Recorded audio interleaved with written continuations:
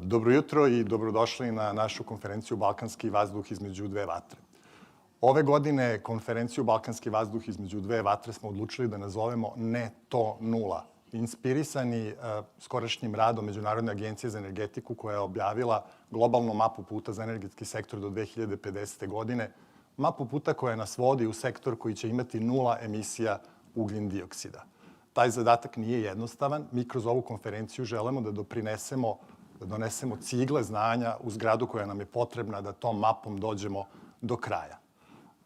Imamo dva cilja pred nama. Da sačuvamo globalno zagrevanje ispod 1,5 stepena Celzijusa i drugi cilj da spustimo zagađenje vazduha ispod granica koje propisuje Svetska zdravstvena organizacija. Ako ste bili sa nama prošle godine, sećate se da smo mnogo puta crtali isprekidanu liniju i označavali koncentraciju od 10 mikrograma po metru kubnom zagađujućih materija PM2,5 kao kritičnu liniju koju treba da pređemo. U međuvremenu unapređeno je svetsko znanje. Svetska zdravstvena organizacija sada preporučuje liniju od 5 mikrograma po metru kubnom. 1,5 Celzijus i 5 mikrograma po metru kubnom su ciljevi koji su pred nama. Zadatak je veoma ozbiljan. Kroz ovu konferenciju mi želimo da podstaknemo donosioce odluka, profesionalce i zainteresovanu javnost da razmišljaju o ovoj temi, da se inspirišu, da pokrenu inicijative, da pokrenute inicijative poprave i da ih sprovedu do kraja. Sa nama će u 2 dana konferencije biti veliki broj panelista iz različitih zemalja koji donose svoja iskustva. Čućemo šta se planira na globalnom nivou, od Vašingtona preko Pekinga, Brisela, Berlina, Beča, Beograda, Skoplja. Čućemo regionalna iskustva, čućemo iskustva profesionalaca, donosilaca odluka, čućemo iskustva delatnika iz medija. Svi mi zajedno moramo da radimo kako bismo postigli da stignemo do 1,5 stepen Celzijusa ili manje globalnog zagrevanja i do 5 mikrograma po kubnom metru koncentracija zagađujućih materija kako bismo obezbedili održivost. Danas ovu konferenciju održavamo u vreme velike energetske krize, pa dugoročni horizonti ponovo pomalo blede i vraćamo se na druga 2 važna aspekta energetike. To je sigurnost energetskog snabdevanja i priuštivost. To ni na koji način ne odlaže potrebu da brzo delujemo po pitanju 1,5 stepena Celzijusa i 5 mikrograma kubnih. U 2 dana imaćemo 6 panela, veliki broj panelista i siguran sam da ćete čuti mnoge stvari koje će vam pomoći u vašem svakodnevnom poslu i da ćete čuti mnoge stvari koje će vas inspirisati da bolje, jače i istrajnije i duže radite na ostvarivanju ciljeva, a oni su 1,5 stepen Celzijusa globalno zagrevanje i 5 mikrograma po kubnom metru lokalnog zagađenja. Sa nama je danas sekretarka Ministarstva rudarstva i energetike, gospođa Maja Matija-Ristić, i ja je pozivam da ona kaže gde se danas nalazi Republika Srbija, šta radi Ministarstvo rudarstva i energetike i takođe da nam da neke nove informacije o stvarima koje su se koliko juče događale u Beogradu. Majo, izvolite. Hvala lepo. Želim prvo da se zahvalim RES fondaciji što je pozvala Ministarstvo rudarstva i energetike da se i na ovaj način obrati. Pozdravljam sve učesnike konferencije i pozdravljam takođe naše organizatore. Na samom početku moram da naglasim da je RES fondacija uzela učešće u izradi naših važnih strateških dokumenata. Kao što znate, početkom godine stvorili smo zakonske pretpostavke donošenjem novog seta zakona u oblasti energetike, što je stvorilo pretpostavke da se krene sa izradom veoma važnih strateških dokumenata. To je nacionalni integrisani plan za klimu i energetiku i strategija razvoja energetike.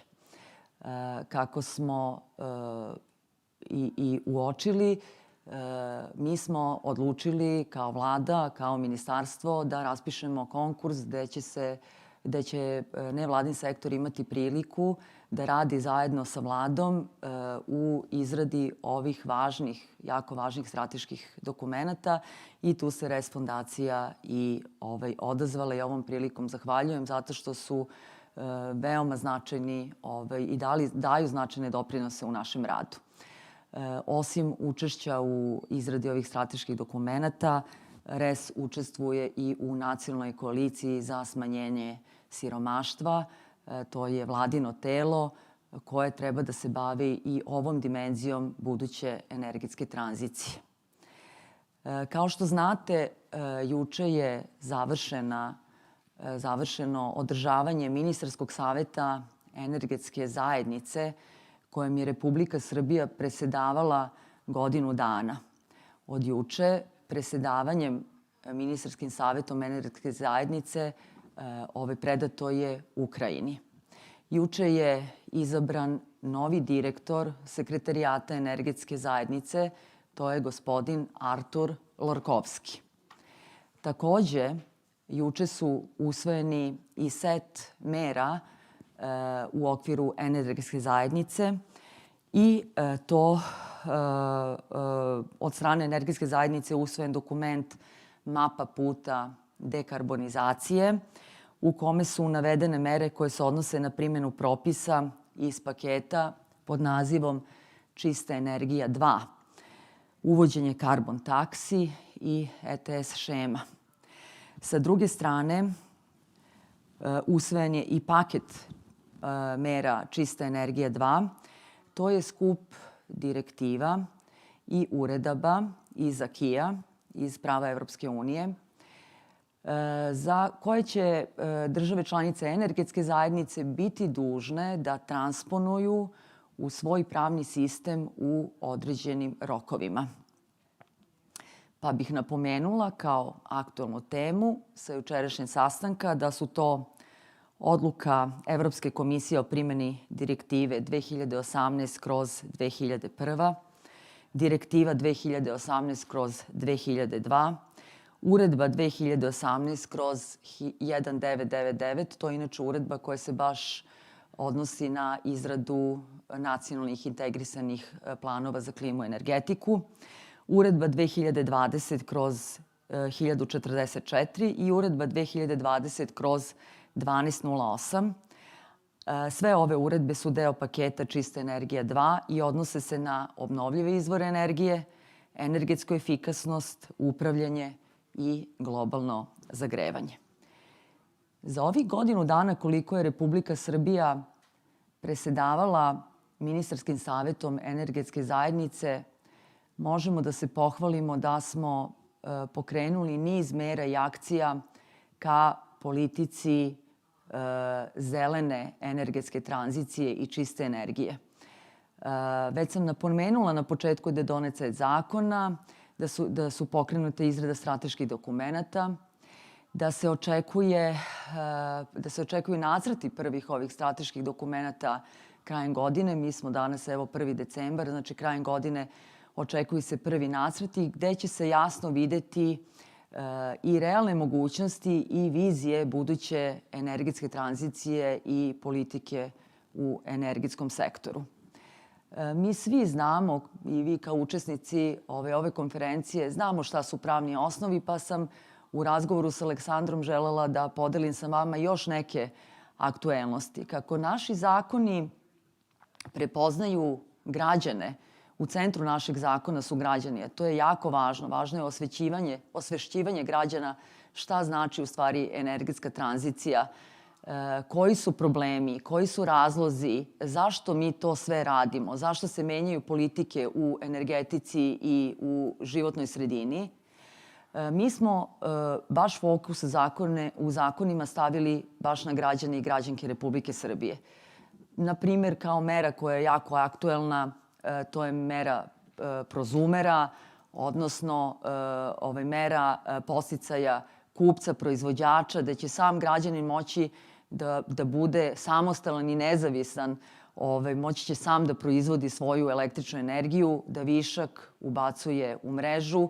To će se sve odraziti i na njegov budžet, na njegove račune. Takođe, mere energetske efikasnosti smo započeli ove godine. Sledeće godine to su zamene prozora i vrata, fotovoltaika, zatim ugradnja solarnih panela za toplu vodu. Sve su to mere koje su svakako sastavni deo buduće energetske tranzicije. Međutim, mnogo ozbiljnije mere su buduće investicije.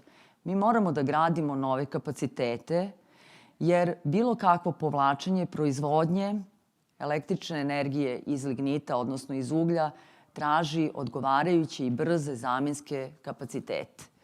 Zbog toga svi, kao i vi, radoznalo očekujemo koje su to mere koje će Srbija moći da ispuni do 2030. godine, šta će sve činiti budući energetski miks do 2050. godine, koje su nam vizije i koje su nam misije. Za sada, svakako, cilj Republike Srbije je klimatski neutralna Srbija do 2050. godine, povećanje učešća obnovljivih izvora energije, a sve to uz energetsku sigurnost i uz energetsku stabilnost. Još jedna aktuelnost, i ja ću ovim završiti ovu moju uvodnu reč, je da smo sve spremili za aukcije po zakonu o obnovljivim izvorima energije. Izrađen je softver, uveli smo dvostranu premiju, to je jako interesantno i jako pohvaljeno. AERS je objavio metodologiju i odredio minimalnu cenu od 55,7 evra po megavat času i očekujemo već početkom sledeće godine prve aukcije za feed-in tarife i za feed-in premije. Vi znate za feed-in tarife za obnovljive izvore to je do 500 kW, a za vetar 3 megavata. Sve preko toga ide na feed-in premije, tako da očekujemo da će i kroz ovu meru država podstaknuti izgradnju i proizvodnju električne energije iz obnovljivih izvora. Ja sad želim da vam se zahvalim na ovom obraćanju. Želim da podsjetim da nam nevladin sektor veoma mnogo znači upravo zbog osvešćivanja građana i da tek u saradnji vladinog i nevladinog sektora mi možemo zaista da oblikujemo prave javne politike sa realnim merama u budućnosti i to bi bilo to od mene. Hvala lepo. Hvala vama, Majo. Hvala vam najlepše. Ja ću se sada prebaciti na engleski jezik. Upozorenje za prevodioce i za one koji nas prate, kojima je potreban prevod sa engleskog jezika. And I'm using this opportunity to welcome Ambassador David Moran, who was top 26 regional ambassador for Europe, Central Asia, Turkey, and Iran. Ambassador Moran, we've just received a postcard from Belgrade from Ms. Maja Matija Ristić.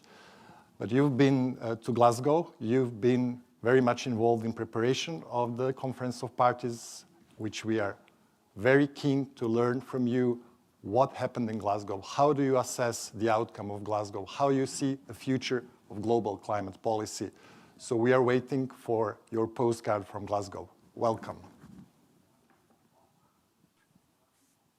Well, thank you. It's a great pleasure to join you today, and thanks to RES Foundation for this timely invitation. And sorry, can you hear a bit of an echo?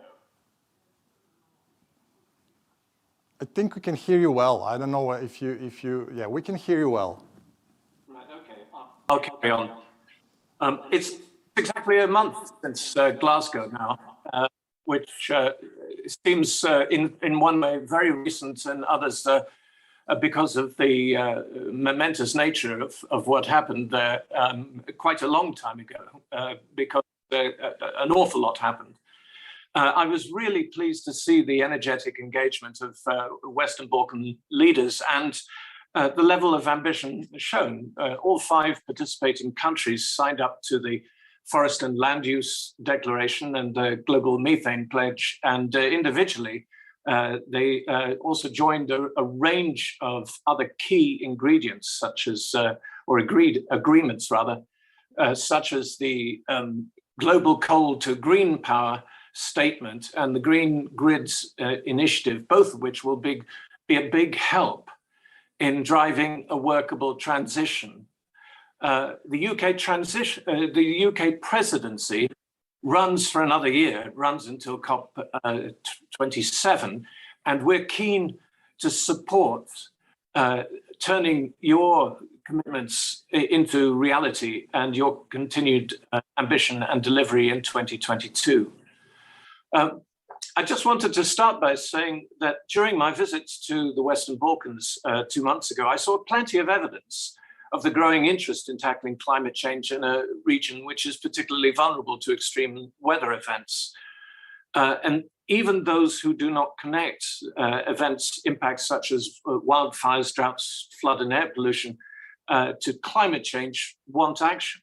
And there are plenty who do see the link. And in your countries, I spoke to heads of state and government, ministers, business leaders, scientists, economists, and other climate experts, civil society, journalists, youth activists, and students. And the young people, as always, often had the clearest visions and will increasingly shape the debates, as we saw in Glasgow. And I was pleased to hear the State Secretary to refer to citizen-centered approach. Today, you've set me an interesting exam question. Which risk is greater, runaway climate change risk or energy transition challenges? And one answer, of course, one level, the answer is straightforward. As the intergovernmental panel on climate change recently set out, if we don't tackle climate change immediately and vigorously, we face a real risk of catastrophic damage far worse than today's extreme weather. We don't know when we will hit tipping points where the worst impacts become irreversible, and avoiding this requires major reductions in greenhouse gas emissions. And the energy transition that's urgently required to meet net zero targets must happen at least 4 times faster than at present. But obviously, it has to be intelligently designed and implemented.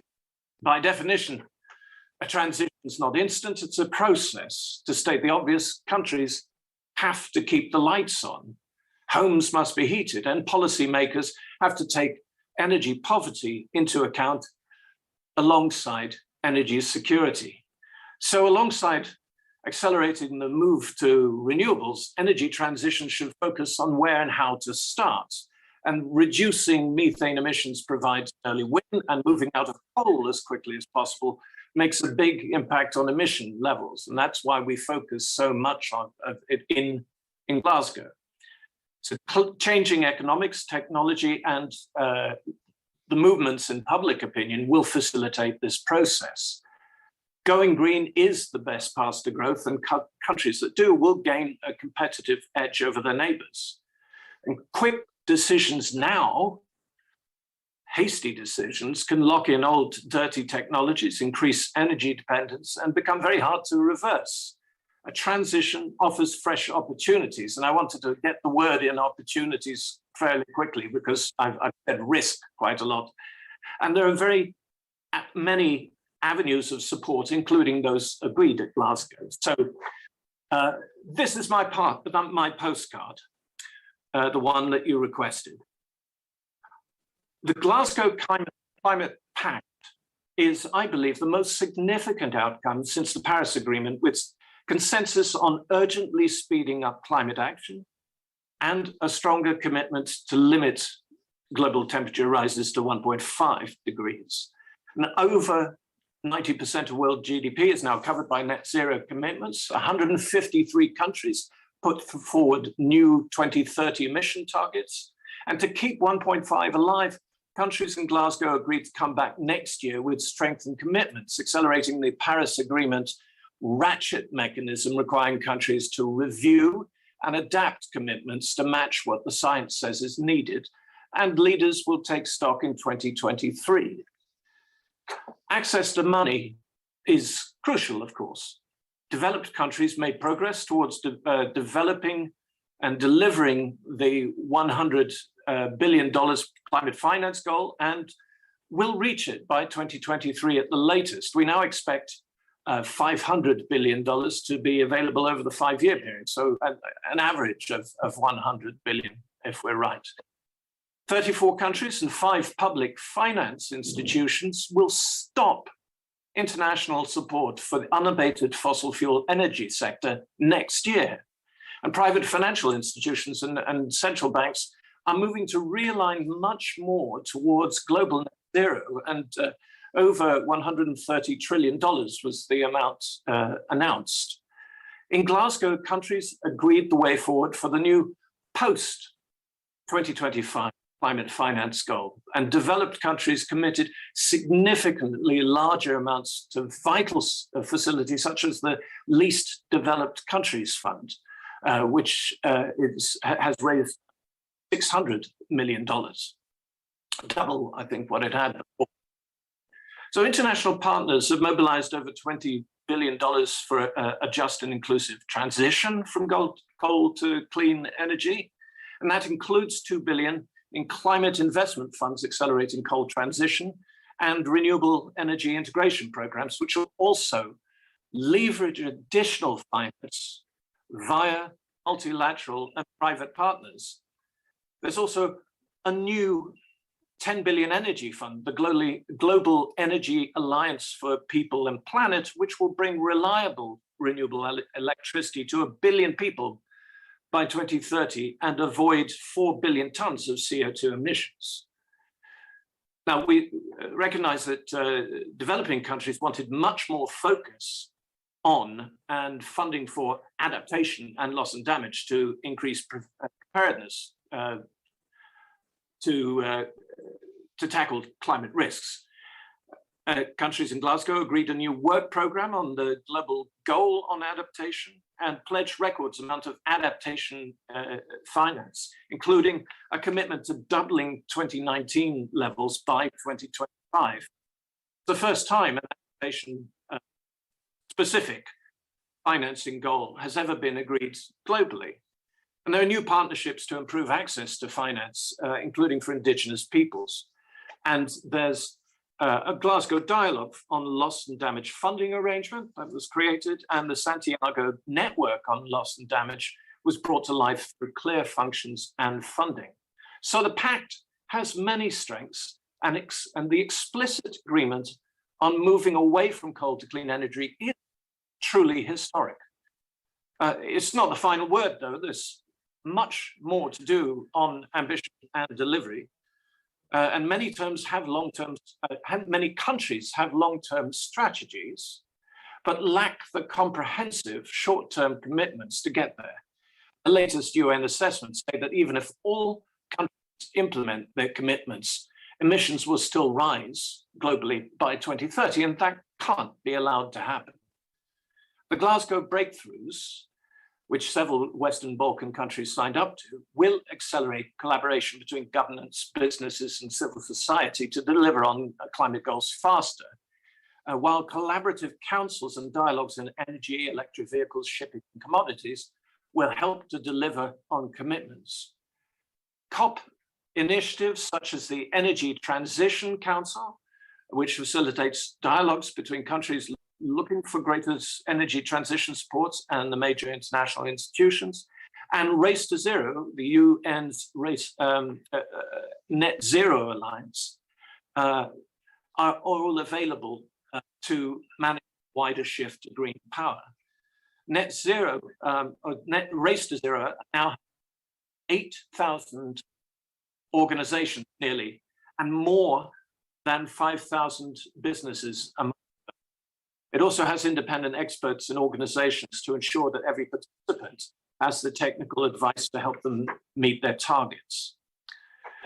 Now, ambition and delivery send strong signals to business, and governments should work hand in hand with the private sector to pull together policies that deliver short-term and long-term goals.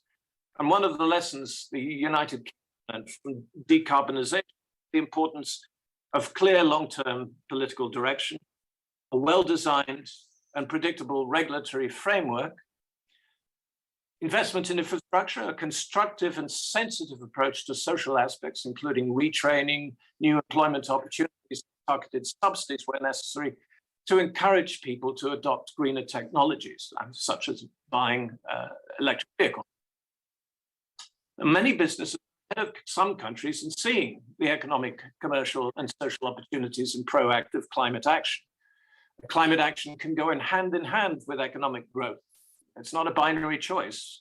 Between 1990 and 2019, we achieved record clean growth reducing emissions by 44% while growing the economy by 28%. And the share of coal used to generate electricity has fallen from 40% in 2012 in the UK to 1.5 now, and will be zero by 2024. We already have 400,000 new green jobs. And our recent net zero strategy sets out an economy-wide plan for how British businesses and consumers will be supported in making the transition. And our ambition is to unlock up to £90 billion of private investment by 2030 and support the creation of another 440 well-paid green jobs. Your countries can follow the same path, and a comprehensive plan can help to design climate actions which are integrated into broader economic and social policy, supply channels, and encouraging connectivity to regional and wider markets.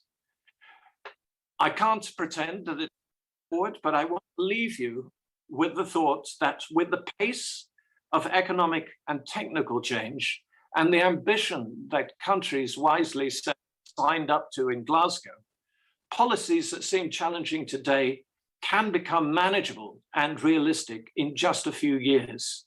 As I've shown, there's a shortage of international in helping, including from British companies with highly relevant expertise. So thank you for your attention, and I look forward to returning in 2022, talking through these in person with you.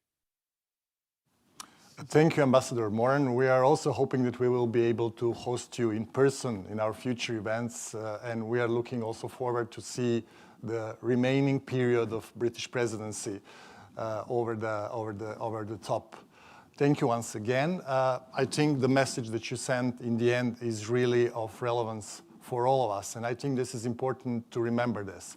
So the policies that seem challenging right now could be manageable in 2 or 3 years. I think this is really, really important to remember and to stick to this message as the guiding message for our future efforts. Hvala vam, Majo. Thank you, Ambassador Moran, once again. Mi ćemo sada na jedan kraći 5-minutni odmor i pozivam vas sve da nam se pridružite za 5 minuta kada ćemo nastaviti našu konferenciju sa prvim panelom. Hvala lepo.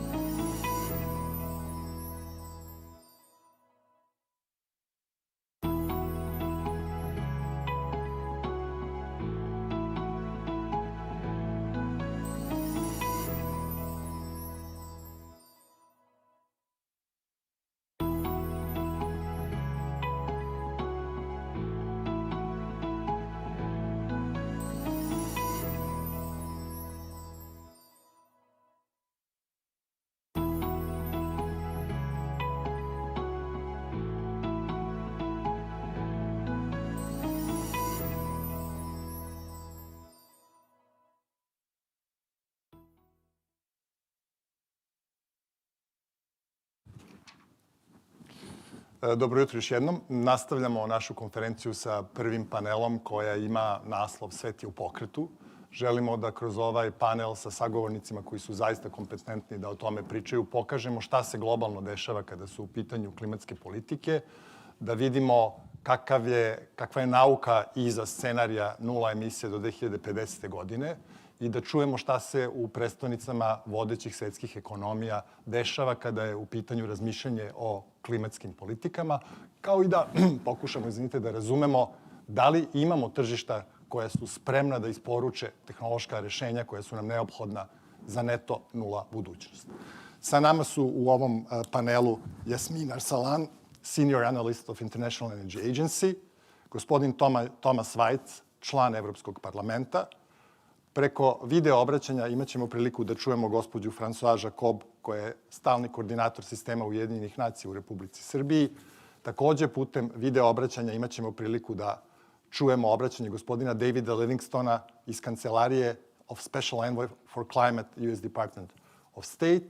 Iz Pekinga će nam se javiti dr. Xiang Li, Research Scientist sa Instituta za energetiku Univerziteta u Pekingu. I sa nama u studiju je gospodin Aleksandar Kovačević, Senior Visiting Research Fellow sa Oksfordskog instituta za energetske studije. Na samom početku panela čućemo video obraćanje gospođe Jacob.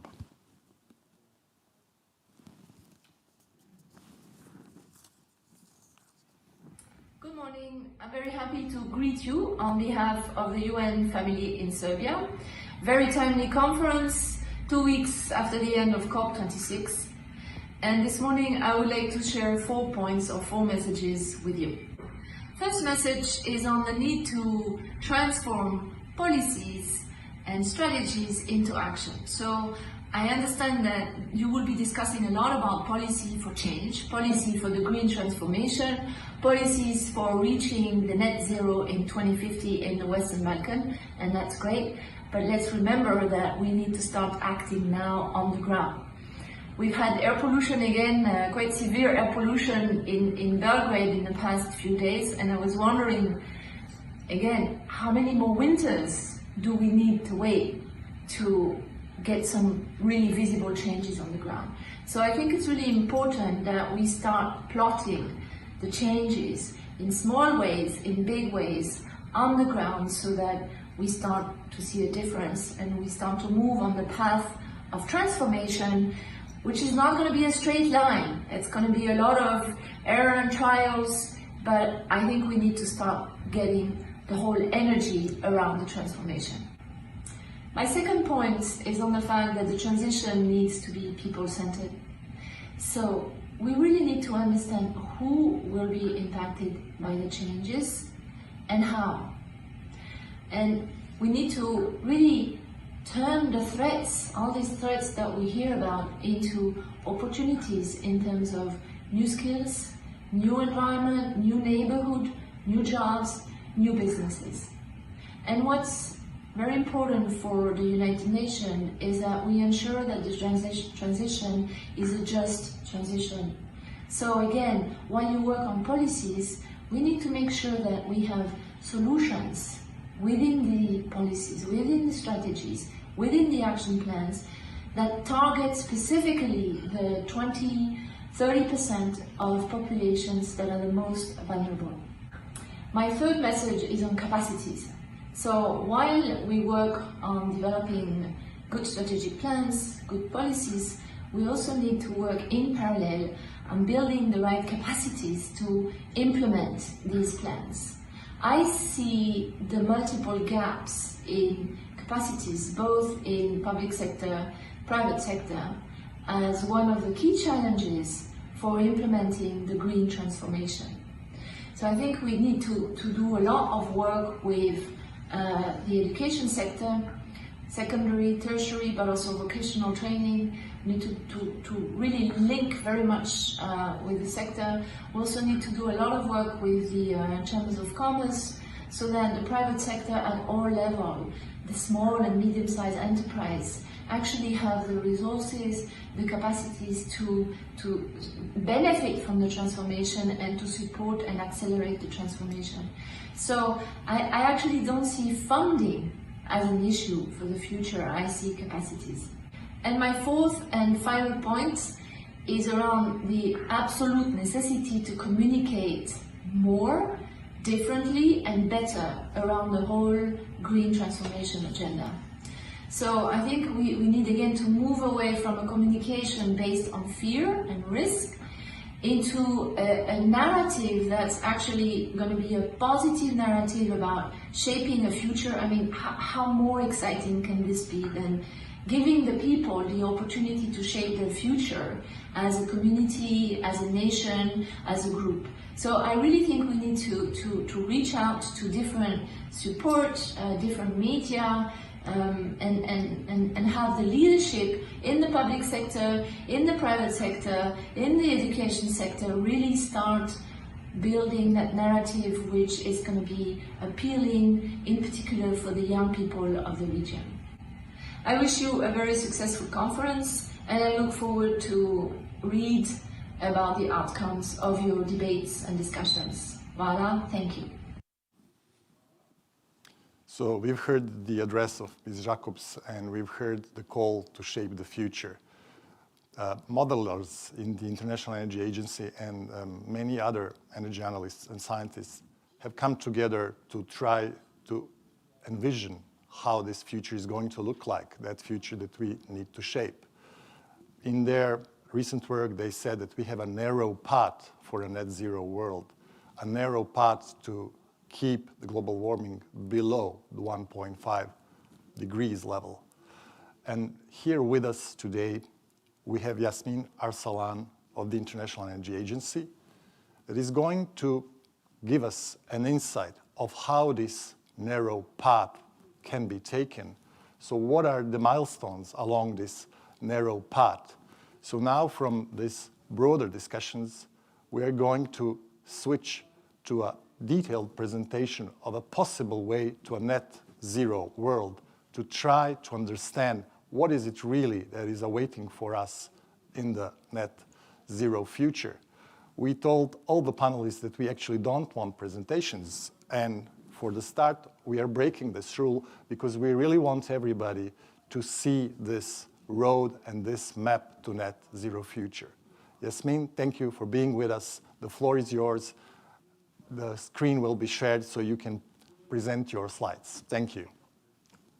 Thank you very much for this introduction. Good morning or afternoon, everyone. First, thank you for the kind invitation, the opportunity really to share with you some key findings from our recent report, the Net Zero by 2050, a roadmap for the global energy sector.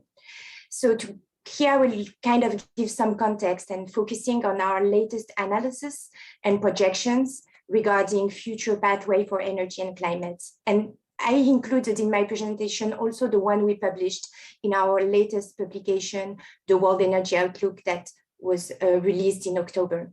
So the idea is really to give you some highlight on where we are heading, what are the hopes in front of us, and clearly what are the challenges to a pathway reaching net zero by 2050.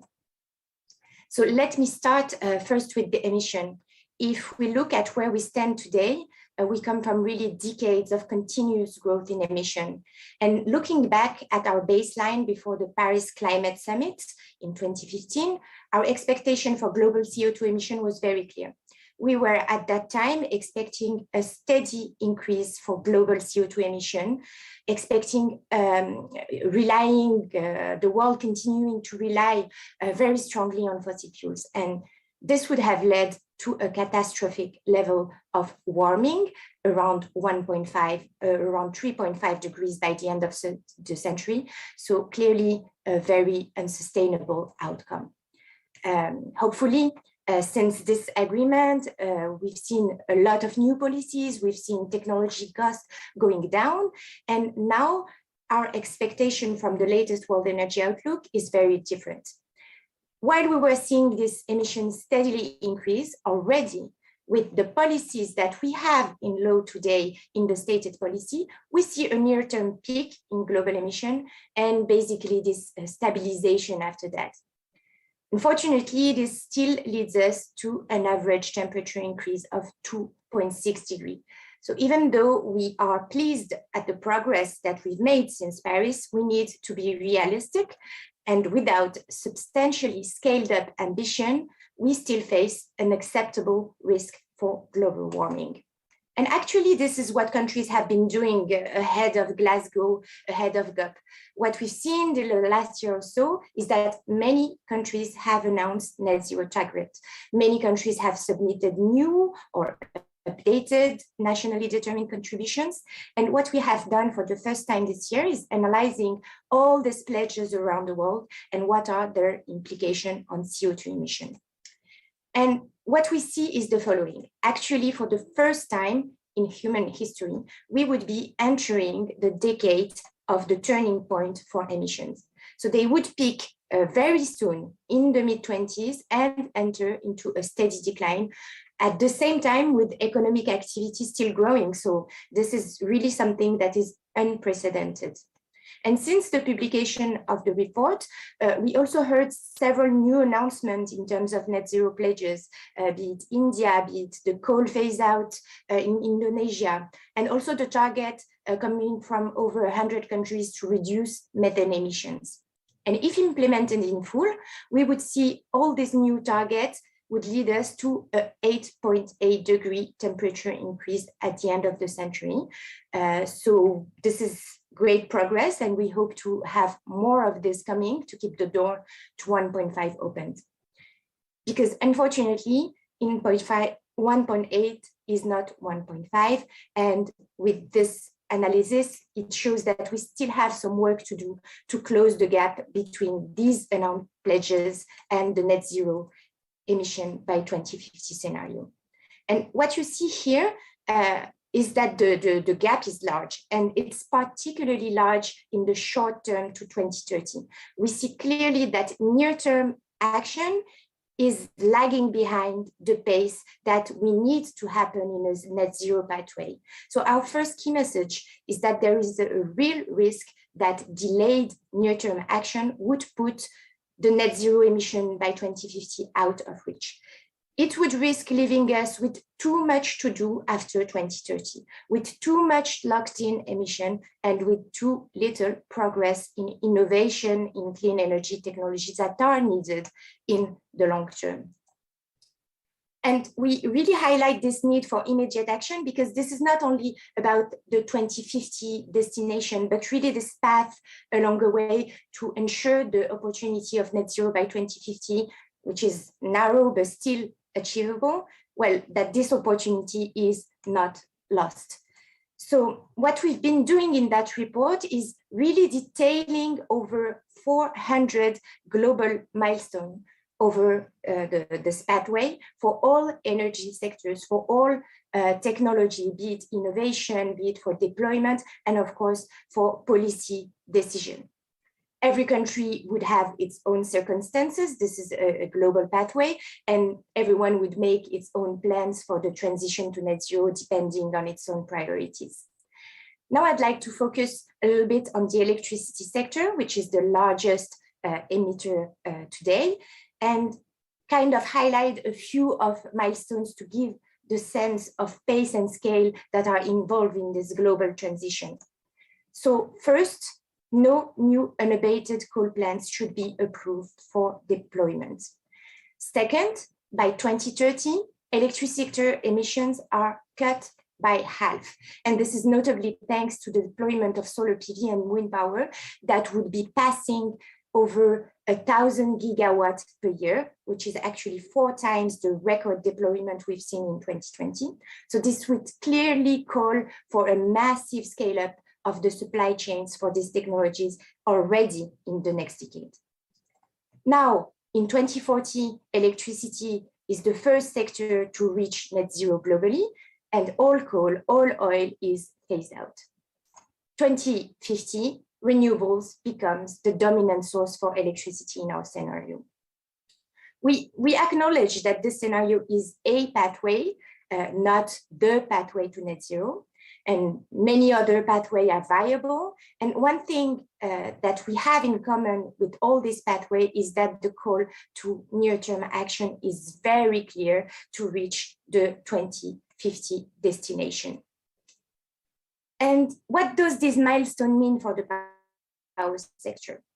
If we look at the shape of electricity supply, one thing that is very clear is that we have a huge increase of electricity needs. And despite accelerated effort on energy efficiency in all sectors, electrification of mobility, the need to push for hydrogen production means that global electricity demand is 2.5 times higher by 2050 than today.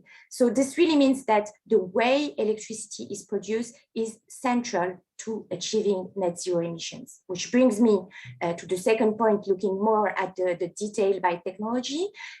We see today, we stand really at a point where fossil fuel provide over 60% of global electricity today, and these need to be cut very rapidly. And in parallel, you see here the big push in deployment of all sorts of low emission electricity to get on this net zero pathway. You can see here how renewables contribute the most to decarbonizing electricity in our scenario. They provide almost 90% of generation by mid-century and almost 70% from solar, PV, and wind power alone. And actually, solar, PV, and wind become the leading source of electricity globally before 2030. So this also means that there are implications on electricity security, as many parts of the world would experience frequent periods in which PV and wind would exceed total demand. So given this transformation that is required in the net zero emission pathway, we need to scale up spending in the power sector quite dramatically already in the next decade. To give you a sense of scale, investment in power supply would need to more than triple by 2030 to shift the power sector into this very different trajectory. So it's kind of critical that markets are able to deliver sufficient signal for, of course, supporting the scaling up of wind and solar and other low carbon sources of generation, but also to make sure that this deployment of renewable is system friendly, meaning that we would match also flexibility needs and would minimize integration challenges. And we see here increasing spending to deploy battery storage for once, but we shouldn't forget electricity networks, which are really the backbone of electricity system in any of this. And we highlight this because it takes really a coordinated planning between the generation side of things and the grid expansion. For the grid, we're talking about decade-long permitting and construction processes, which is far longer than many of the technologies that we see needed to be deployed on the generation side. And now for my last slide, I'd like to expand a little bit more on coal, because we often very focus on the very good news that over the past decade, PV, wind, and many other low carbon technology have reached record levels. But at the same time, we often forget that actually the last decade was the one in which we installed on a yearly basis the largest amount of unabated coal-fired generation. And this means we have a very large existing fleet that in 2020 emitted something like 10 gigatons. It's actually the largest single source of energy-related emissions. And this is the first piece of the puzzle. In order to tackle coal-fired emission, we first need to stop building them. And what we see in our net zero emission pathway is that no new unabated coal plants are approved for development beyond, of course, those who are already under construction, which is about 140 gigawatts, mainly in Asia. And you see very clearly on that slide that it would make a clear departure from the past in terms of pace of additions, meaning also a clear turning point in coal-fired emissions and therefore the fight against climate change. So we need to stop building new, but we also need to address the existing fleet. To give you an idea on how pressing this is, we have today over 2,100 gigawatts of coal plants. The vast majority is in Asia and very, very young fleets. So they are set to operate for decades to come.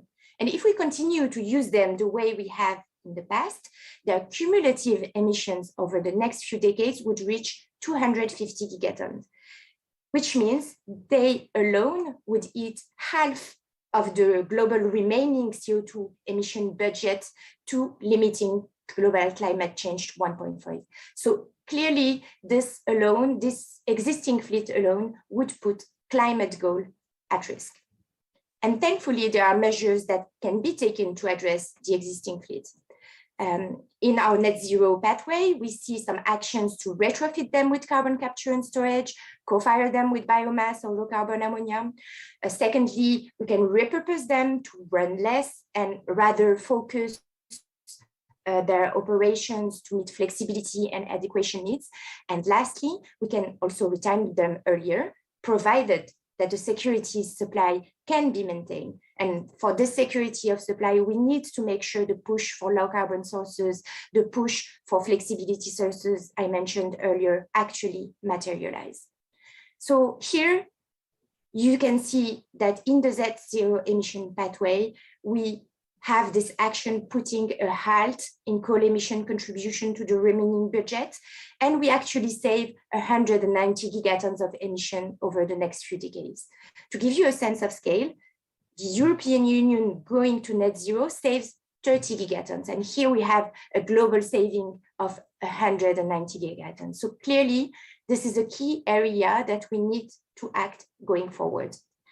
And actually, and I will close with the kind of an announcement to guide this future action on this area, we are, the IEA are planning to launch in June a major report with very rich details on strategy to phase out coal in a net zero pathway. And with that, I hand it over to you. Thank you very much all for your attention. Thank you, Yasmine. Thank you for this announcement also. We are hoping to have the opportunity to talk to you again once this report is out. Just very briefly, one sentence that I still want from you to confirm that this 2050 scenarios, this pathway to net zero world, maintains the security of supply. So the lights will be on during this period if these scenarios are implemented. Yes, absolutely. This was a key area that we focused on, is not only the question of climate change, but also the energy security, affordability as well. And we can come back to that.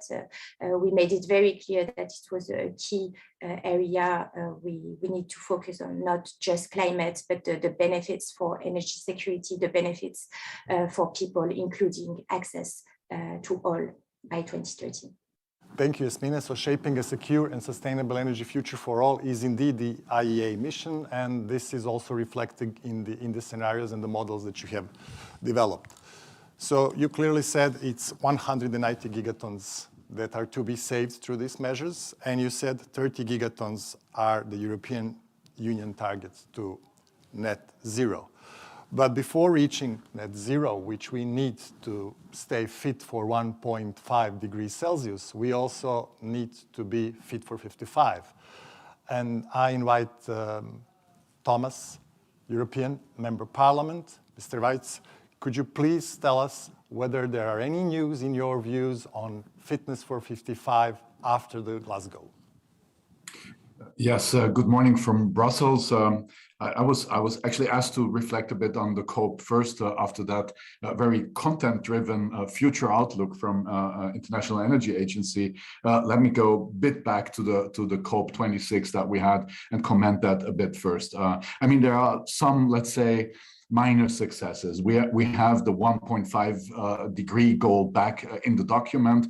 We're having first time ever concretely mentioned that fossil fuels are actually the main driving source of global warming, which, I mean, you can also doubt whether that's a real success, but it's good to have it. At least, yeah, it's a step forward. we had quite some intensive negotiations around all the questions in between mitigation and adaptation. And there was a clear commitment to also look into adaptation, because it's clear that parts of the world, most parts of the world, but mostly the vulnerable parts of the world, are dealing with the effects and outcomes of global warming already, which is causing a lot of troubles on the ground. So we also need to look into adaptation funding, not just mitigation funding. And the discussion was rather interesting, because some countries would have liked to shift to 100% adaptation and no more mitigation. But this is not going to save us at the end of the day, because if we don't mitigate, then we will not be able to finance any adaptation very soon. So it's a bit of a balancing endeavor here, how to actually balance adaptation and mitigation, but at least we did some steps forward. Again, there was this pledge of $100 billion every year, which, well, we had this pledge already in the past, and unfortunately, the more wealthy states of the world did not fully fulfill what they have actually pledged for. So we really have to look more on the actual action than on the announcements giving at the COP. Very interesting were like the first weeks when we had all these pledges, which are formally not part of the climate negotiations, but it made kind of good press, and it showed some ambition, at least, of some countries, sometimes of many countries. But some of the announcements rather sound a bit strange in my ears. I mean, halt and reverse deforestation. I mean, to stop deforestation until 2030. I'm sorry, this is something we can do every single day. You know, to change power supply from coal to maybe renewables, this will take a certain amount of time. To change the way coal is used in industry will take some time. But to stop deforestation is something we could deliver every day, but still we're welcoming every positive step into the right direction. That maybe last but not least, let me tackle a bit the quarrels at the very end of the COP when it came to the phase out of coal. First of all, we were rather happy to see that there's a commitment to phase out of coal in the final text. At least it was foreseen so. We had a very late intervention by a group of countries, basically led by India and China, and also the US had a certain role in that. That were, I would say, upset on the lack of ambition. Western or more wealthy countries, more industrialized and developed countries were showing on the will of financing loss and damage. Loss and damage is the part of climate finances which is actually dealing with the historical responsibility. So not with the current emissions, but with the historically emitted emissions, where the bigger, let's say, historical responsibility lies on our European, US, and industrialized countries, Japan, and so on. There was a lack of ambition to immediately put money on the table, and this kind of fired back in a very late attempt to change the language on coal. So it's not about, we're not talking about a phase out of coal anymore, which was anyway just foreseen in the final document on energy production, not on coal use in industry, unfortunately. And this wording was again watered down towards a phase down of coal, which is exactly not any concrete announcements, because if I reduce my coal energy by 0.2% a year, I'm also phasing down coal. It's just going to take 200 years until we are towards an end of coal production, energy production out of coal. So very unfortunate. We very much tried, and this is also one of the successes, to talk about an end of fossil fuel subsidies. We have to be aware that with billions of euros and dollars, we're still subsidizing fossil fuel energy production, extraction, and so on. Well, also there the text was relatively watered down, but still we have the point on fossil fuel subsidies in the text, which is an advantage. Yes, in the negotiations, the role of China was very difficult. China actually actually until Friday last, a formal day of the COP, it was then postponed to Saturday, was actually not taking position, neither in the one or the other direction. China just waited until the very last day to tell us what they want and what they don't want, which was very hard to negotiate with. And also in that process of changing the language at the very last minute, China played a key role, but and also US played a key role. US was able to portray themselves as climate defenders, which unfortunately, if you look at their action, they're not there yet. It's mainly announcements up to now. And they also have a kind of a problem with the quick phase out of coal energy production. So they were rather happy with that late change, but they were not, let's say, publicly visible on that. Also, China managed well to hide behind India and to send India first. So India was then the bad guys on the block that were actually reducing or watering down the language on coal and also on fossil fuel subsidies. Yes, okay. So we're going to go to COP27. No, I forgot one thing. At least we finished the rule book and we can set up ETS. So climate certificate trade now in a rather transparent and doable way, even though we had to accept that, as an example, Brazil is still having allowances to use we call them zombie certificates from the Kyoto process, which is very unlikely, and we will have some double accounting, but at least we did some steps forward there. So let me stop with COP here and come back to European Union. We have the Fit for 55 package. You know, it's part of the Green Deal, and there we have two main debates now in the European Parliament when it comes to the Fit for 55.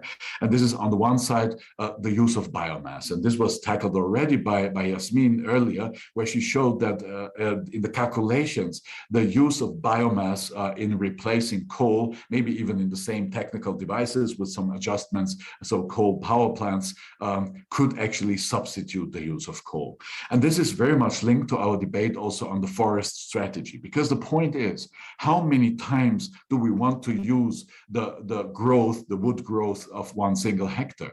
We see that we have an urgent need to replace gas, coal, and oil in all the bioeconomy, or all the, let's say, today plastics economy, all the products that are based on oil, parts of our clothes, parts of our cosmetics, all the plastics that we're producing. And so we will need to replace these CO chains somehow. And there's a big hope that we will be able to do that with also forestry products. Then at the same time, we're also asking the forests to supply us with construction material, so we can replace, as an example, cement in some circumstances, also in multi-storage constructions in cities. So use more wood and like this extract or remove carbon from the atmosphere. Also, there will be a big let's say, attempt to raise the harvests in our forests. And then we come to all the questions of paper industry, but mainly biomass used for energy production. And there, our position, and this is the debate we have here, is that the use for energy is the least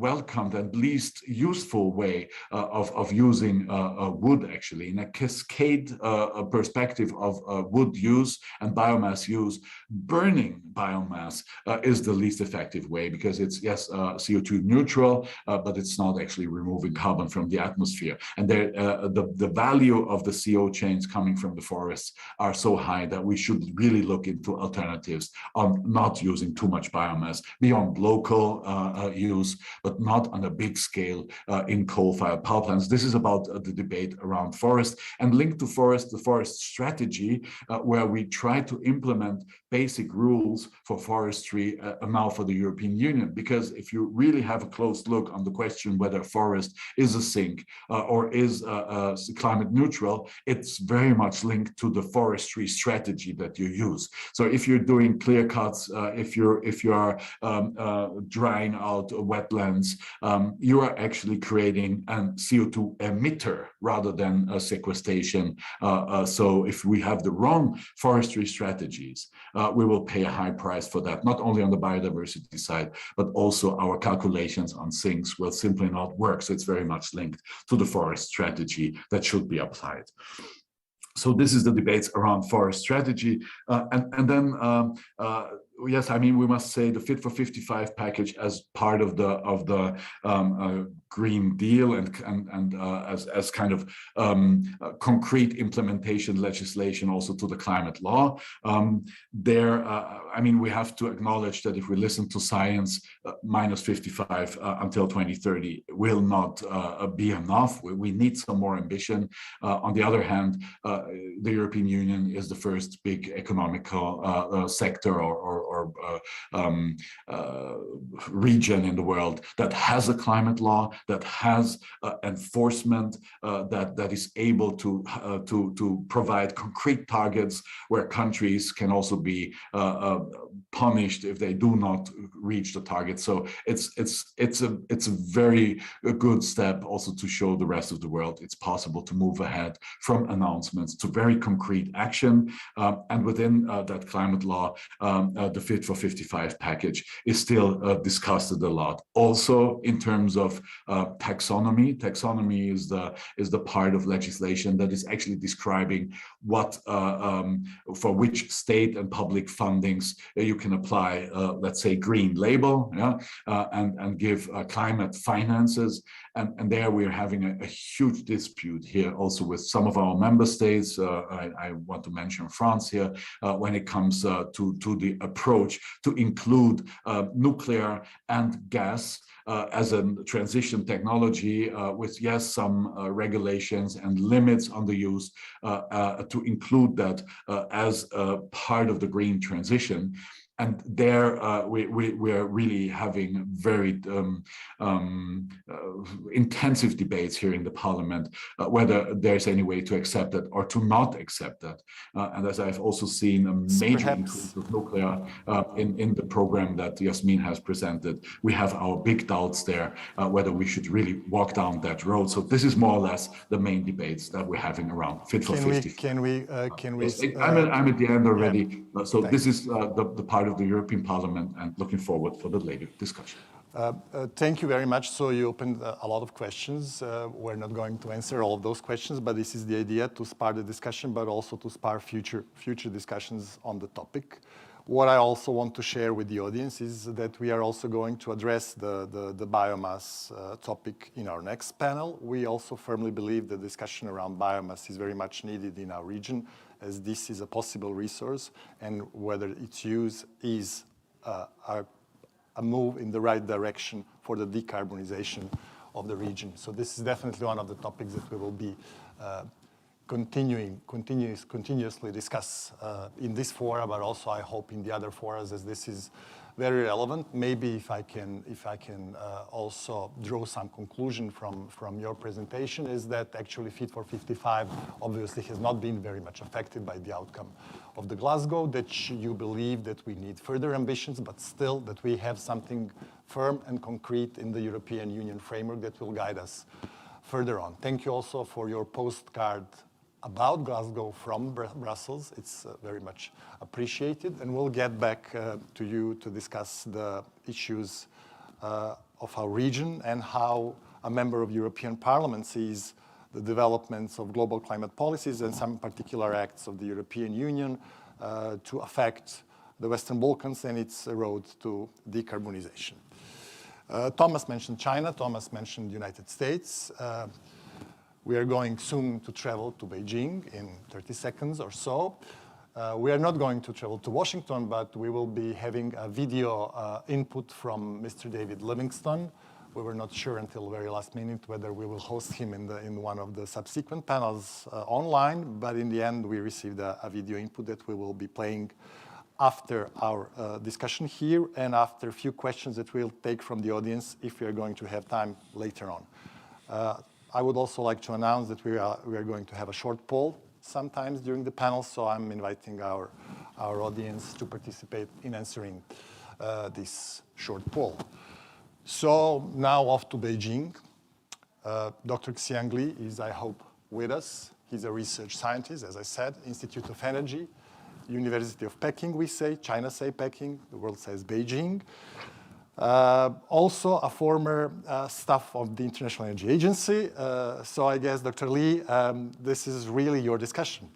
So can you please share with us in a broad details so that people can hear from Beijing what are the China's ambition in terms of decarbonization? What is the China policy in terms of climate change? But also, if this is suitable for you and if you feel you can contribute to this discussion, what is the effect of China's global role, perhaps for this region when decarbonization is in question? We are also a region that participates in a Belt and Road Initiative. So whether the China climate policy is going to reflect upon its activities in the Belt and Road Initiative. So welcome on board, and the floor is yours. Thanks for having me, Alexander, and it is my honor to be here and present in this discussion. And also greetings from Peking University and greetings from Beijing. I think this is a great opportunity for us to talk about China's carbon neutrality pledge towards 2060. And I also want to say this is a great commitment and also a great pledge to China, but also to the whole world. As maybe everybody mentioned before, China is playing an important role in the net zero roadmap, not only in the IEA roadmap publication, but also in the COP26. I think China's commitment is so important because of the following reasons. One is the current, I think the incumbent emission from China basically occupies for 1/3 of the total CO2 emission. So without China's participation, the 1.5 degree temperature rise cannot be realized by the end of this century. And also the second reason is because, I think it's because of the country's confliction between China and the United States and between China and other countries. So the geopolitical temper is quite high. And I think the climate issue is basically one of the common issue faced by the human being. And that's also is going to be a basic fundamental for the Sino-US relationship, as well as the Sino-Europe relationship. And by tackling together the climate change issue, and it's going to be helpful to strengthen the mutual trust and cooperation in terms of this this shared future of human being. And the third reason is China's pledge to carbon neutrality basically means the coal-dominated or fossil fuel-dominated future in China is going to be ending, and clean energy deployment is going to be accelerating. And this is not only benefit for China, but also to the whole world. As you all know, China is leading on the solar PV, and China is leading on wind, as well as electric vehicle deployment. So the cheap, the low cost, clean technologies is going to be helpful for the whole world. So I want to maybe talk a little bit on some deep dives for which aspect or which sector China's decarbonization will be most influential to the whole world, and strengthening international collaboration and helping China, and what kind of technology can be helpful for China because of a huge market in China, and we're looking for some advanced technology to help China decarbonize. And third is during the process of decarbonization, what kind of experience can China provide to the developing economies in the world? So I want to say, basically for China's emission is so large, I think everybody knows it's because of the energy mix and the energy consumption and the economic structure. China's energy sector basically accounts for 90% of the CO2 emission in China, compared to maybe 60% in average of the world. And that's because coal is the dominant resource in China. And basically China lacks of oil and natural gas. So coal is so CO2 intensive, and reducing coal is going to be so meaningful for the net zero global net zero roadmap. And for China, I think electricity sector accounts for almost like half of China's CO2 emission. And to the second is the industrial sector, basically heavy industry, iron and steel and cement. And also the transportation, electrification of transportation sector is of importance. So I want to talk a little bit more about these sectors. First of all is how for China to reduce fossil fuel utilization, and in particular to reduce coal utilization.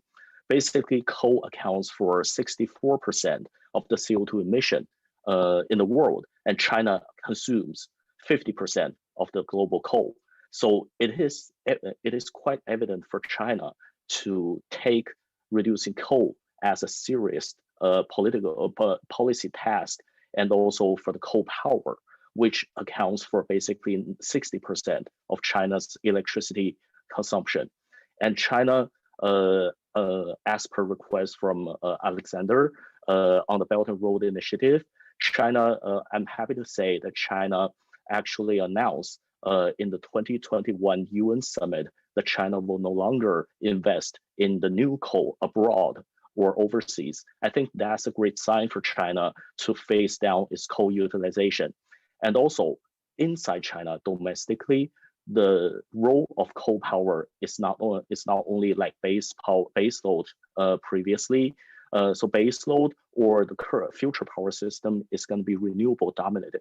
It's pretty clear in the policy document, and coal is shifting from base load towards providing flexibility. And that's the new concept China provided for a new power system with high penetration of renewable energy. And second of all, phasing down coal and whilst meeting the energy demand means China needs to boost its clean energy development. I think for the past 40 years, China contributes a lot, maybe 40% or even more on the global wind and solar installation. And also our EV basically accounts for 50% or over half of the global EV stock. So that's pretty huge.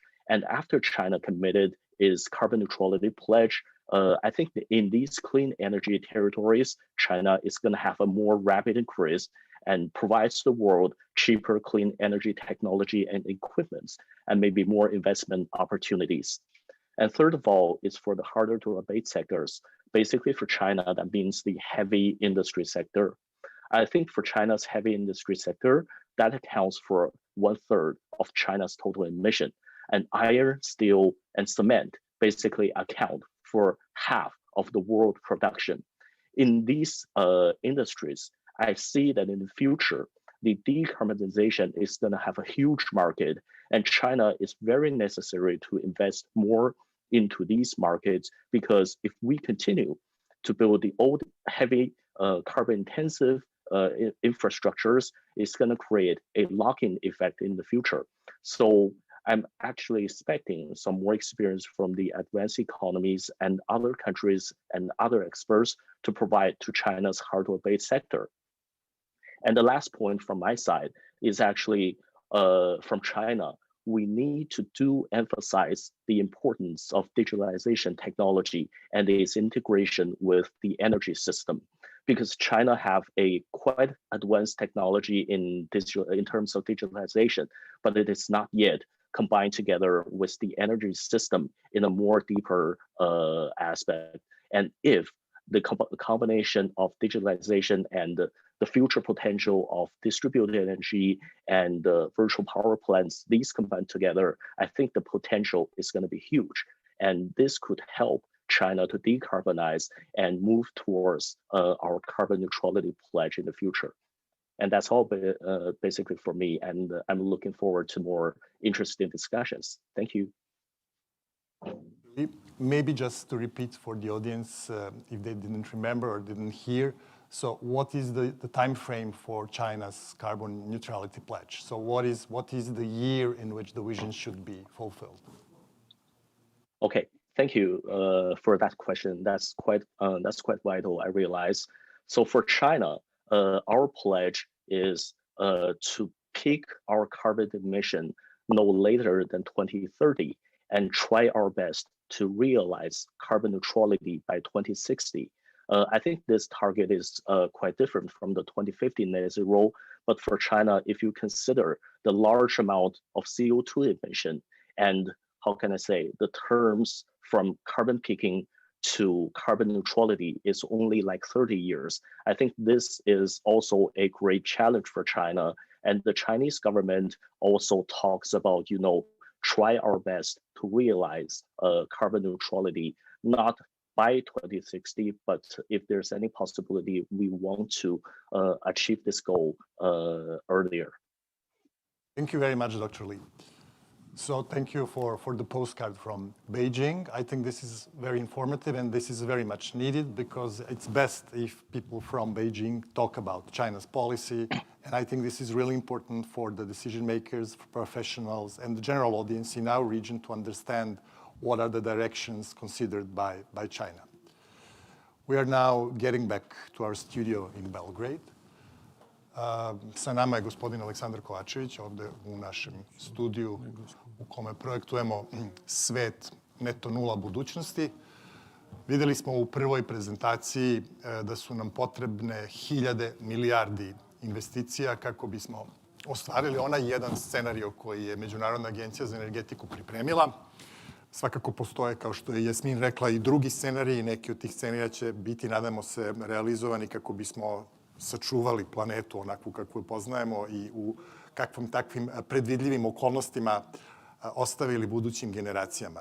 Imamo li mi tržišta koje će uspeti da mobilišu te hiljade milijardi? Da li energetska tržišta takođe su odgovarajuća za prihvatanje ovih investicija i za, naravno, povrat ovih investicija, u suprotnom one se neće dogoditi? Izvolite. Sad je pitanje na srpskom ili na engleskom jeziku? Kako god možete da odgovorite. Well, I have prepared a presentation in English, so that's probably more appropriate in the moment. We are talking about here something which is a commercial world, because all the pledges, Fit for 55, pledges in Glasgow, national energy and climate plans, etc., are calling a commercial industry to do something. So I would not say that governments pick up to promise in behalf of somebody else, but the expectation is that commercial industry is going to do something. For this purpose, we probably need demand. In the world where we are talking about massive dematerialization of industry, so sustainable economy actually call for decrease in material content and increase of value, increase of services, increase of value of products. In other words, the source of future demand for future investments is actually divestment or phase out of conventional energy. And the question is how quickly this is going to happen and how quickly industry can respond to this supply gap. We have two options. One is to trust, understand, and fully, let's say, accept commitments for phase out, in which case there will be a ground for new investments.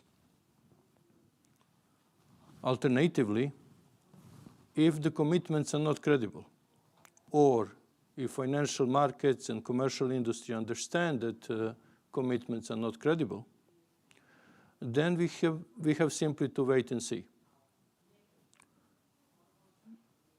To wait for actual closures and for actual demand an actual supply gap, and then to start eventually doing investments. If I just maybe very shortly interrupt you. It's better to have credibility in that case, I would say. It is better. So we can use Balkans in this case as a case study, as an understanding of credibility of, first of all, EU policies and commitments. So what we have here. In this case, we can look at the national emission reduction plans, which have been committed under Energy Community Treaty, and which have been due for beginning of 2018 to start full implementation. We've been waiting for 13, 14 years for the first report about actual material obligations from the Energy Community Treaty. That report came out in 2019.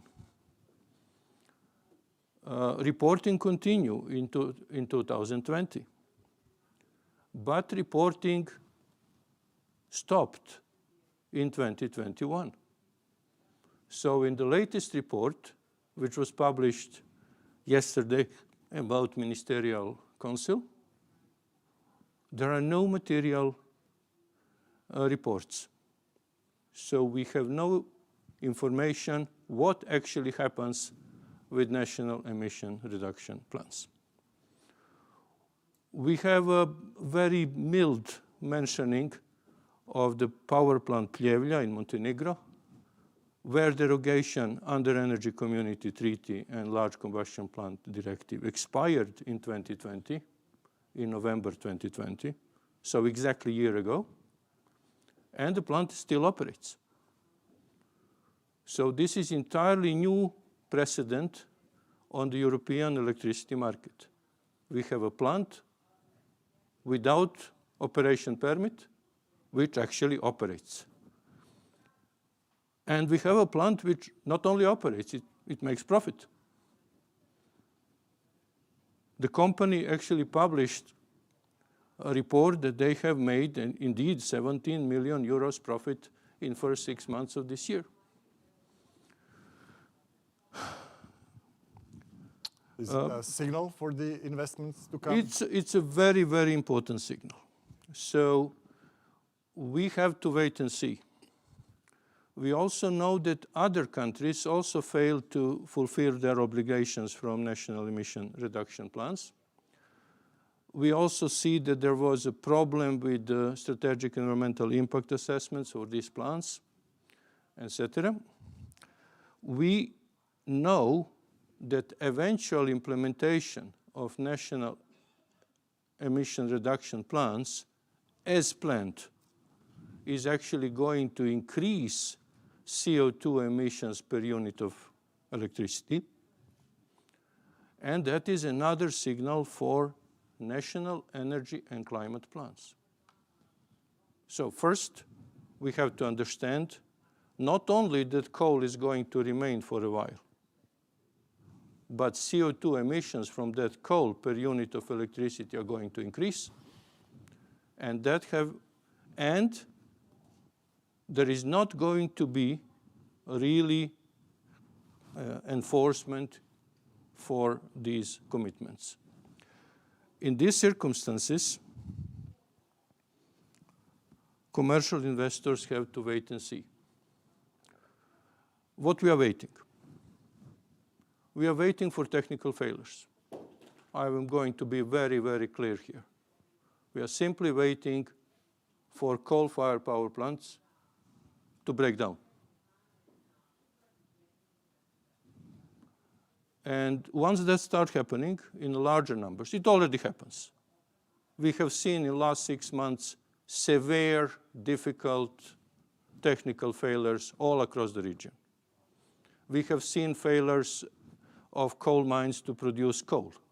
We have seen failures of transportation systems to deliver coal. We have seen failures of the power plants to burn coal. So we have to wait for the failures to take pace even further, and then to see what's going to happen. Maybe rather return to the credibility path. Maybe, but so far, this is a viable commercial pathway. If we are waiting to see, then I have to say that lead time to build a big power plant is 4 years at best. So between actual closure because of the breakdown and the moment a new plant will be commissioned is a 4-year gap.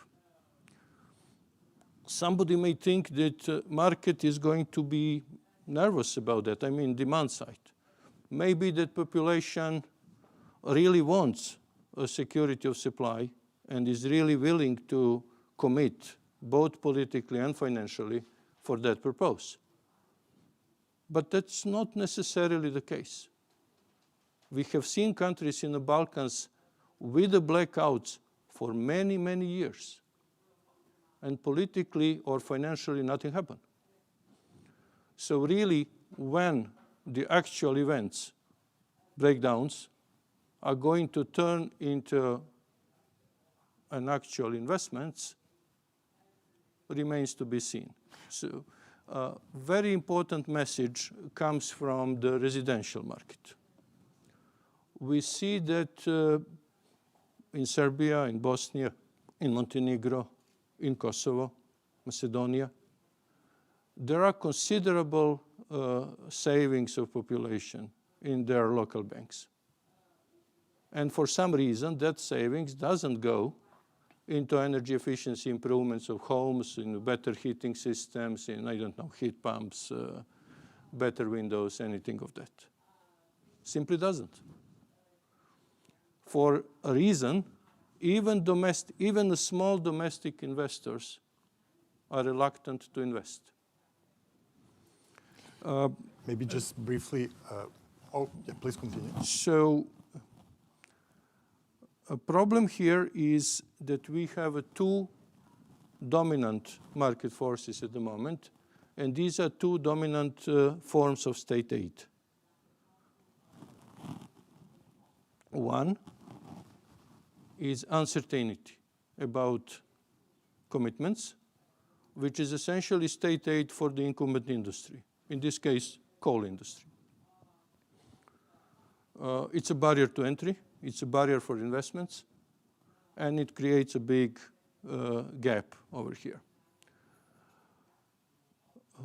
Secondly, we have a state aid which we believe is required to support renewable energy.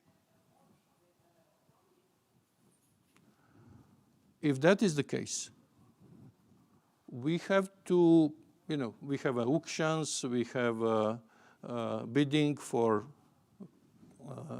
feed-in tariffs or premiums or market premiums or whatever.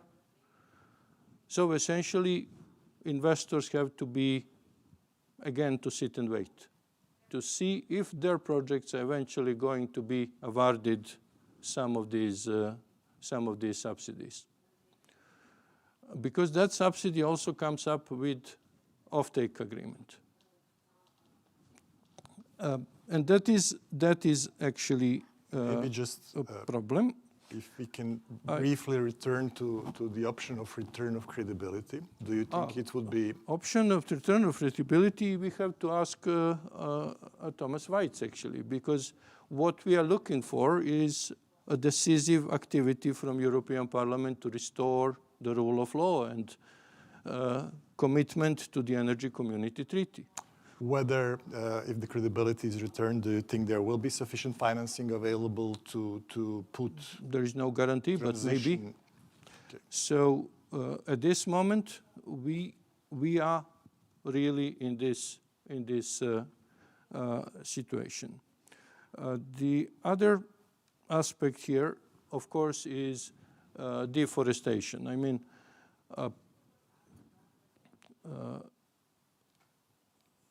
a problem with electricity prices, a problem with energy poverty, a problem with eventual security of supply. Prompts people to use a fuel wood. Fuel wood is readily available in the Balkans. It's a relatively small density of population, et cetera, et cetera. So we see that deforestation actually continues. We see that acid emissions from coal-fired plants contribute to deforestation. I have done a little study in Montenegro a couple of weeks ago, and yes, the acid emissions are quite considerable deforestation impact. Consequence of that, on one side, we have a problem with CO2 emissions and sequestration. We also have a problem on climate change impacts over territory, flooding, water regimes on the major rivers, viability of hydropower production, and so on. So we are definitely in a problem that both big parts of the power generation capacity in the Balkans, coal-fired and hydro, are both heavily affected by this situation. On one side by uncertainty about coal, on the other side by physical impacts of deforestation, which actually affects hydropower. And I would like to return back to European scene. Lack of hydropower contribution from Balkans to European electricity market essentially makes transition on European level more expensive, more costly, more difficult, and potentially delayed. I'm choosing to take this last note as a positive note. It's not always easy to take positive notes when discussing with Aleksandar Kovačević, but this postcard from Belgrade was intended to be a little bit more challenging and perhaps a little bit less optimistic. But the message that I receive is that the energy transition of the European continent is going to be more expensive unless Western Balkans is well integrated into the energy markets, which was the primary goal, actually, of the Energy Community Treaty that we have signed some 16 years ago. Maybe just a question for the team. Do we have some questions from the audience at this point in time so that we can just briefly answer them? No. If not, I would get back to Mr. Weitz. We are running a little bit late, but we have a break between the two panels, so we can accommodate also another intervention and also the video input from Washington. I doubt that the video input from Washington will tell us about the facts that Mr. Weitz presented, but maybe we will hear some other points in the postcard from Washington. But now let's get back to the question that Aleksandar opened actually in the last statement. So the region is part of the Energy Community Treaty. The countries in the region are on the accession road. Some of the countries that were initially part of the Energy Community Treaty, 3 of them actually became members of the European Union. Meanwhile, there were 2 things that I wanted Mr. Weitz to touch upon briefly in this intervention of yours. One is the future financing envelope that is set aside for the region through the IPA 3 mechanism. And the other is your opinion about the Energy Community Treaty future role in delivering the Green Deal to the Western Balkans. Obviously, it's different than 2005. We had the Thessaloniki agenda very much alive back in the past. We had Athens process. We had different processes that preceded the establishment of the Energy Community Treaty. We had high hopes. The treaty delivered a lot of things. There are many things still ongoing. There are also some shortages, some of which mentioned by Aleksandar. So perhaps if you can tackle this in a relatively shorter period of time than we previously envisaged. So the IPA 3 introduces also conditionality. maybe for the first time. It's interesting to note that one of the monitoring mechanisms was actually related to doing business report of the World Bank, which is gone, which is no more. So this is also perhaps a question to you, whether this monitoring framework is sufficiently good. I would say altogether this is a good news. There are also no national allocations. So it's a new tool, I would say. How would you reflect upon that IPA 3 financing tool? Maybe just very briefly tell us also the financing envelope and also about the future role of the Energy Community Treaty in delivering integrated energy markets in Europe. Very easy questions for you, I would say. Yes, and especially ones that can be answered in a very short time. No, not really, but doesn't matter. I can actually pick up very well where Alexander stopped, and this is, I mean, that the inclusion of the Balkan region into the overall European energy system is crucial. It's crucial into both directions, because the more we put our focus on renewable energy sources, the more volatility we have in different regions of Europe. So the interconnectivity is one of the key ingredients to actually stem the transition.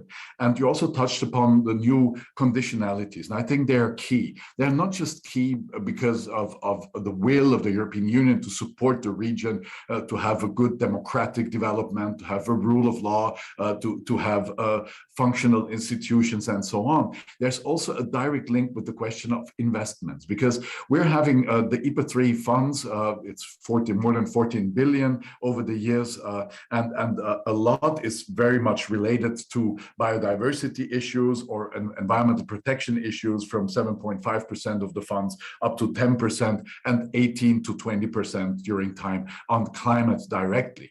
But these funds also need to have meet a capacity for uptake. So the capacity of the countries to actually absorb these funds.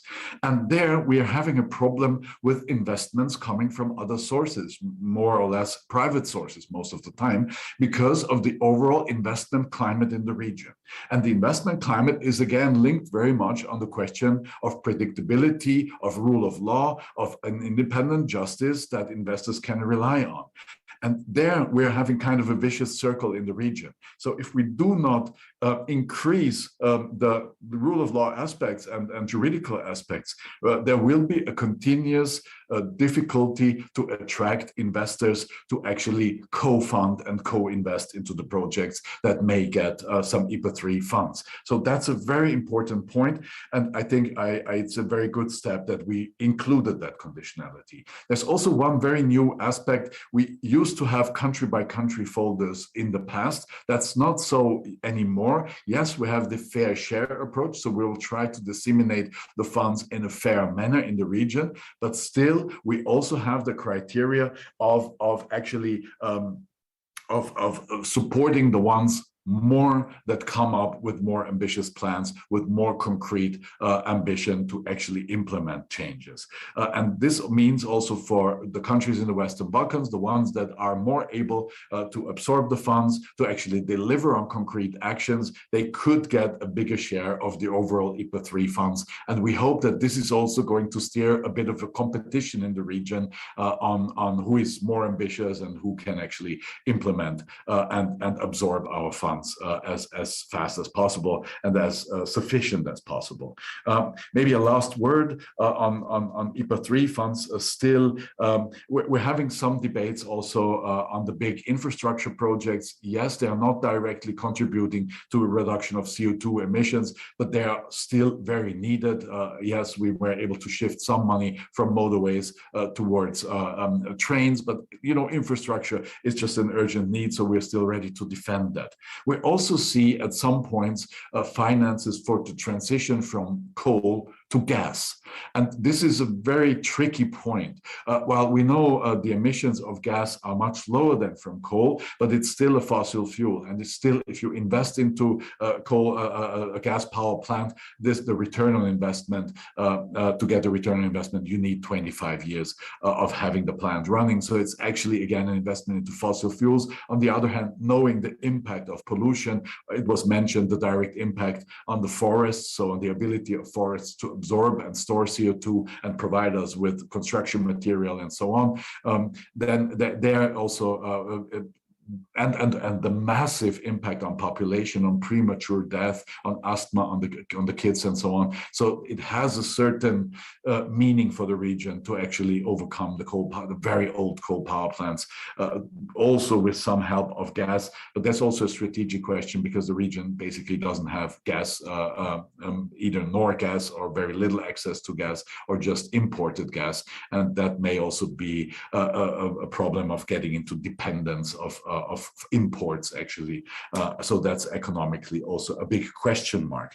Towards the energy community, I think, and we're standing firm to keep up our support and to back the activities of the energy community, as they are the local actors in the region. And who else will it be to help the governments to actually provide them with concrete legislation, to help them with drawing concrete national reduction plans on emissions and climate. I think it is the energy community. When it comes to proper carbon pricing, to do the transmission between EU legislation and the implementation in the region, it's basically the energy community. So even though the goals have shifted during the years, I still see an enormous importance for the Energy Community Treaty and the associated organizations to actually make things happen on the ground, to help the governments how to concretely implement concrete legislation. And I think this is a very, very important role still. So very hopefully looking forward to further cooperations also with the energy community on actually,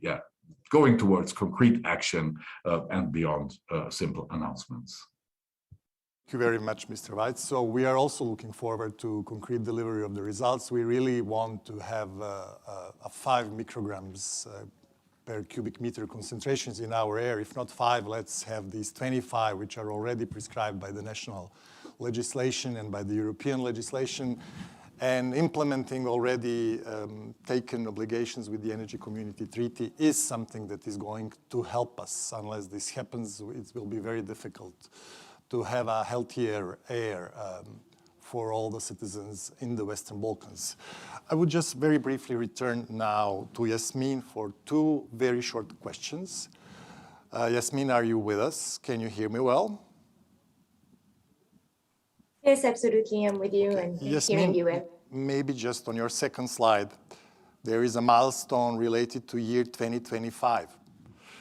Could you read to us what is the milestone related to the year 2025 in the net zero scenario prepared by the International Energy Agency?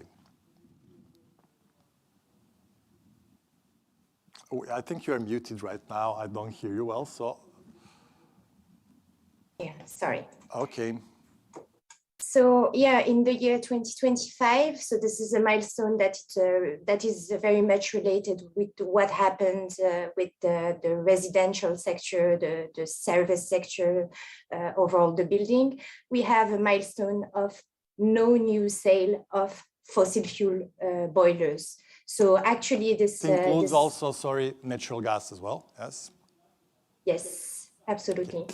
And the second question is, it's related to what has been mentioned also in the introductory address by Ambassador Moran, that there are policies that are today challenging, but that will be manageable in few years. Also, it's related to Dr. Zli's input on need for better capacities to decarbonize certain industries. So the question is, you don't have to give me a share, but in your net zero scenario, if we want it to be implemented and to achieve this goal, how much of the technologies already exist? So you don't have to say exact shares, but is majority of technologies already there? So what are perhaps the key missing technologies that we hope to master in the near future?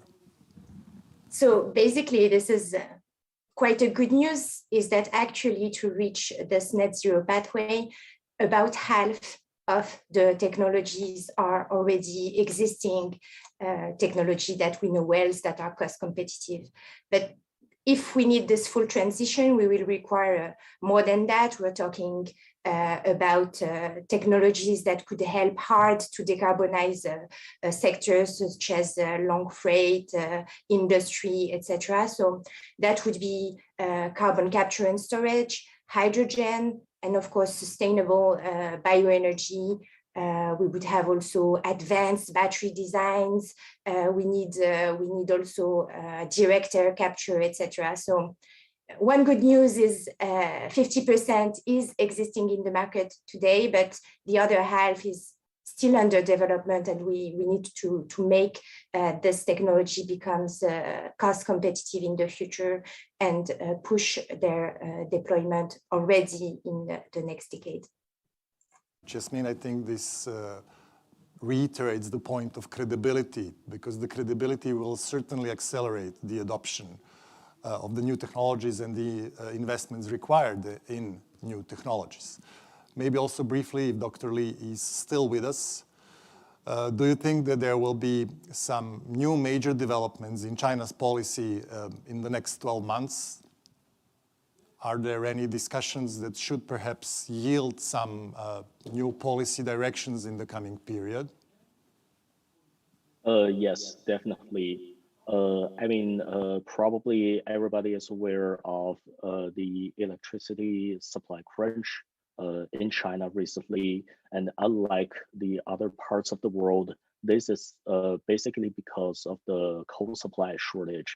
And in the historical, if you take a historical review, every time when China try to do a power market reform, when it encounters a power shortage, more than often the Chinese government want to strengthen the administrative measures and want to control the electricity sector more stringently.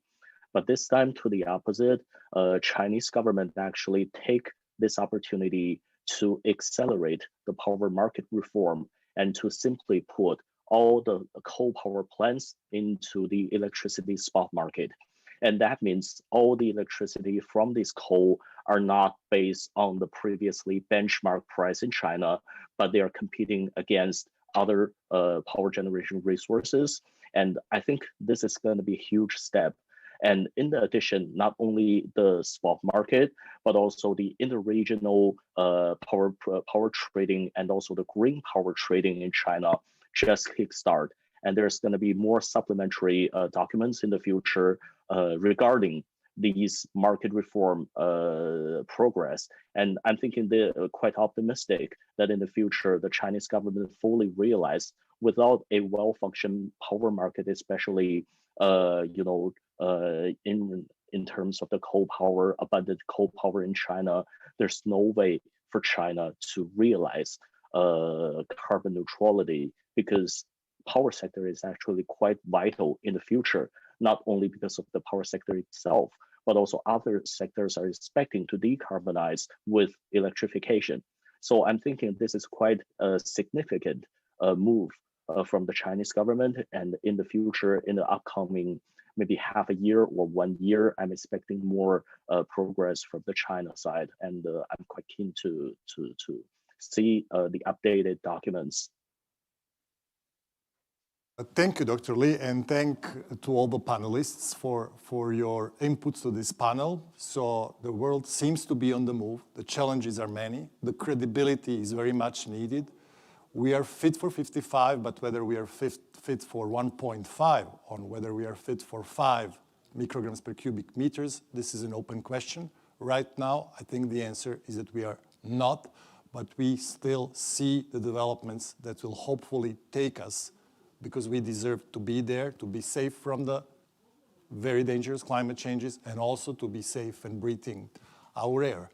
Now we have the polls results. So the question that we were asking was, can we see the poll results on the screen, or I'm going to read the poll results? Okay, so let me just see the poll results. Okay. The results of the poll are there. So the Western Balkan region will reduce its carbon emissions by 55% comparing to today's levels by. So most of the respondents believe that this is going to happen by 2050.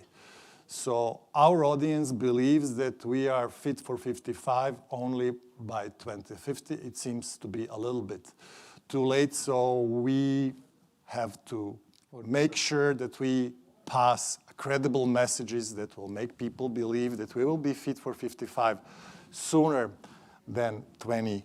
50.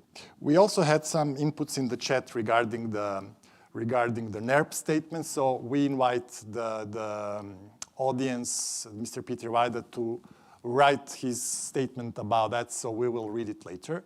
Now I invite you to take a look at the video input, a video postcard from Washington, which is going to last for 13 minutes. When this video input is over, we are going to return to our second panel where we are going to discuss the technologies that will take us hopefully to the net zero world. Thank you once again.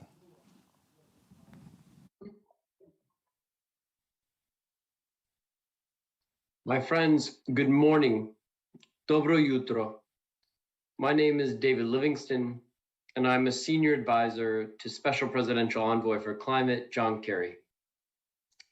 We've been working hard over this year, 2021, to raise global climate ambition and to drive forward the critical actions we need to ensure a safer climate, safer future, cleaner air, and a more prosperous economy for millions, indeed billions of people around the world.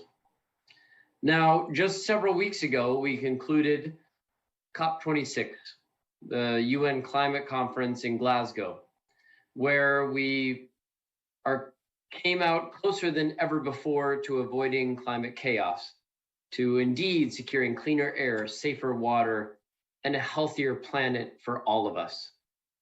I want to recount for a moment the US view of what was accomplished at COP26, and indeed a view of what lies ahead for US climate diplomacy and the American approach to global climate action to address the climate crisis.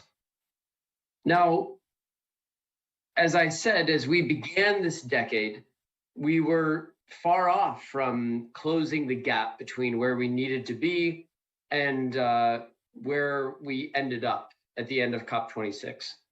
Indeed, if you listen to the International Energy Agency, the IEA, we are closer than ever before to keeping global temperature rise to less than 2 degrees Celsius if we achieve what countries have committed in terms of their 2030 and indeed longer term 2050 and beyond climate commitments made in the run-up to Glasgow and at Glasgow. Yet even then, a gap remains between the progress achieved thus far and the actions that we need to undertake. But we should recognize that we've traveled a great distance, much of it in just the last few months alone, underscoring what we're capable of when we focus our mind and draw our attention to the critical task ahead in tackling the climate crisis. Now, we always knew that Glasgow, COP26, would not be the finish line. This was always the starting gun for the sprint to 2030. In other words, the Paris Agreement built the arena and Glasgow started the race. So what did we do? We took action on methane. We limited deforestation. We mobilized public and private finance.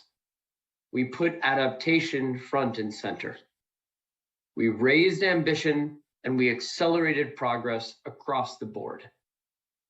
This was not, to be clear, a climate conference that represented business as usual. Secretary Kerry's been attending these meetings since 1992 in Rio de Janeiro. Here in Glasgow, we finally saw the culmination of decades worth of effort. The story can not only be told through the 2030 climate commitments, in other words, the nationally determined contributions or NDCs that countries make. Indeed, what we finally saw was the full coalition that's needed to win the fight. Not just government, but also the full spectrum of civil society, from private sector, to NGOs, to activists, tribal and indigenous communities and beyond. I'm proud that one of the legacy flagship efforts that Secretary Kerry launched at COP26 was something called the First Movers Coalition. This is a private-public partnership launched by the US Department of State and our Office of the Special Presidential Envoy for Climate in partnership with the World Economic Forum, which is meant to take companies from various different sectors in hard to abate industrial areas, steel, aluminum, cement, shipping, aviation, trucking, and beyond, and to get those companies with demand for those goods and services to make commitments based on 2030 that they will drive demand for zero or near zero carbon cement, zero or near zero carbon steel, zero or near zero carbon concrete, aluminum, so on and so forth. The whole idea here is to drive demand in the 2030s that we know will be there and bring it forward to today so that we can send a demand signal that gets the suppliers of this green steel, green cement, green aviation fuels, green shipping fuels, and to get it to the market sooner, to accelerate the industrial transformation that we know is necessary if we are to keep 1.5 degrees C within reach. Now, let me note that we had a series of objectives to advance when we came into Glasgow, when we came into COP26. We've made meaningful and measurable progress on all of them. Let me go through that very quickly. First, after many months of negotiations, we finalized the backbone of the Paris Agreement, the so-called and famous rule book, Paris Rule Book. These are the implementation rules we all will live by, the transparency rules that countries will need in order to report on emissions, and that we will use to measure our progress towards the achievement of NDCs, our 2030 climate commitments. Second, we've kept significantly more within reach our ability to limit the warming of this planet to 1.5 degrees C. That was done largely through our 2030 climate commitments, our NDCs, as well as our mid-century net zero goals, achieving net zero emissions by mid-century. Third, moving forward, Glasgow COP26 gives us a clear blueprint for the actions we need to keep raising ambition across the board. It embraces keeping 1.5 alive. It sets out many steps specifically in order to achieve that. And while some may have wanted even stronger language, the text included the first ever mentions of coal and fossil fuel subsidy phase outs. Now, this is an important signal, especially when I know that just in the past several days, there have been thousands in the street in Belgrade demanding cleaner air, demanding an end to air pollution that is casting a shadow over families and their livelihoods and their health for the years to come. We have to note that the local demands that citizens are sending to us, the local messages that citizens in the street are sending up to their leadership, is being heeded at the international level at gatherings like COP26. The United States has been pushing hard to push for the phase out of fossil fuel subsidies, the end of unabated polluting coal, the end of the most polluting resources that are threatening our families and our communities with polluting our waters, polluting our air, threatening the livelihoods of our families, our children, etc. So this is why we've been fighting so hard for raising ambition, especially on phasing out the most deleterious and polluting of fossil fuels.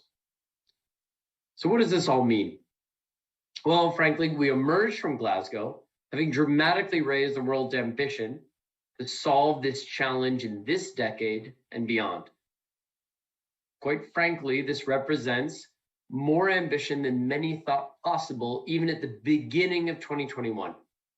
To say that by the end of this year, even before the end of this year, the G7 would have called for a complete end to the support for unabated coal.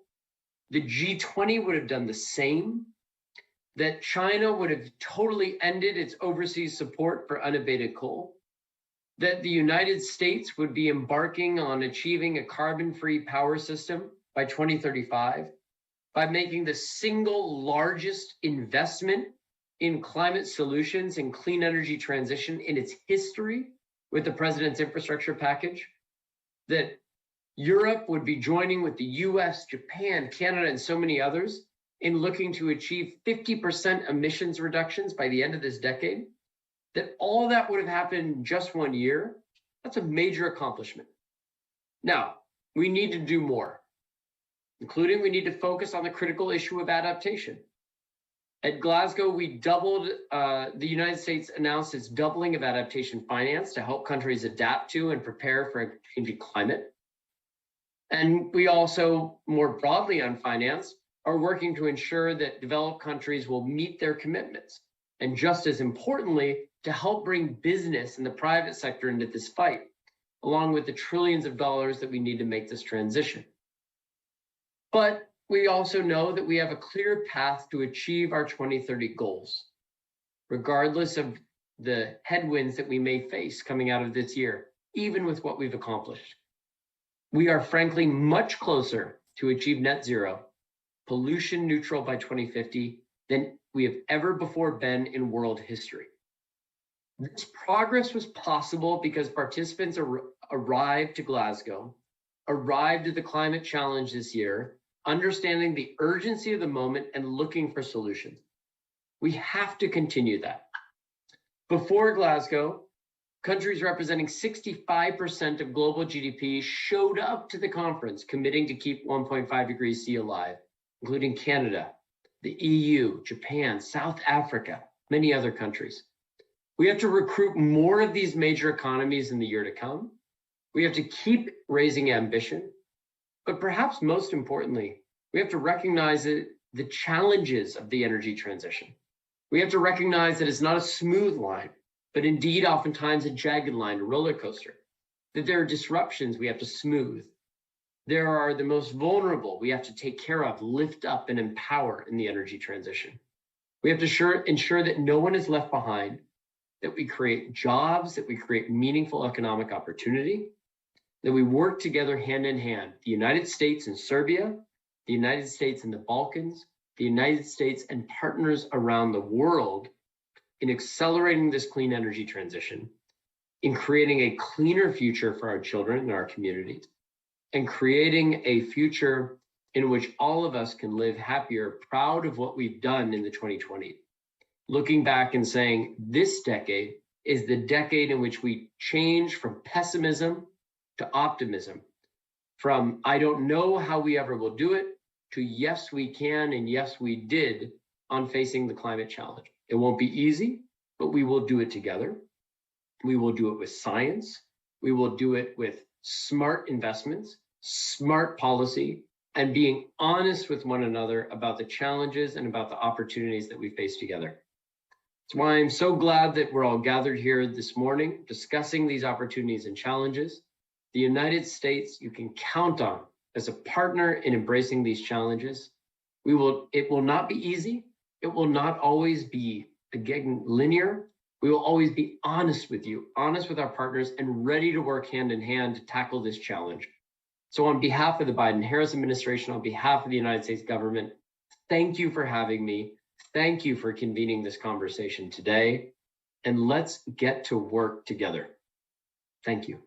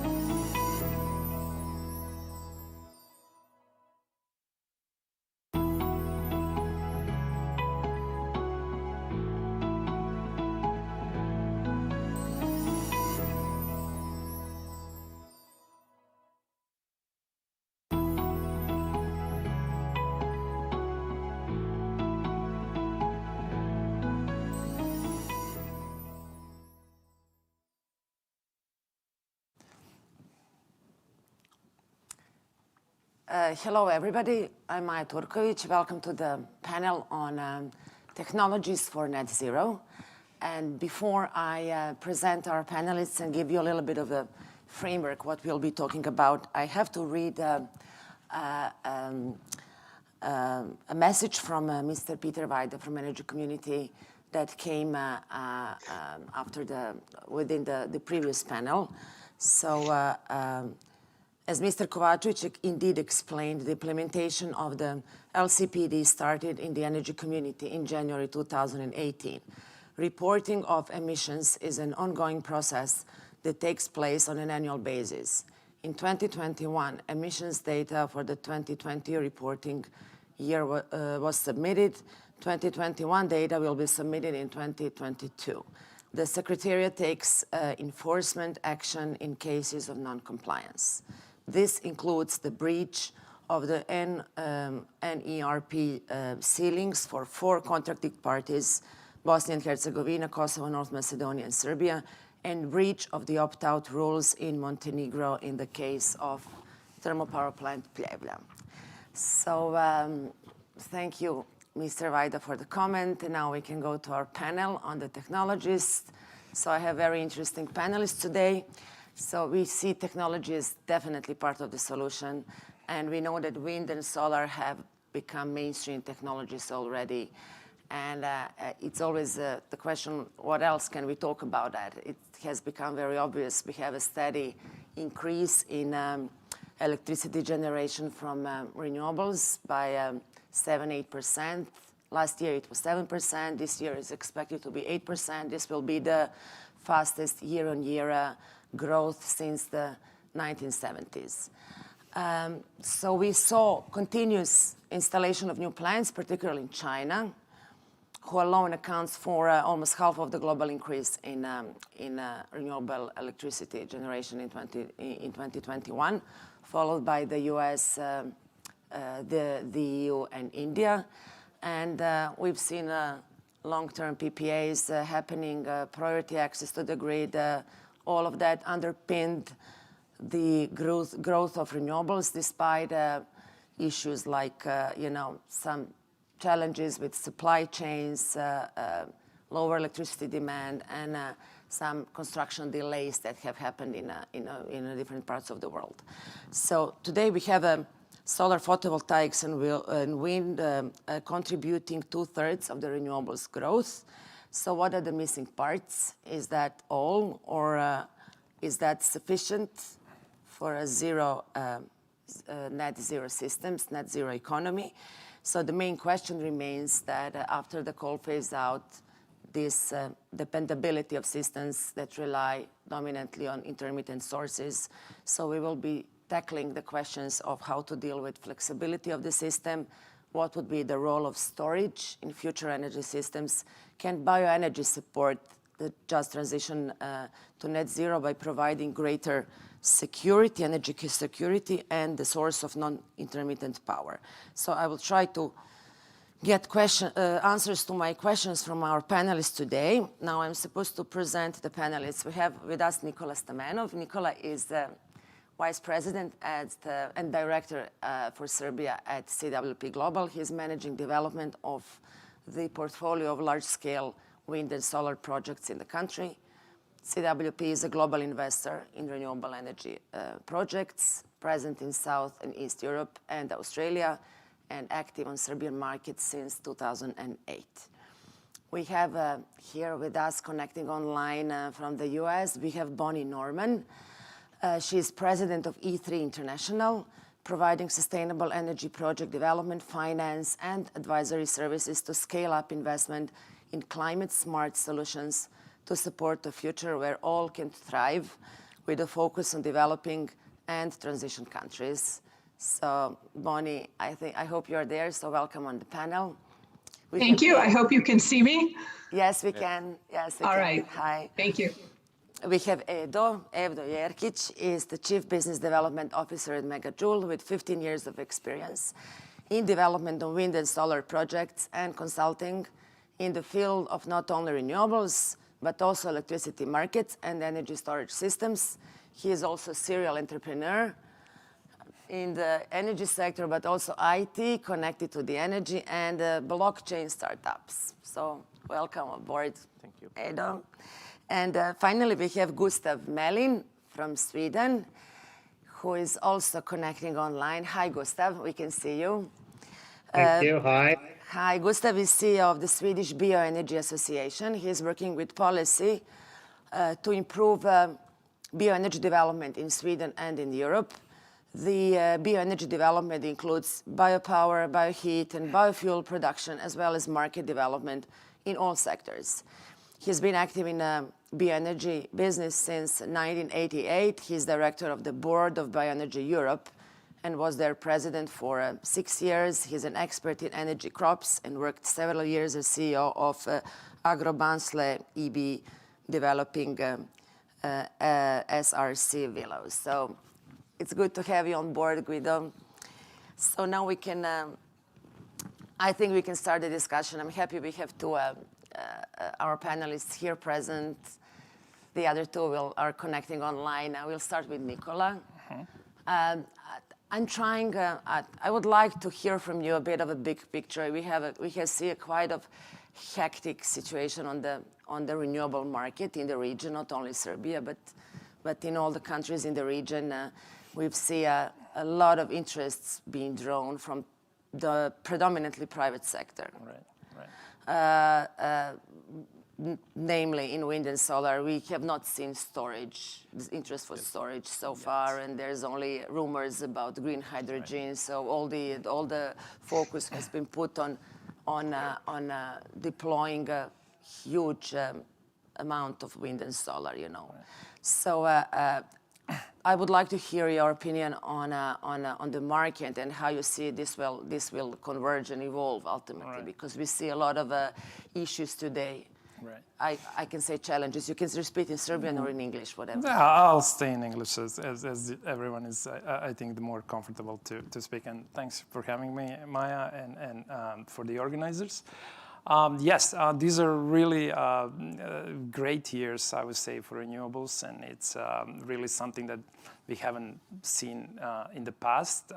Obviously, we are all sort of globally under this COVID-19 situation that has happened, unfortunately, and became our reality. But on the other side, one of the biggest things that actually in the changes that has happened in last particularly 2 years is that prices of electricity coming from renewable sources before anyone, winds and solar, has dramatically dropped. And that's been revolutionary since, from 10 years, 15 years ago, when the whole renewable sector was sort of built and started. We all, whoever wanted from the government perspective or from the corporate perspective, wanted to have this green sort of a sourcing in its energy mix or its consumption. Was, the only way was to be ready to pay a heavy price on that, because, solar and wind used to be much more expensive than any energy that's been contributed from the fossil sources. So only 5-6 years ago, you had a situation in which, going green was, had to be conscious decision that basically required a lot of additional funding for someone to do so. In the last 2 years, particularly in last year, we've seen tremendous changing. And, today, if the only thing in business or in the government you care about is to have the cheapest energy, regardless if it's green or it's fossil, you will go for green.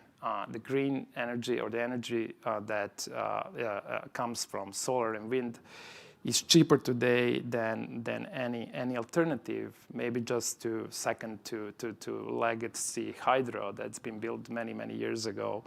But to anything else, if you don't care or you're not so concerned about green and it's not your agenda, you will still choose wind or solar as your primary source of energy. And that's a game changer. And that's what, to all of us who actually care about the planet and care about the implication of what we do when it comes to generation of electricity, this is a great news, because right now we can really go full speed ahead and develop as many projects in solar and wind before anything else.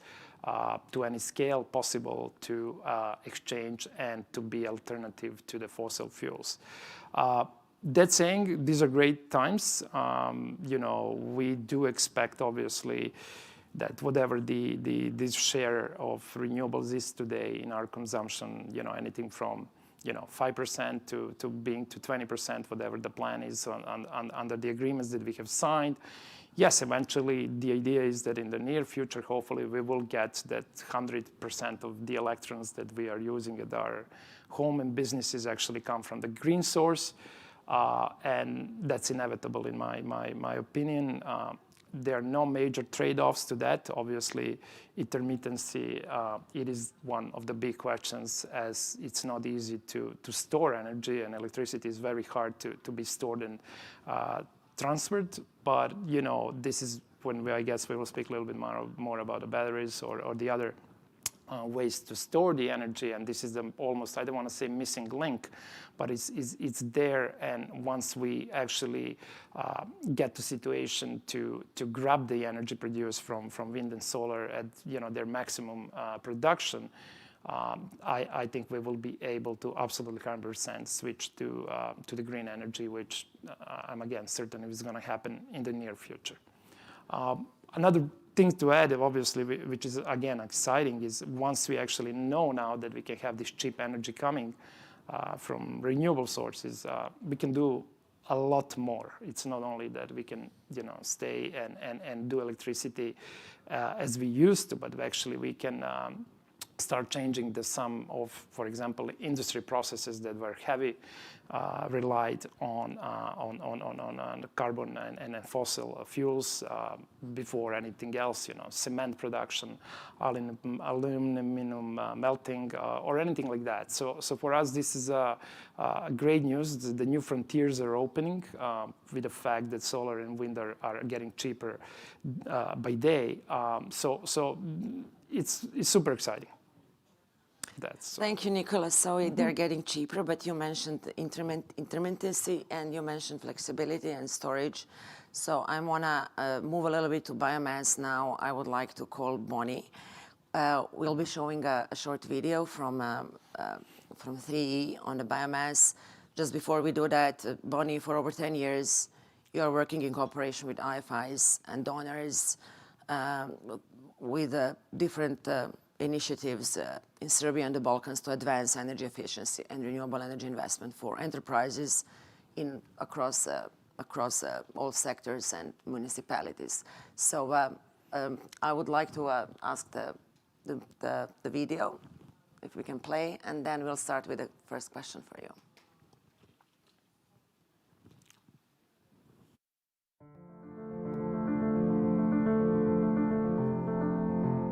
Western Balkan countries rely heavily on coal and other fossil fuels for heat and power.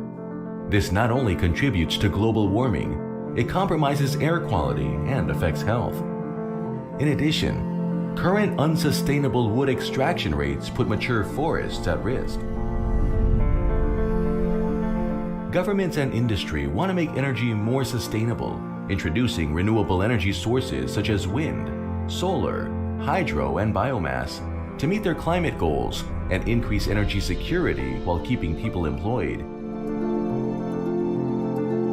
In Serbia alone, some 1.6 million hectares of agricultural and mining land are degraded or abandoned.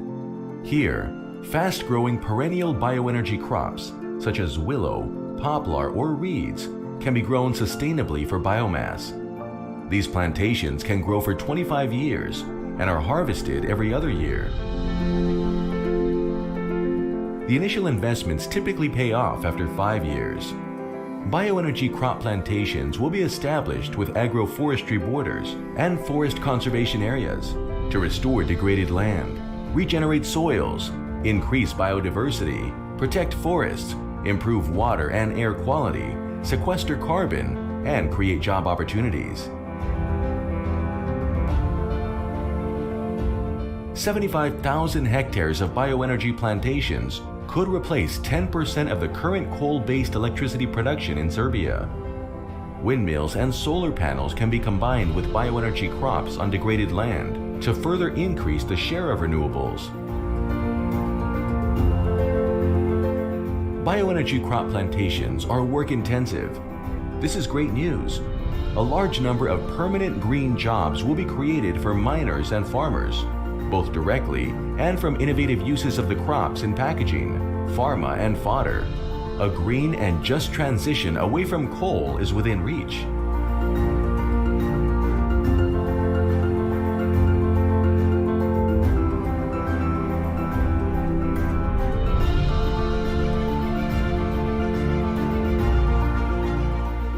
Join us and our partners in supporting a green and just transition in the Western Balkans.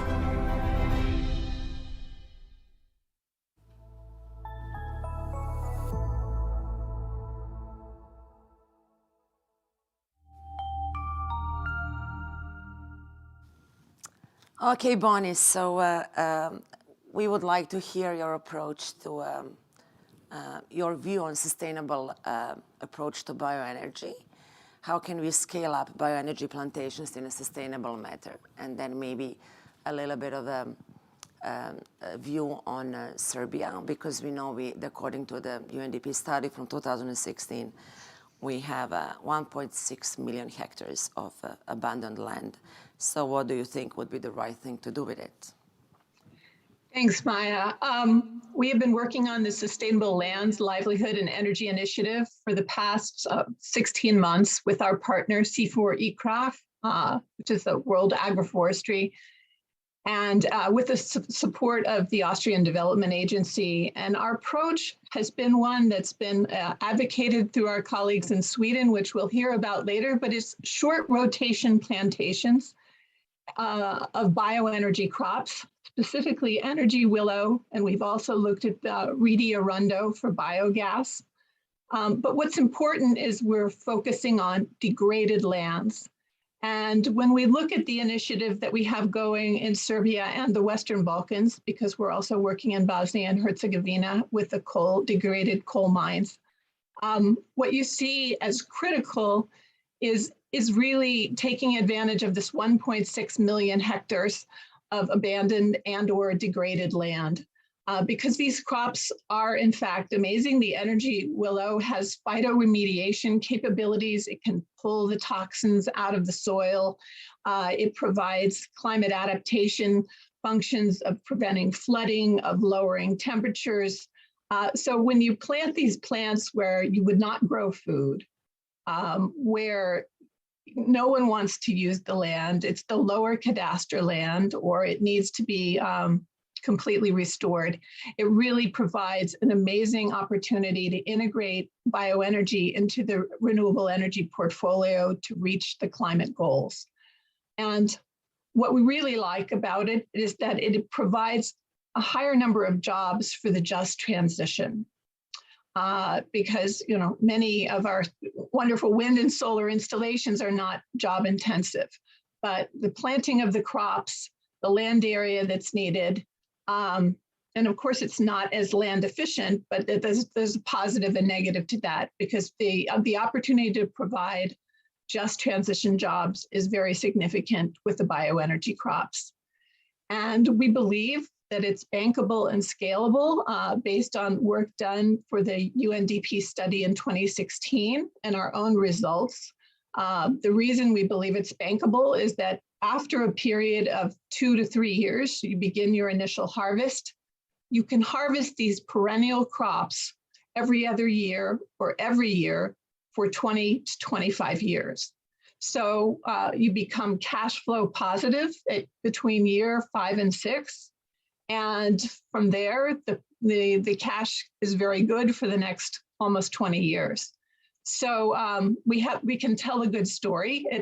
In terms of investment, we look to a blended finance mechanism because some sort of subsidy, some sort of financing that's concessional will be needed to get through that early period of no revenue and investment, and which requires some investment to get the crops going. But after that, it's a wonderful financial picture. So when we look at the degraded land, the jobs opportunities, and the way to do this is not just in isolation as a monoculture, but we see it as part of a landscape approach. And so we are looking at agroforestry borders for biodiversity and new value chains to go around the plantations. We're looking at permanent tree areas on non-agricultural land. And we're looking at the ability to co-locate with other renewable energy technologies, whether it's wind, adjacent solar on land that's too poor to even put the crops on, or other options such as geothermal. So we see this as a great part of the energy solution portfolio as we move toward net zero. Thank you, Bonnie.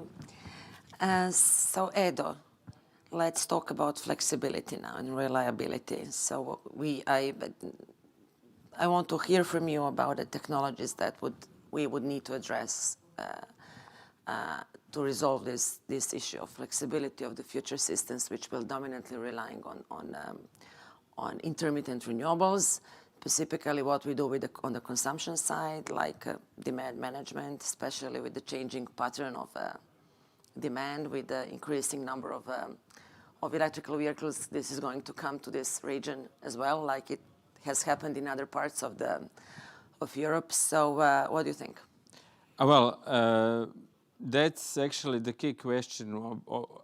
A long time ago, when we all started doing wind and PV projects, as Nicola said, and it was heavily relied on subsidized, one of the things that we were always told, you cannot have more than X% of intermittent energy. And if you go back to 2005, 6, 7, it was told it's impossible to do it for more than 10 or 15%. Then it was 20, now it's 30, and depending where we are in Europe or in the world, that number is different, but it always increases. And it increases to actually amazing levels. Yesterday, I was just looking at the numbers for Portugal, for example, which is an electricity system that's actually relatively close together with Spanish forms and Iberian power exchange, and that actually phased out its last coal power plant this year, 3 months ago, which means if you have such a system which is relatively close, westernmost point in the Europe, no coal, mostly renewables, if it's doable there, it's doable anywhere. And it's actually economically good for them to do that. Their current power production numbers are around 15 to 20% bioenergy, around 20% gas, 35% wind, 4% PV, and the rest is hydros. Meaning that they only need to switch 20% of gas with as much PV. The PV projects in development currently in Portugal, which are going to be constructed by 2025, are going to do that, period. Net zero on the electricity side. The next big thing is, how do we do net zero in our energy side? So electricity side is more or less, we know how to do it. Full energy side is a different story. And mind you, Portugal has done this, having only a functional electricity market. We are still not talking about the storage that is coming. Storage in batteries, storage in hydrogen. Actually, battery storage has entered Portuguese market last year when on their PV and wind auctions. Added benefit for the tenderers was if they offered storage together with PVs as well, which they did, all of them, because it makes sense. So basically that's it. The narrative of the Portuguese story or Danish story, which is already 100% renewable, mostly with wind, but is granted very well interconnected with the other countries, is that as long as you have a functional electricity market, as long as you have a natural, let's say, market-oriented balance of the renewables in the market, that's it. You don't need anything else. Of course, with the rising penetration of electrical vehicles in the grid, mind you, I was in Copenhagen last week, yes, mind you, there is so much electric cars. I was stunned. I knew the numbers, but when you're out there browsing the city, it's amazing. Everywhere you turn, it's electric nowadays. Like, there are still fossil fuel cars, but you don't notice them anymore. because of course these electrics are nicer ones. So that trend is coming here as well. It came to Croatia last year, and this year in Croatia we have 3,000 new electrical vehicles on the roads. So when you put all this together, and what Nicolas was saying about the industry, which is fully committed to going full green, full renewable, it means that energy is soon becoming equal with electricity. There is nothing else. And when I say soon, I've seen the poll results, and the poll results are a great picture of pessimism on the Balkan. Amazing picture, but I will let you know that I'm in the first 10%.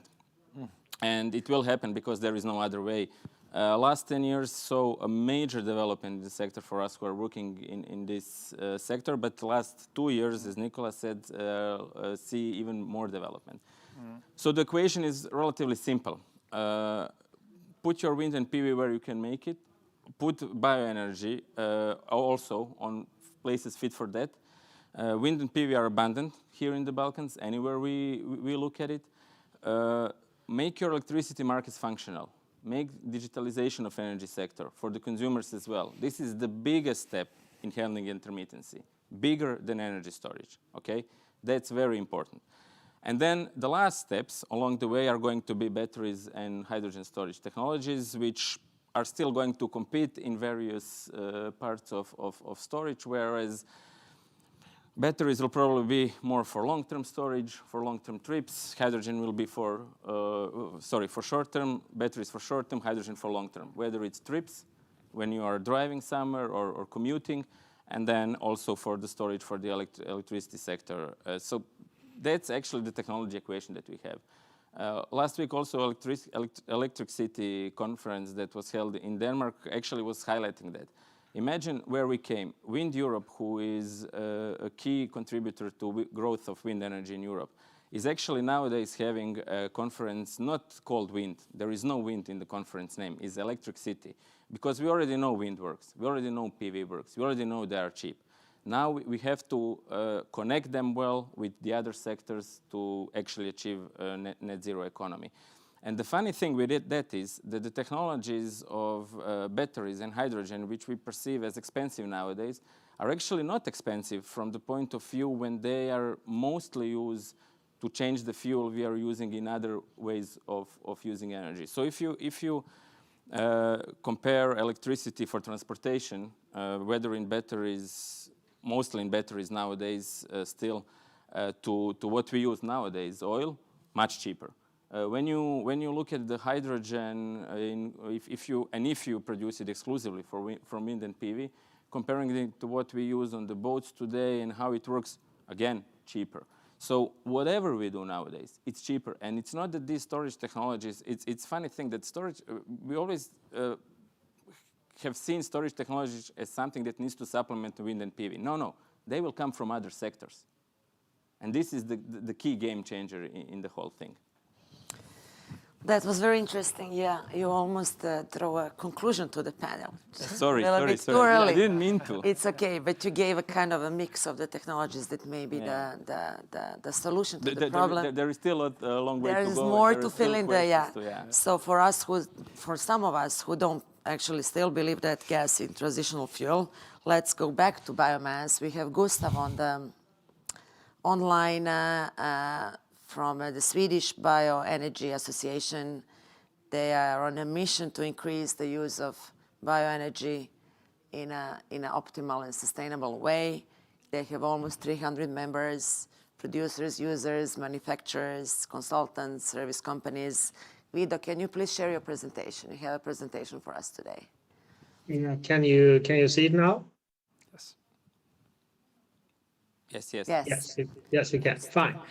Yeah, so we are the Swedish Bioenergy Association, then, as Maya told you, and we've been around since 1980, and we have this mission to increase the use of bioenergy in an economically and environmentally optimal way. So it's very important to be profitable.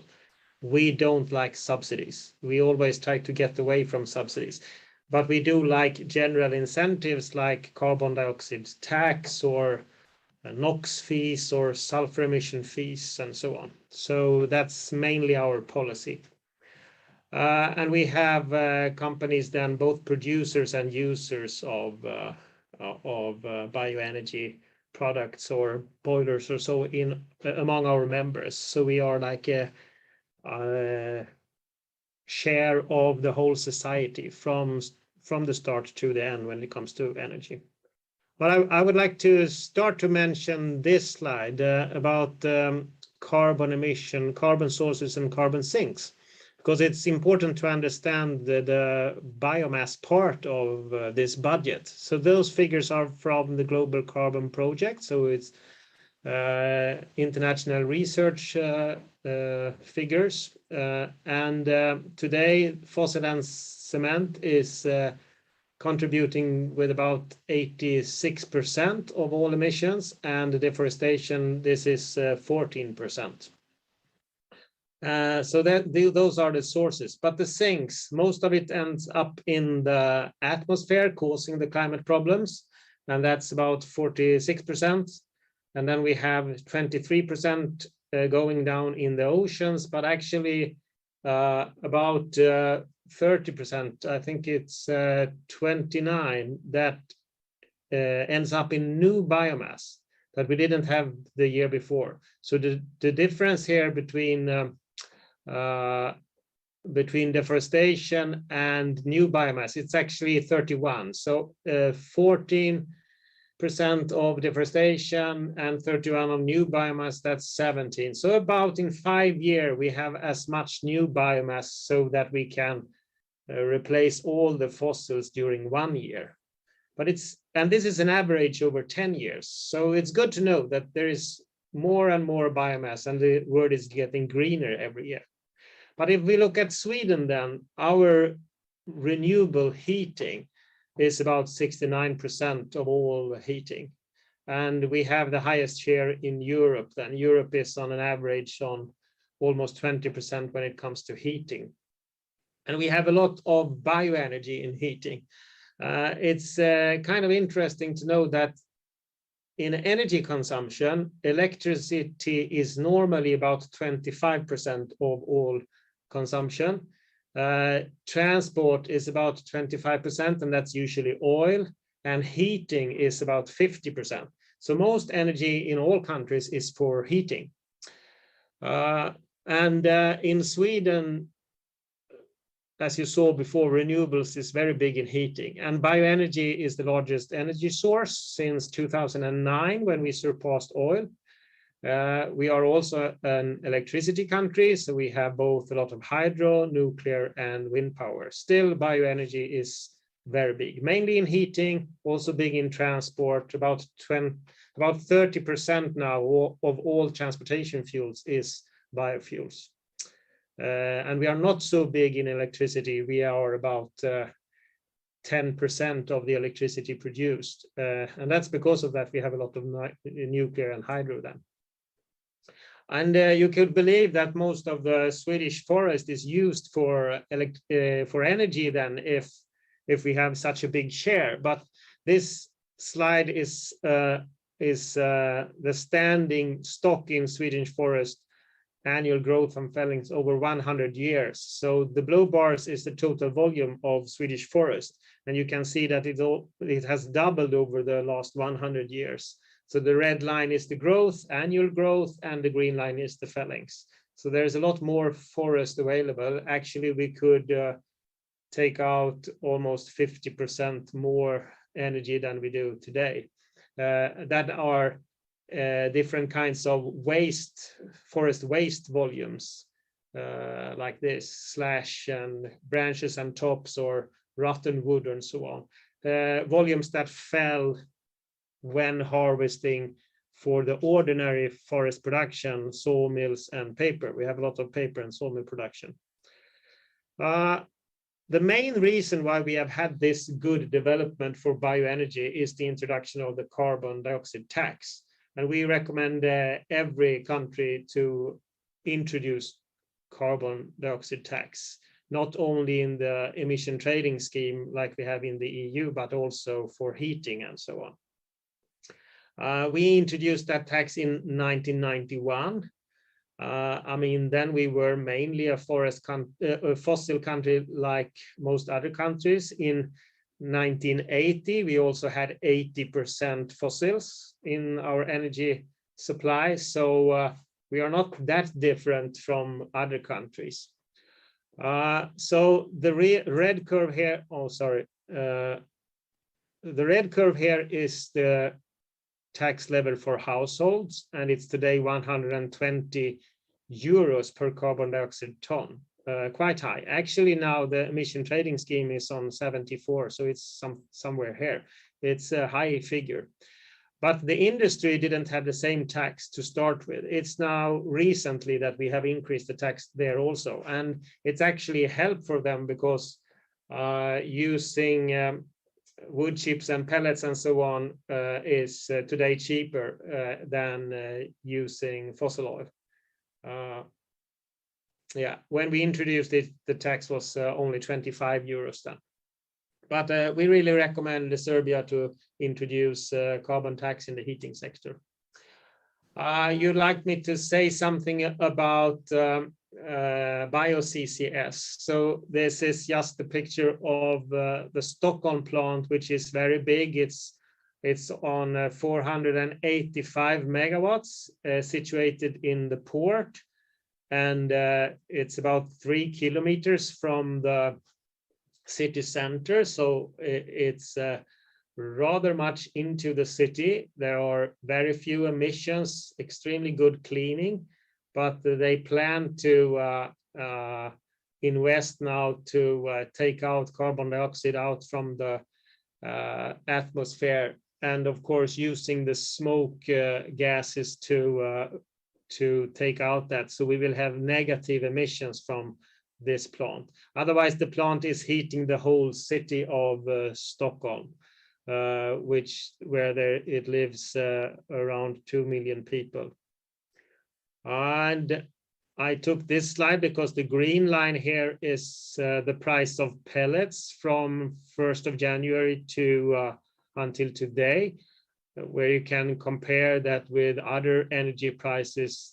The blue line is gas, which is causing the high electricity prices in Europe at the moment. The black is coal, and the red is electricity in Germany. Yeah, I would also like to mention that there is currently coming up a digital trading platform where if you are interested in buying wood chips, you can log in and put up volumes there. And we expect this one to be available in all Europe. And here we have some prices on this exchange market. If you like to know more about the current development in bioenergy, you could follow our global magazine, bioenergyinternational.com. And I added some pictures here because I was involved in, Bonnie was talking about short rotation coppice willows, and I worked with that for 17 years in Sweden, where we planted a lot. We actually constructed a 6-row planting machine like this as well. And I agreed with Bonnie that this is a very efficient crop if there is a market. Actually, at the moment, we don't plant so much, and that is due to that we don't have a market enough. There is not enough demand for biomass. Since we have so much biomass from the forest, so we don't. We need better policy to start to produce more biofuels and so on, and also have more demand in Denmark and Germany. And so in Sweden, we can't increase the demand for heat because we already have renewable heat. But in many other countries, there should be a larger market. I end there. Thank you. Thank you, Gustav. And thank you for wonderful pictures. We always look at the wonderful landscapes when we speak about renewables. That's come as a package with the technology. So I'm going to go with the second round of questions. I'm looking for a shorter answer so that we allow a couple of minutes for the questions from the audience, which I'm already receiving. Nicola, in a few words. So there's a big issue with announcing coal phase out. So everybody wants to hear that. Right. Do you hear who's going to lead the energy transition? Do we expect really governments to do that? Is it going to be a private sector, private capital, individuals? Yeah, that's a great question. I think ultimately at the end is going to be individuals. I think each one of us and you know, as individuals that will obviously come around, you know, using our vote, regardless if it's the vote, you know, for the government or our financial vote as a being part of the company or corporations and shareholders will influence a lot the policies that the governments and the corporates will have to face when it comes to their CO2 footprint and the impact that they have on the planet. Therefore, you know, the phase out and you know, just sort of, you know, coming up with the dates and the years when that's going to happen. And as Edo mentioned, you know, that being skeptical in this part of the Europe and the world, if it's ever going to happen and how fast it's going to happen. I also share Edo's opinion that it's going to happen much faster than anyone believes. And I think ultimately each one of us, you know, will influence the decision makers to accept one really, I would say, clear reality. That is, as we mentioned, that A, this is the cheapest energy that can be produced, and B, the impact on the environment is none compared to the alternatives. So we will see more and more, you know, banks that are financing the projects which are, you know, fossil heavy, the industries that are fossil. You know, when it comes to the energy that are based on the fossil fuels, we will see a lot of pressure coming from the media, from as we see it, you know, anywhere around the world, and with COP26 and everything that is happening, we will just see more and more questions being raised. Why don't we switch now that we know that the technology is getting the price of the energy cheaper than alternative, and therefore why are we supporting the projects which are, you know, in opinion of others and obviously globally being concluded are you know, are destroying our very own home, our planet. That saying, you know, for the Balkans probably and some other regions, big question again comes to the miners, the coal miners as being a big issue. Again, in Serbia and in the region, there are tens of thousands of people that have been employed in this sector for generations. You know, obstacle or to say the challenge on the way to the net zero and switching is obviously what we're going to do with the miners.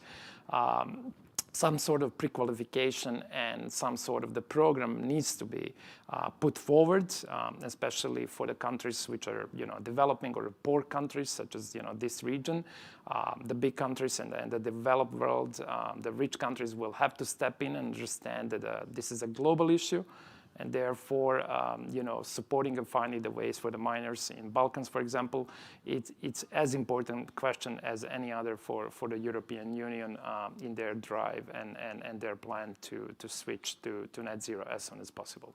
So there are questions and challenges, but I believe that we will see more and more pressure coming and that ultimately we'll reach the goal that we all want to see. It's good to see you're optimistic.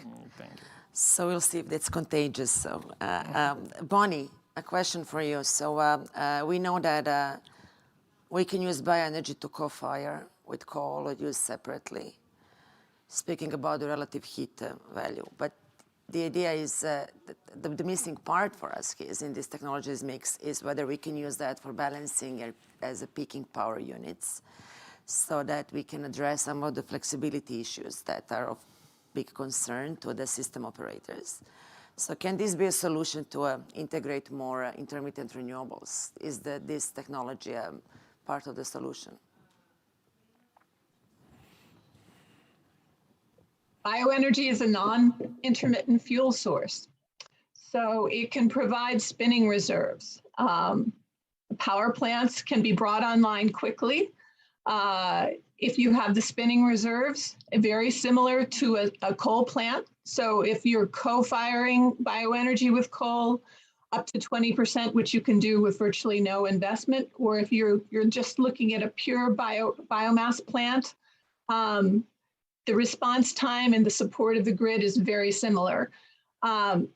So yes, it's a great solution for that. And an important one as we move toward a smart grid, as we move toward bringing more of the intermittent sources online, as all of these technologies are starting to work together toward our ultimate goal. As a transition, it's very important. And just to your earlier point about the co-firing, in the Serbian and Western Balkan context, the coal that is burned is coal lignite. And that coal is a much lower heating value as compared to the energy willow. So energy willow has about a 70% higher heating value to the coal lignite. And the particulates, the SOx, the NOx are all significantly lower. So even when you co-fire, you do have the benefit of air quality improvement. And I wanted to emphasize that as well. So you have both the balancing benefits for the grid and for the intermittent fuel sources, and you have the air quality improvement. So I'm switching quickly to Edo. So speaking about the duck curve, which is like a tipping point for this, namely solar energy, and this is something that system operators and the utilities have to consider when they are planning the big deployment of large-scale solar into their systems. So we are all expect to have. We don't see that today, especially in Serbia. We don't have any solar. Basically, we are still. We are not a mature market for solar, but this is going to happen very quickly. I think it's going to be much quicker than we all think, and that curve will come. So, and some countries in the region are more advanced, like you have higher percentage of solar substantially than Serbia, and then some other countries in the region as well. So how do you see that curve will, how do you think this will be resolved in the short and long term with some storage systems, and which storage technology you think would do the thing? Okay.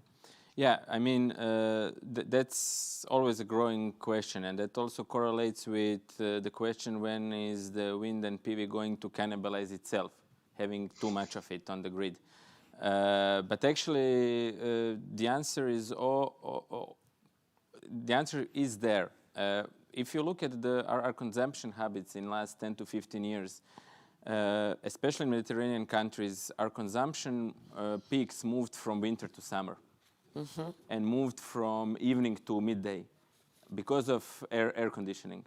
And that's just a stupid example, which is not going to solve the duck curve, obviously, but it shows how quickly the habits change when people get something they actually want that makes them more comfortable to live in. And actually, the question to PV and duck curve is again going to happen on electricity markets. Actually, it's going to happen with what Bonnie said, together with bioheating solutions, whether it's bioheating, biomass, or something else. And then there is the issue of hydrogen. We always get these questions whether hydrogen is feasible in comparison to batteries because it has a lower energy efficiency, blah, blah, blah. So my answer to that is actually that at the same point we are using fossil fuels that are as low efficient as hydrogen storage. But on the other hand, green hydrogen nowadays is going actually to be produced from those moments where we have too much wind and PV, where actually we have free energy. Actually not the free energy. On German market, we all know of occurrences on German market where you pay for your energy to go to the grid. You pay minus 200, minus 300 euros per megawatt hour. So this is where hydrogen comes in. And this is where transport sector comes in. This is where smart charging comes in. So that's all going to happen because it's going to be easier to sell it for 5 or 10 than for minus 200. Do you expect we will going to have negative prices in the foreseeable future in the region? No, I don't think that we will ever have actually negative prices in here in the region because these distortions of German markets are actually connected to a huge amount of feed-in projects, which can then actually sell very cheaply on the market. And in the merit order, you have wind and PV, and when you have too much of subsidized electricity, they tend to distort the electricity markets. We don't have that. which is currently an advantage. It wasn't an advantage before, but currently it's an advantage because with the deployment of all the hydrogen production facilities, and actually some are being developed in Croatia as we speak as well, with deployment of storage technology, with deployment of electrical vehicles, and with the rate with which we are implementing PV and wind at the moment, we might get to the point where we are close to it, but not even close to the extent that Germany is having now, because all the other technologies that are supposed to solve it are right there behind it. Mm-hmm. Okay. We already know what's going to happen. For them, it was more or less a surprise. For us, it's not. We already know where we are heading, and we need to learn from that experience. Thank you. That's interesting. So we are moving to Gustav. So, Gustav, I need to ask you about the carbon debt. So I was told I can't skip that question. So I want you to tell us you're not the bad guys. Is renewable energy, so is it biomass like as green as we think? Because we know that we are speaking about you know, everybody's questioning this issue of carbon debt. So we want to hear an explanation from first hand. Yeah, I think that's why I started with this global picture about that biomass is increasing on the globe all the time. So actually we are already now taking up a lot of the emissions that comes from fossil. But I think in biology there are two possibilities.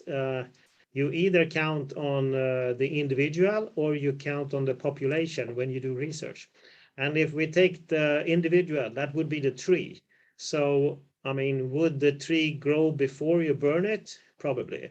So the tree collects carbon dioxide from the atmosphere and then emits it when you burn it. So that must be carbon positive. And also, when it comes to the population, then that's the forest. And it could be different. I mean, it depends on how you manage the forest. But like I show you the picture from Sweden, we the carbon stock in the Swedish forest has doubled because there is a lot more volume. And that's the same on the globe. I show you that from the Global Carbon Project. But it depends on how you manage your forest. And that's why we have now sustainability criteria in Europe. And you are demanded to show that the carbon stock in the forest that you take energy from is increasing. You're not allowed to let it decrease. So in that sense, I would say that we have no problems to show that biomass is carbon positive. It's even easier when you have annual crops because then they collect the carbon dioxide in the summertime and then you use it as a biofuel during wintertime. So it's fairly easy for us to show it. We have a lot of people that say they are scientists that show differently, and they always start with the harvest, and then they claim that it takes a long time to collect back the carbon dioxide. But it's like doing all the research on the almost retired people. You can't judge medicine from only researching on old people. You have to look on the whole population. So I believe we are right in this sense. We have a lot on our feet when it comes to the science about that we are carbon positive. You, Gustav, I would also maybe, yeah. Sorry, no, please go on. Or you can have another question. That's fine. I have a question for the audience from you, because we are now moving to questions from the audience. And if anybody wants to ask, please, now is the time. So, Gustav, a question for you. What are the primary biomass sources in Sweden and how do they contribute to total energy consumption? Is it largely forest leftovers or is agricultural waste included as well? Sweden is mainly a forest country. So, I mean, we have 3 million hectares of arable land, but it's 27 million hectares of forest land. And up in the north, the forest is much stronger than the agriculture. So and it's cheaper and easier to burn wood than to burn straw, for example. So the forest biomass is dominating about 85% of the bioenergy use. is from the forest. Half of that is used internally in the forest industry. But we also have ethanol production from wheat, for example, and we import some biofuels from the rest of the world for the transportation sector. So, but absolutely, forest is big. Okay, thank you, Gustav. I have another question. This is one, please, for Edo. Do we really can count on hydrogen if it uses only 20%, 26% of energy? Yes. I mean, as I said before, the math behind it is simple. Currently, using fossil fuels, especially in transport sector, doesn't give us much more. Using fossil fuels anywhere, burning them doesn't give us much more. And the thing is that hydrogen in the mix is actually the last nail in the coffin to get to net zero. Because it's the fuel that can give us long-term storage in relatively small spaces. And that can be our last resort fuel for a lot of applications, whether it's back to electricity or for transportation, industrial processes, whatever. So the thing is that since it's the last nail in the coffin, last resort, is going to be mostly produced from two predominant ways. One is going to be through huge off-grid PV or wind plants, which are going to be very cheap because of the economy of scale, or where we have functioning electricity markets is going to be produced from the electricity which is actually on spot markets, the one which cannot actually go to the grid, which we would otherwise either sell for minus or do something with it. And there are actually two options. What we can do with that energy in large scale is, of course, we can, as I said, smart charge, to repeat myself. We can do power to heat, which then helps bioenergy be even more sustainable, or we can do hydrogen. So, you know, those are three options that we have. And because we have intermittent sources, there is going to be plenty of that abundant energy. Yeah. Yeah.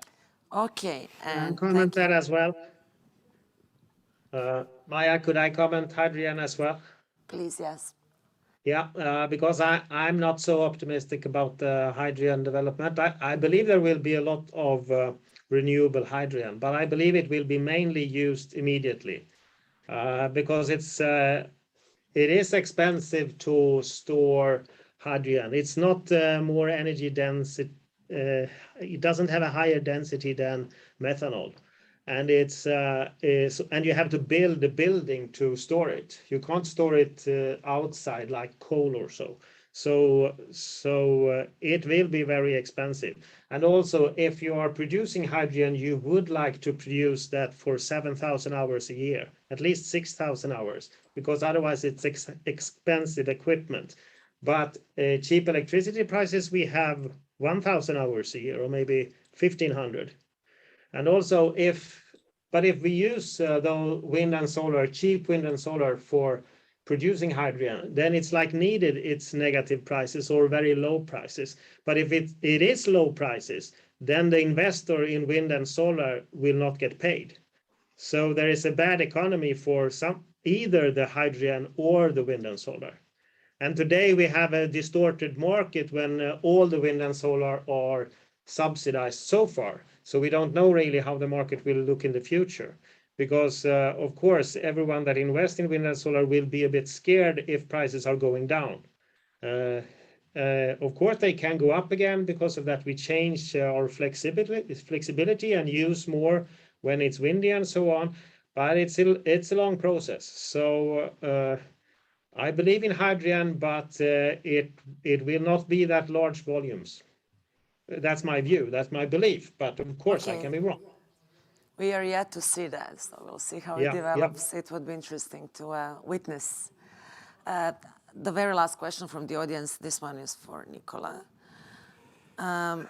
As you know, we are expecting auctions for wind in Serbia for the 400 megawatt quota, and the regulator just announced the maximum ceiling price for the auctions. So this is, I assume, very hot topic today in Serbia. So the question for you, can you comment on the new maximum price set for 400 megawatts for wind auction in Serbia? That is about 57. Actually, it's 55.7 euros per Yeah, megawatt hour. So that's can we what have a short, quick comment on that? That's what I remember. It was 55.7. Yeah, just a quick comment. At least for us from CWP, it's been expected. It is in the neighborhood of what we sort of believe that ceiling price will be on this long-awaited auctions and the first auctions of 400 megawatts on the wind. The price is result of LCOE, or the levelized cost of electricity that we as an investors and developers do get from the latest technology and the latest turbines that will be used in the projects that we are working on. And anyone who's, we believe from our perspective, anyone who's going to be a part of these auctions probably will do it from, with the latest technology available. Therefore, the numbers that they will be getting on the sites with the wind, similar, to what are the best wind sites in Serbia, should feel comfortable with this price, with one little caveat, obviously, being the balancing side and the balancing cost. That is a little bit, still in the gray area, unknown how much, on the price itself we will have to add on the balancing, especially today with the prices on the market of electricity, which are, just historically high. So there is still to understand how the balancing will implement this price that's been set, but expected on the way. Yes. Okay, thank you. I don't see any more questions from the audience, but I have to tell you the results of this opinion poll that you were responding to. So we have only 30% of the audience think that it is not possible to use biomass for power production in a sustainable manner. The majority, 41%, thinks we can do that if we improve the overall governance. 24% think yes if we improve forest management. 70% if we obtain the right technologies, and then the remaining 14% think that we are not really actually capable to manage this process. So I assume they fall into the same category like those 3%. They don't really believe it's doable. Yeah. So there is hope, I would say, at least. Yeah. Oh, I have another question for the audience. I apologize. So let's finish. Is that a feed-in tariff for all produced electricity? That's probably for you, Nicole. I think it's. Sorry. I don't really understand the question. It was actually me asking if the price 55 euros is that for all wind electricity produced in this auction, or is it was it kind of ceiling? You said something about ceiling. It's a ceiling price, technology only for the wind. So I don't know if that answers. So the bidders would bid with the prices under this ceiling price. Right. For So the the ceiling price, meaning you cannot go above the price, right? So it has to, when you go to the auctions, this is the maximum that you can offer. So you need to be below that. But it's a fixed price for the whole volume that you should bid. Correct. No. I mean the fixed meaning that's a ceiling price, right? So that. Whatever you bid, it has to be below that price. Yeah. But also, if it's a surplus production, you still get the price that you have bid, if it's for 45 or something. So it's a support to the investment, so to say. The government just sets the price that wants to see everyone to be below that, believing that within that price of the ceiling, it's already reflected the return that each one of the investors on the market will aim for. So it is just saying that each one of the investors have to look what for them is acceptable price to bid on, and obviously the capacity with which they're going to bid on. Yeah. Thank you. So I have to conclude now. It won't take long. I just think I'm hoping we gave some answers to this technology puzzle for the net zero future.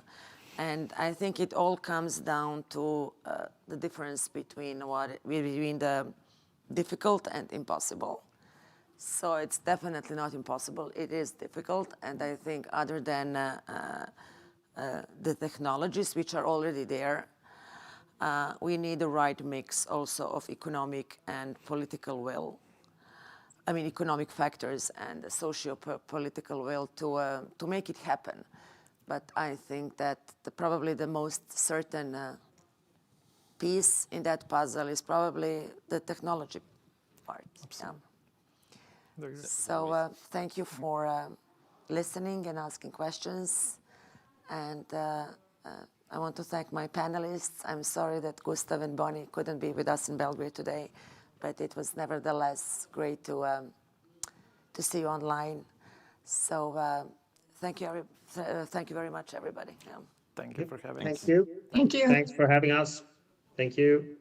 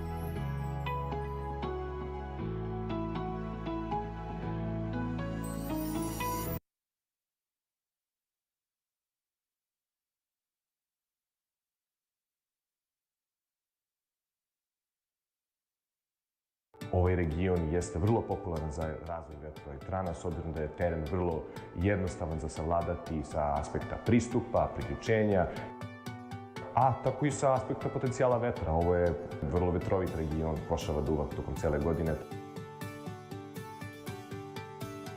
Ono što je do sada bila prepreka jeste što je to bilo novo za sve, za nas, za državu, za svakog učesnika na tržištu. Sad se ta situacija već izmenila. Naša regulativa se prilagođava, napreduje. Tehnologija vetroelektrana drastično je napredovala u posljednjih deceniju i preko.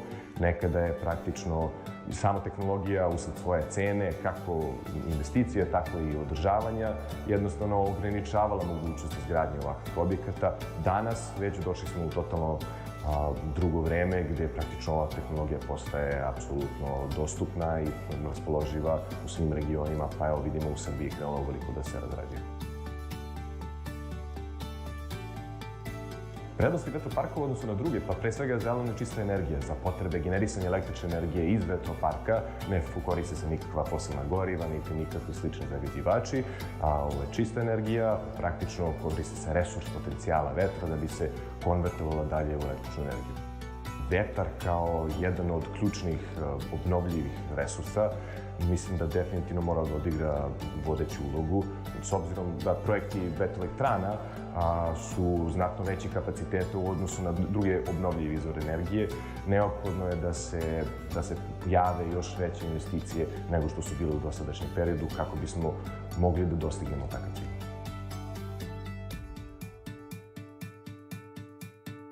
Prirodno je da lokalna zajednica mora da ima benefita od ovog projekta, kako kroz učestvovanje u samom profitu vetroelektrane, tako i kroz mnogo dodatnih indirektnih benefita. Kada smo izgradili vetropark Kovačica za potrebe pristupa samim vetrogeneratorima, rekonstruisali smo oko 40 km atarskih puteva unutar same teritorije obuhvata.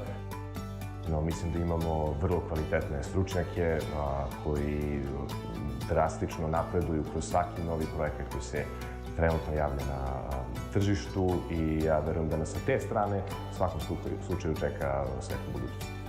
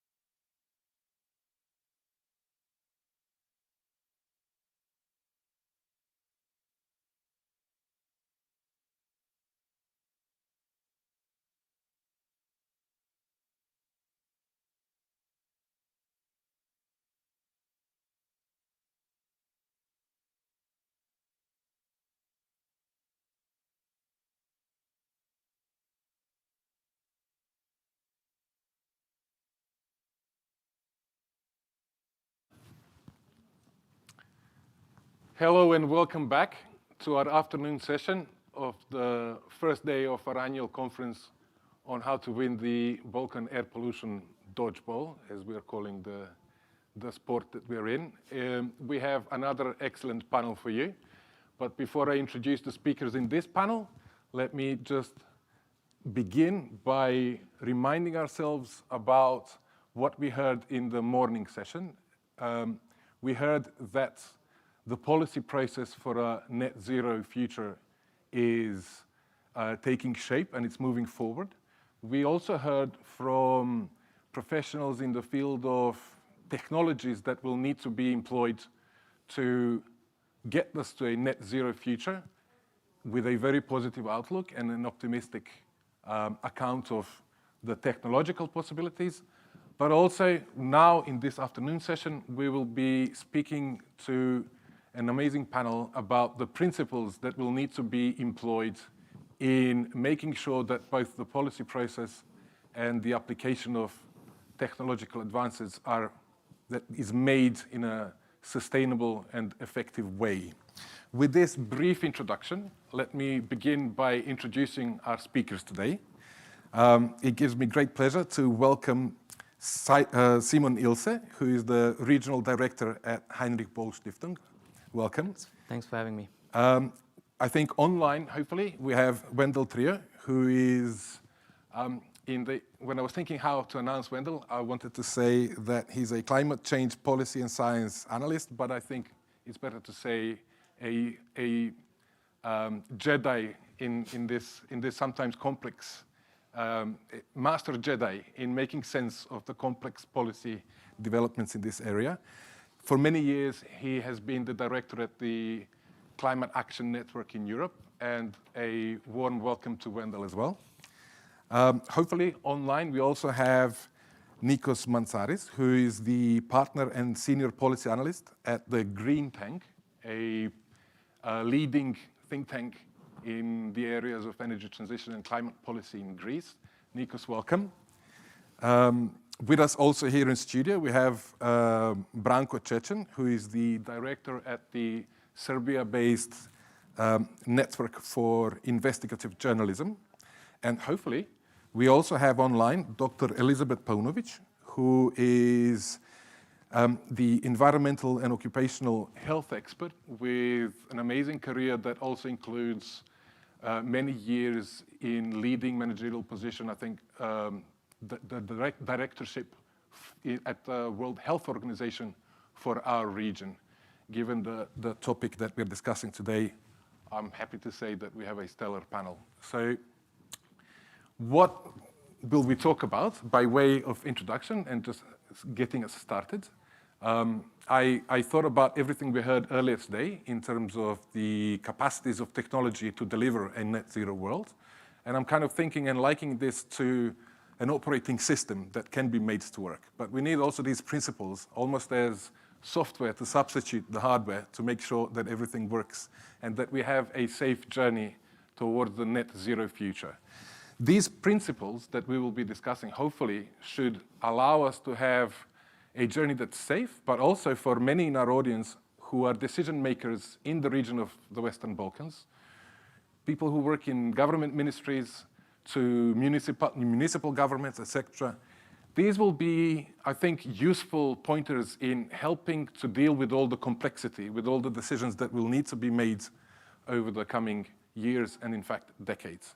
So in terms of beginning with principles, I would ask our panelists to define exactly what's meant by a given principle and what value sticking to that principle will provide to a decision maker wherever he or she is making decisions about energy transition in the Balkans.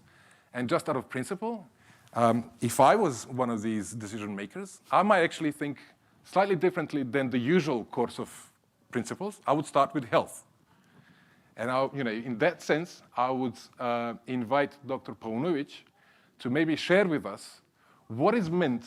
No, we still have some technical issues, but in that case, we'll hopefully hear from Dr. Paunovic soon enough.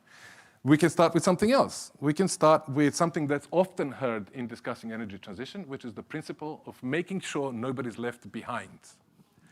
And I will share this with Simon in the hope that maybe you can take a few minutes to say exactly what is meant when we say leaving no one behind, and why such a principle would be invaluable, something that we cannot replace by anything else on our journey to a net zero future. All right, thanks a lot, Steva. Thanks for having me. And congratulations on this, again, very impressive conference that you're organizing here with amazing panelists and people. Thanks for, I'm happy that I can be part of this discussion. Yes, so leave no one behind is definitely one of those principles of the net zero transition that we are exploring here in this conference over the next 2 days. And it's a major guideline and a major policy principle that keeps on popping up everywhere. Basically, it was pronounced in the Paris Climate Accord of 2015. It is very prominently put into the European Green Deal and analogous to that, to the Green Agenda of the Western Balkan, which is basically the extension of the European Green Deal to the Balkans. And it's also featuring in policy documents such as the new German government coalition accord that was just signed last week. And it's basically, to make it very simple, to break it very simply down, it's the social dimension of climate ambition. It is leave no one behind is basically saying the transition has to be just, social, and fair to everyone, and it basically tries through different instruments and ambitions and policies to find ways that really no single citizen or no single region or vulnerable parts of the societies or especially poor regions of a country or of a city are basically left behind or are not included in this transition to net zero. And that's, I think, a big learning also in the whole climate debate. We in the very beginning, the whole thing started in '92, and then over the years there was maybe a bit of a disregard to the social dimension back in the day. But now it's very much there because everybody has realized we cannot make the transition work if we don't include everyone, and it really has to be a cross-cutting issue, cross-cutting through all sectors and policy areas, but also through all parts of society and citizens. So that is really the idea, and it's basically, back in the day people were saying economy and ecology cannot go together, but this is actually not true. So this is actually the answer to it. Ecology and economy have to go together, and that also means the energy transition is not only for the rich, it's for everyone. We have to all move to a climate neutral way of going to places, of producing our electricity, producing our food, and living our lives in a way. So then the question is, okay, how do we do this? How do we actually support this kind of transition? And one tool, for example, is the Just Transition mechanism that was basically invented as part of the European Green Deal. There's basically subsequent to that, there are territorial just transition plans where regions of Europe are saying, okay, hey, we are a coal region, for example, and we have a lot of workers here that if we phase out coal, will go unemployed. So this is where the just transition mechanism and where no one leaves behind principle kicks in and basically says, okay, no, we can help you, support you, sustain you in restructuring this coal region, in bringing these people into a different kind of employment, finding mechanisms to activate or make this region again a prosperous region. And we are all in this together. In Germany, we're trying to do the coal phase out now by 2030, And we have 3 big coal regions, and we are discussing with them, how to restructure these areas and what to do with the workers and so on. And they, of course, should be in the driving seat. And we see some similar developments here in Serbia, in Lazarevac, in the Kolubara coal pit. I think coal miners have understood that the time of coal will come to an end. And all they are claiming, actually, is not to keep the coal sector afloat forever, but what they're calling for is that they're not being left behind. That's a very good starting point for a question that I will now put to Nikos in Greece, where a coal phase-out has already been declared some years ago, and where there is already experience on the ground in trying to make sure that this process takes place in a way that actually involves all the stakeholders. So Nikos, maybe you can take a few minutes to give an introductory overview of how the application of this principle is progressing up till now in Greece. Nikos, go ahead. Thanks a lot, Stefan. Thank you very much for inviting me to this panel with this very stimulating and provocative title, which I really like. We're talking about principles of net zero. It is perhaps of interest to see Greece's example because Greece is currently undergoing a major transformation in its energy and climate policy. I would have to say that Greece is indeed abiding with some key principles of net zero, and I'm underlining some. Just a few years back, Greece has had one of the worst climate performances in the EU, 6th or 7th from the end in terms of achieved reduction in greenhouse gas emissions. But in the last 2 or 3 years, Greece has started to move rapidly, much closer to the EU average in its climate performance.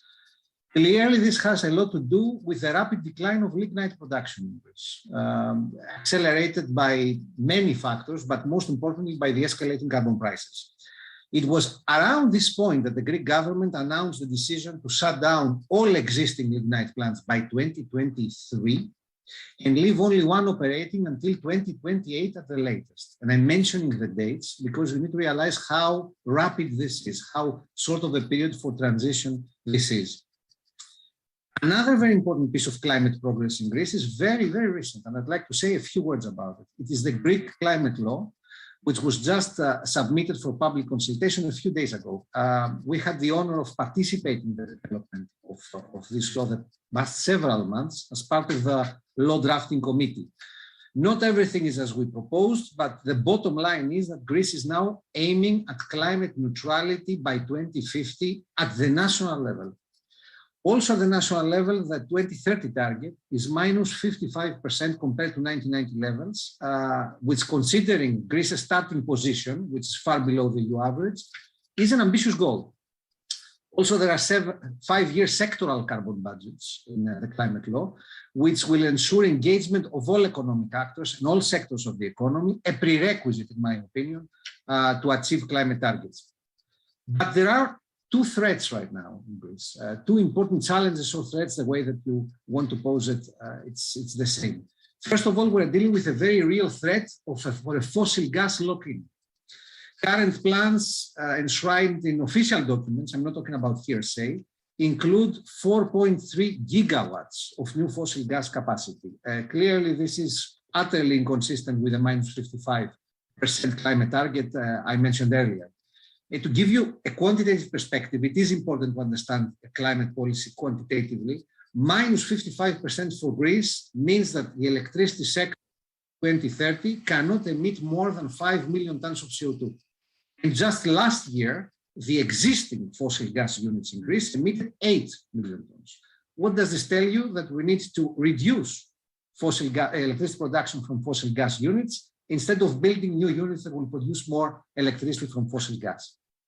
The second huge challenge is just transition that you mentioned earlier and was discussed by Simon very nicely. There are 2 lignite regions in Greece. They need to, they're deeply dependent on lignite. They need to transition away from this dependence. Several plans in place, and actually Greece is the first EU member state to submit the territorial just transition plans to the European Commission that Simon mentioned earlier on. It doesn't matter if we're first, it depends, the content is important. Content-wise, the plans contain some very good elements. The lignite regions will retain their energy character, But now, instead of lignite, electricity will come from a very big capacity of photovoltaics. The plan is for over 2.5 gigawatts of PV to be installed in lignite mines by 2024. So we're talking about a huge investment, a huge transition. There are also several electricity storage infrastructure projects, pumped hydro energy storage, batteries, and also green hydrogen, electrolyzers for the production of green hydrogen from renewables. It's not only energy, there are also plans for smart agriculture and the development of the primary sector, which for decades had shrunk essentially because of competition for land from the lignite industry. There's also significant support for innovation, research by the local university and also other research institutes. Is everything good? Not by a long shot. There are major problems in several aspects of the plan. Heating is a very big issue in lignite regions because until now they were relying through an extended district heating network on lignite industry for providing the heat, CHP lignite plants. What will happen after the lignite plants retire? It's a very logical question. Unfortunately, the government is handling this through a monstrous plan, in my opinion, which is entirely based on fossil gas. It's not only climate unfriendly, but also economically very doubtful, this particular plan. Construction cost is high already. Also, the plan does not take into account the escalation of the carbon prices, and more importantly, doesn't take into account that in a few years from now, we're going to have a second EU ETS system handling the heating sector and the road transportation sectors. What does this mean? What will this do? It will increase the price of heat energy resulting from the combustion of fossil fuels. This is not taken into account, and we are talking about Western Macedonia, which has one of the highest energy poverty rates in Greece, and we're talking about Greece, who has one of the highest energy poverty rates in the EU. So it doesn't make a lot of sense. The second huge problem in just transition, in my opinion, is the lack of participation. Citizens are not involved. Local stakeholders did not really participate in the development of the so-called territorial just transition plans. And public polls show that citizens do not know a lot about the plan. They are completely confused about the availability of funds. And it's not surprising to have in public polls the result that pessimism is the dominant feeling among the local population, in the local population. More importantly, the territorial just transition plans contain a governance mechanism, which includes a description of how the implementation phase of the plan is going to take place and who is going to participate. Until now, we have a system which is very centralized. One cannot find any representatives of the local communities, not even mayors. There are no representatives of trade unions, no representatives of the civil society, and no representatives of the younger generation. And the younger generation had nothing to do with the situation that we're experiencing right now in lignite regions, with very dependent economies on lignite, huge unemployment rates, but they are the ones who are going to live in the post-lignite era, and they are going to experience the consequences of the fast lignite phase-out. Clearly, this is a recipe for disaster. Despite all good elements of planning, Greece is en route of leaving many people behind instead of leaving no one behind, because simply speaking, you cannot have a successful transition with the society absent from it. And there are ways for doing this the right way. The Czech, for example, governance mechanism has a very good balance. There's a lot of communication between different levels of administration, national, regional, municipal. There is a lot of also public consultation, participation of the local communities in developing and revising the plans, which is a necessary thing to do in the long transition process. There's also the great example of Upper Nitra in Slovakia, where we have a real example of a bottom-up approach. Everything started from the mayor and the local society, and the plan developed there was later adopted to a great extent by the central government. So Slovakia is submitting a territorial plan largely developed by the local community. Therefore, developing a plan and implementing it is very doable to be a participatory and inclusive process. The third major problem that we see is the actual economic benefit for the people in lignite regions. In Greece, we hear a lot about big investments, large companies, and a lot of money that are going to be used for just transition lignite regions. But the true question is what share of these funds will stay in the region and what share of these funds will directly benefit the local society and create permanent jobs. A truly just transition plan should have, in my opinion, as one of its primary goals, the maximization of the economic benefit for the citizens. Energy communities is a great tool to achieve some of these goals, and there is some progress in Greece in lignite regions in developing energy communities of non-profit nature, that is, communities formed by citizens and municipalities to cover their own energy needs. But there are obstacles, major obstacles there, such as grid availability and lack of funding for the installation cost. So in essence, progress is halted to a great extent until these problems are resolved. And finally, there is funding. Despite the announcements about very large amounts, the actual real money that will go to lignite regions in Greece for the 7-year period of the next EU budget is 1.4 billion euros.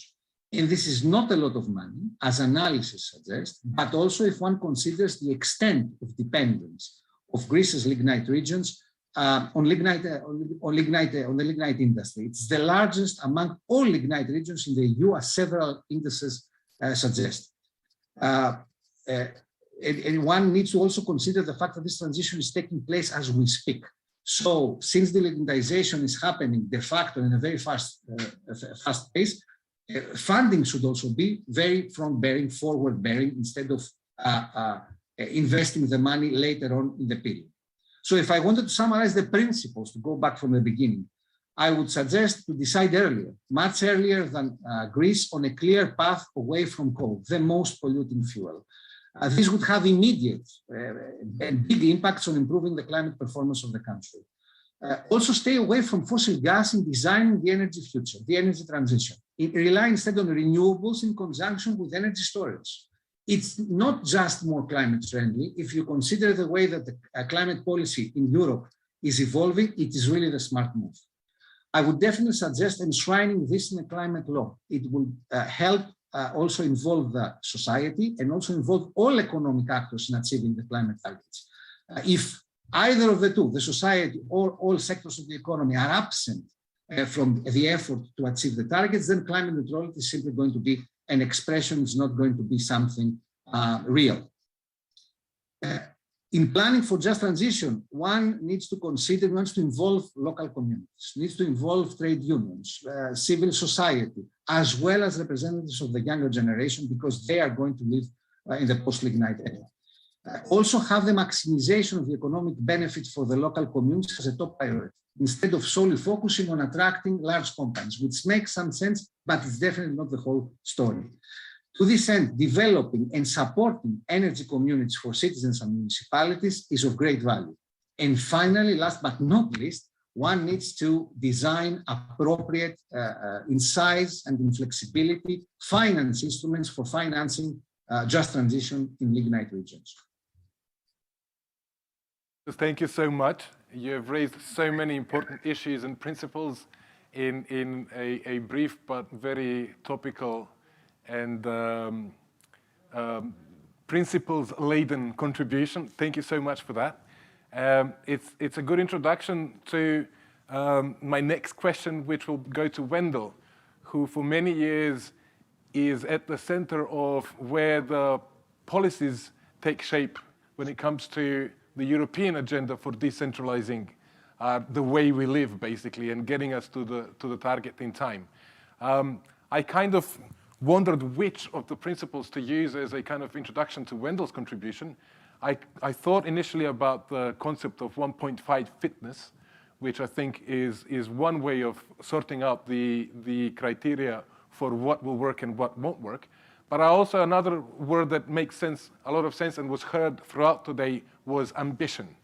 And I suppose the tricky question is, how has the pursuit of ambitious policies been accompanied by the safety checks, which at least attempt to recognize all these challenges that Nikos was telling us about, in terms of making sure that the available resources for making the transition not just ambitious enough, but also just I hope that's a broad enough way for Wendell to give us his introductory contribution. Thank you, Stefan. Thank you for inviting me, and happy to provide a little bit of a contribution. So when you speak about ambition, I actually would like to translate that into ensuring there is a long-term perspective. And there, I think it's important that when we discuss the transition, it's important to recognize that we're actually not discussing a choice between business as usual and a transition towards a more climate safe society, but we're actually discussing two different transition pathways that we want to achieve. Either we have a transition pathway where we have kind of a regulated approach with a long-term perspective, where governments, where society, different stakeholders actually engage in ensuring that this happens in the best possible way. This is what we call the just transition, involving everybody, etc., etc. So that's one pathway. The other pathway is actually an unregulated transition that will happen anyway. If we don't take action, nature will decide for us, and we will see immense impacts happening on people, on the economy, and on society, but in a way that we don't know when it will happen, and that we don't know who will be impacted, although we can imagine from previous examples that especially those who are most vulnerable are most likely going to be hit by the impacts of climate change. And this is very important, and people often forget kind of what will happen if we don't take action. And I'm not an expert in Serbia, but I found the recent report from UNDP about the economic impacts of climate change, and they clearly make it very visible and say, look, if we don't achieve reducing temperature rise to acceptable levels, meaning in this study it was 2 degrees, the impact on Serbian economy would be enormous. It would have a reduction of the GDP of 9.3% by the end of this century. On the other hand, if we are able to reduce temperature rise to 1.5 degrees, the impact will only be around 4% of GDP. It would still be negative. And that's one of the problems that we're facing, and where we need to take care of everybody. But the impact, the economic impacts of not acting will actually be enormous. And in that way, we need to make sure that at this moment, we make the right choices, looking at what is the long-term perspective and how can we make the best of our society. And such a kind of a regulated transition will need to be ambitious, as you say, Stefan.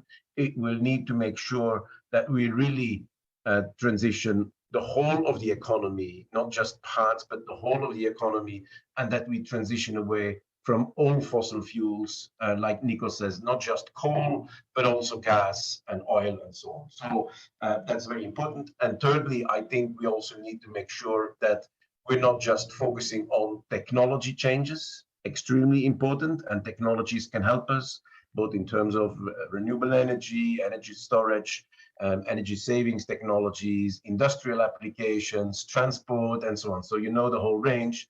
There's definitely a lot of things that can be done, but it can't do everything.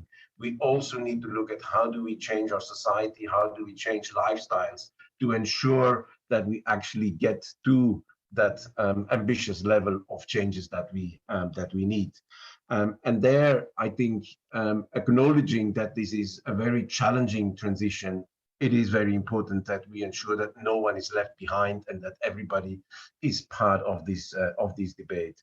Does that mean, again, like Nikos already said, does that mean that coal workers need to be guaranteed that they can continue to work in coal mines? No, I think that should be clear. There is going to be change, and certain economic sectors will go through radical changes, but we need to ensure that those who are affected actually have opportunities to also reap the benefits of the regulated transition that we're standing for.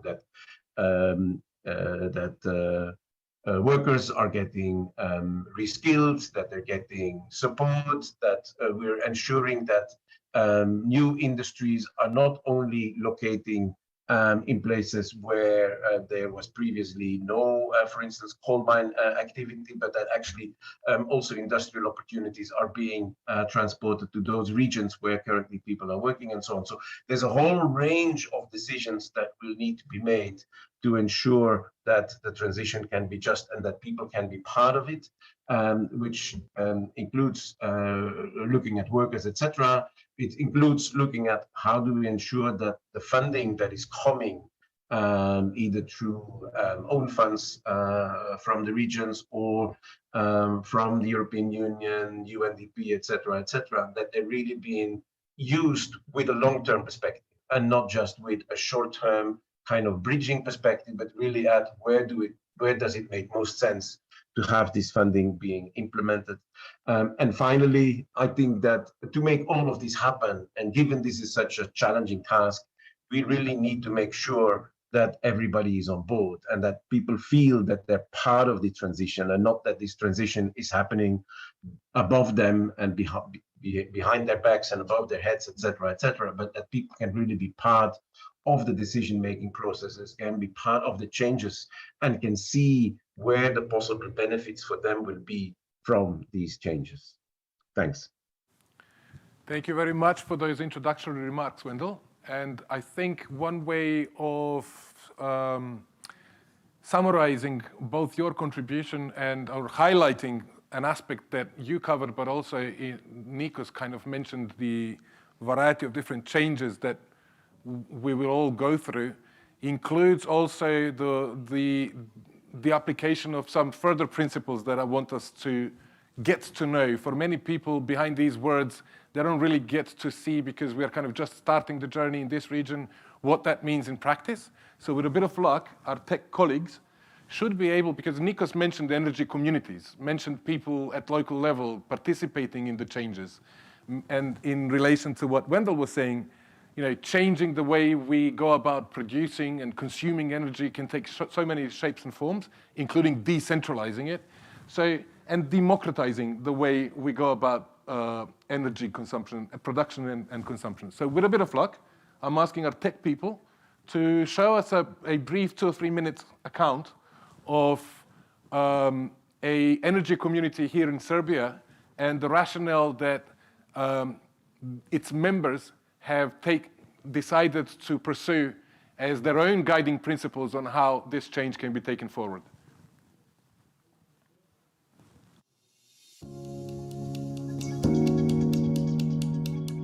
Cela priča oko zadruga, mislim, nije nova. Ovo je jedan od načina kako građani mogu da se udruže i da zajednički proizvode energiju, da troše koliko njima treba, a da viškove plasiraju na tržište. Jedan od osnovnih načina organizovanja za ljude da se udruže na teme koje su im bitne i pitanja koje žele da reše zajednički sa drugima.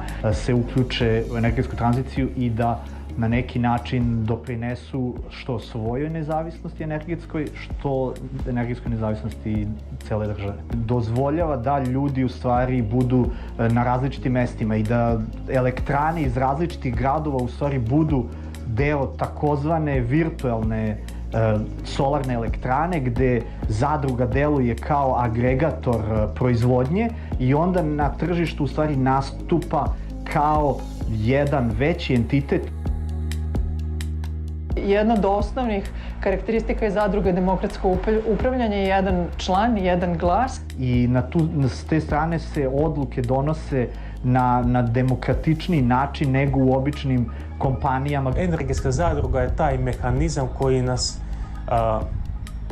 tera, što se kaže, da se oslanjamo na bližnjeg svog, da poklonimo povjerenje široj grupi ljudi kako bi izašli iz situacije u kojoj se nalazimo. Potrebno je da se energija troši na mesto na kome se proizvodi i na taj način i da se smanji u stvari taj transport energije i zavisnost od tih velikih centralizovanih energetskih sistema. I energetske zadruge u stvari pokrivaju tu decentralizaciju kao prirodni, da kažem, model organizovanja. Ja ako imam solarnu elektranu na svom krovu, ja pre svega trošim tu. Znači ta struja ne mora da putuje stotinama kilometara dalje i automatski su manji gubici. Udruživanjem u energetske zadruge pojedinci mogu da daju doprinos globalnoj klimatskoj akciji i smanjenju ugljeničnog otiska lokalnog elektroenergetskog sistema i unapređuju lokalnu ekonomiju jer novac ne odlazi van te zajednice. Potrebno nam je jako puno ljudi i njihova energija. Potrebno nam je da krenemo u akciju sad odmah. Svaki pojedinac je bitan i kad se nekako na tom nivou stvari počnu mijenjati, onda se stvarno mijenjaju. Stvari razumevanje toga da oni mogu svojim malim doprinosom da budu u stvari jedan deo te puzle neke koja se sklapa zajedničkog učešća. Energetska zadruga omogućava deljenje mišljenja, deljenje praksi, omogućava formiranje tih distribuiranih izvora energije za koje ćemo onda znati kako funkcionišu i onda ćemo ih bolje čuvati i bolje ćemo koristiti.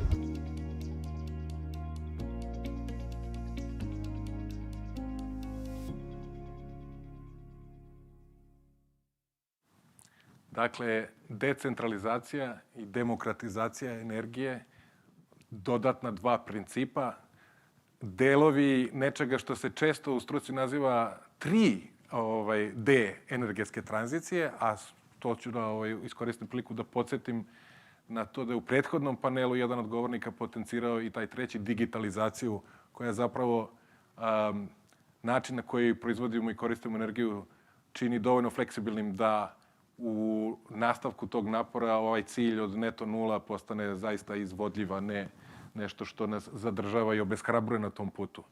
Nadam se da je sada sa nama i doktorka Elizabet Paunović, a uvodni komentar koji bi trebalo da pomogne u fokusiranju tog prvog doprinosa u ovoj diskusiji je sljedeći.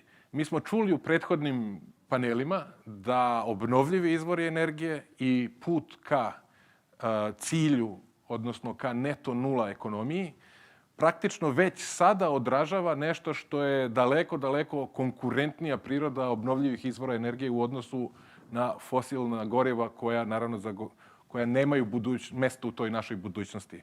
Ono što se često zapostavlja u obračunu tih vrednosti, troškova i dobiti jesu potencijalne dobiti u sferi javnog zdravlja. Pa u tom kontekstu jedan od principa koji nadamo se i da će sve više se čuti u razgovoru o neto nula budućnosti jeste svakako i taj zdravstveni argument ili kako se kaže na engleskom obezbediti da se on čuje u donošenju ovih odluka. Prilika je da i u ovom panelu čujemo od vas kako se zdravstveni argument koristi, kako bi ga trebalo koristiti. Neki put je malo teško na srpskom i na engleskom naći adekvatan prevod, ali suštinski poziv je doktorki Paunović da nam približi koristi putovanja ka neto nula budućnosti iz perspektive onih vrednosti koje nisu, barem u našem regionu, na prvom mestu kada se donese odluke o energetskoj tranziciji. Izvolite. Dobar dan. Good afternoon. Would you mind if I speak in English as well? I think it would be easier. As you said, sometimes we don't even have appropriate terminology to translate it into Serbian because it is not a part of our way of thinking. And in fact, I was thinking about this film that we have just seen. It is quite interesting that the local benefit is not recognized, for example, through improved air quality, because the connection between climate change and health impacts of polluted air and impacts of the cutting greenhouse gases emissions and positive impacts on air quality locally, it seemed to me as the most obvious interconnection. And before I worked at one project with the RES Foundation recently, and I have heard the energy managers in local municipalities that work on such projects, they say, but we never use these arguments on health, we never use these arguments on air quality improvement, we are only talking about greenhouse gases emissions. And then it seems really not to be properly understood also by public and by decision makers, that quite often I hear, first of all, it is quite expensive. So we are talking only about the cost of action, and the health is also health consequences. We should also talk about the cost of inaction, because we are paying a lot now, and I'll provide you with some figures. And the other is this connection, obvious connection with the air quality and greenhouse gases emissions, especially in Balkans, when we have the main pollution sources, and the main sources, of course, of greenhouse gases emissions are fossil fuels, coal mainly, and then we have transport, again, fossil fuels. And this is recognized, in fact, that at the global political level, and health is a part of Paris Agreement. And since being recognized in Paris Agreement at every COP, every year, health got more and more prominent place in climate change agenda. In fact, the International Panel on Climate Change concluded that this 1.5 degrees warming, why we should stay there, in order to avoid grave, but really grave health consequences. Because meeting the goals of the Paris Agreement could save about 1 million lives a year worldwide by 2050, having in mind direct consequences of climate change, meaning high temperatures, flooding, all kinds of extreme weather events, also cold spells, and so on. And through improved air, this number is much, much higher, because it's about 7 million deaths globally caused by air pollution, but then we have impacts on climate change, impacts on water scarcity, sanitation, famine, food production was already mentioned, and so on. Then it comes to a much, much bigger number.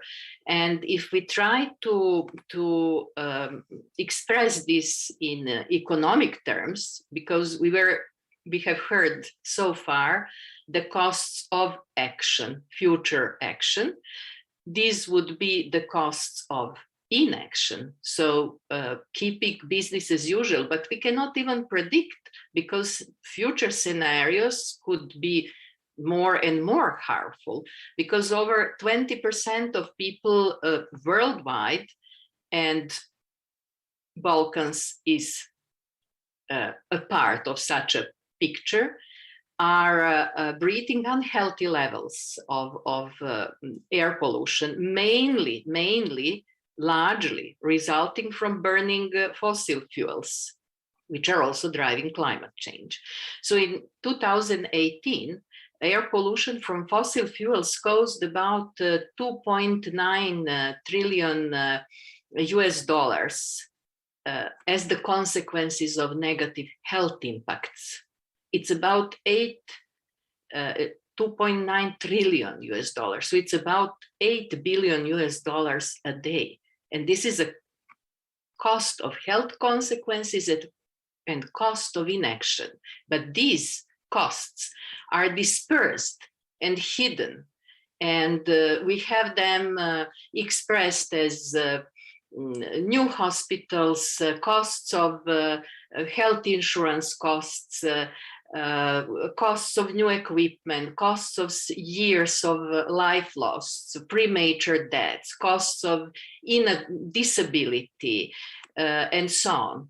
And it couldn't be argued then that we have to talk only about that it is expensive and we cannot afford the costs of action, which really, really quite often we can hear here. But I would also like to use this opportunity at the beginning to mention the other challenges which are not so obvious as the interconnection between air quality, extreme weather events, water scarcity, famine, and so on, and climate change. We have one of the biggest pandemics recently, in recent centuries, ongoing. But we cannot hear at all, or we hear quite rare, the interconnection between the origins of the virus and the climate change and other negative impacts on the biodiversity, where we endanger species. And it seems to the people like, okay, we will not have white bears at the North Pole or something like that. But we have many extinction of many species, and including bats, for example. And there is a UNEP European Convention protecting bats now for years, but there is not such convention in Asia. And all these endangered species are hosts to many microbes, including coronaviruses. And we had 2 times during past 20 years huge reminders that if the species are dangerous, the coronaviruses are searching for a new host. And this is the case now. And when the World Health Organization is saying we do not know the full pathway of the origin, it's not that they don't know that it is originated from the animals, only the full pathway, how it came, through which intermediate hosts it came to the humans is the questions. It's not the meaning that it came from that it's a man-made virus or such things, which is completely non-realistic, but which seems to many of the people very, very realistic, because they don't know the real consequences and the extent of the grave health consequences of climate change. So I would stop here with the message that there are not only the costs of action, there are only the costs of continuing business as usual. There are also huge health costs, which are external to these sectors that we are mentioning. So it's hidden. They are hidden, and as it is hidden, it is not recognized. I would only say that, and I will conclude with that the worst air quality caused by fossil fuel burning, meaning also having emissions of greenhouse gases, in Europe are low and middle income countries. So you belong to a low and middle income countries, and you make additional costs due to air pollution and due to climate change. And you are coming into the cycle which you won't be able to stop. And sustainability and really leaving no one behind means to stop with this, and means that every actor should play a role, from the citizens, as we have seen excellent examples in this film that we have seen, to the small countries, because in Serbia also we can hear, oh, it's a problem of the big one and they endanger us, we should continue. We shouldn't continue, because we pollute our air, we endanger our climate, and we are contributing to that with the grave health consequences. So I will stop here for now. Thank you. Thank you so much. And again, we heard how important it is to make decisions which are well informed by the knowledge that we already have. And when it comes to being informed and making sure that there is an informed public participation, it also points us in the direction of another principle which we put on the agenda, which is making sure that these processes happen in a transparent manner, so that everyone can have that opportunity to participate in an informed way, that is a good way to introduce our next panelist. Branko Čečan is somebody who leads an organization with a lot of experience in making sure that people have access to information that enables them to participate in meaningful processes.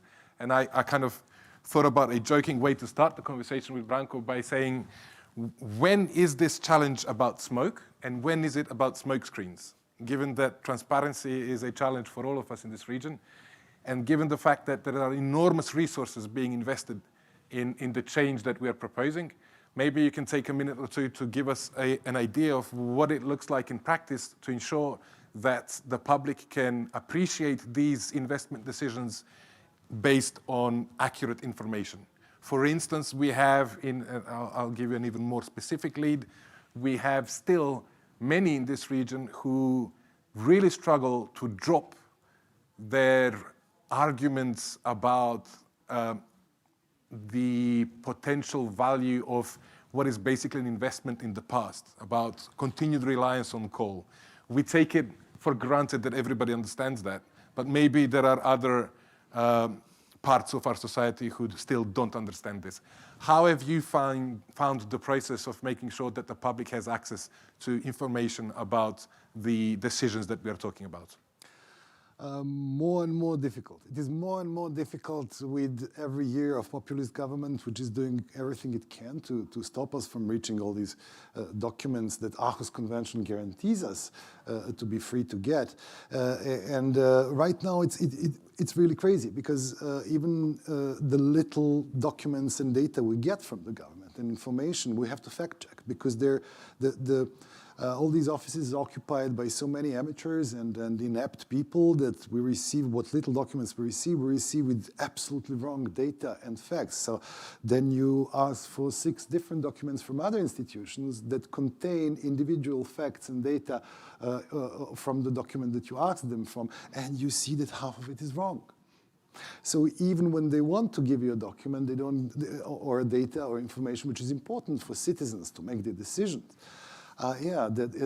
even these are wrong. So we're now living in perhaps somewhat amplified situation of most of the countries in the region. And basically the Aarhus Convention is no one gets left behind. It says that the states should be transparent about every information that concerns the struggle against climate changes, and then that everybody should take part in the policy making and decision making process. And finally, whoever gets denied these rights should get legal help to get there. It's all no one gets left behind, but when you have a system of preventing media, especially media critical toward government's policies, decisions, actions, when you have a state which is trying to stop us from getting there, that is the state which is basically excluding huge swaths of its own citizens from the process because people are unaware of the situation with greenhouse gases, with possible consequences, with imminent consequences.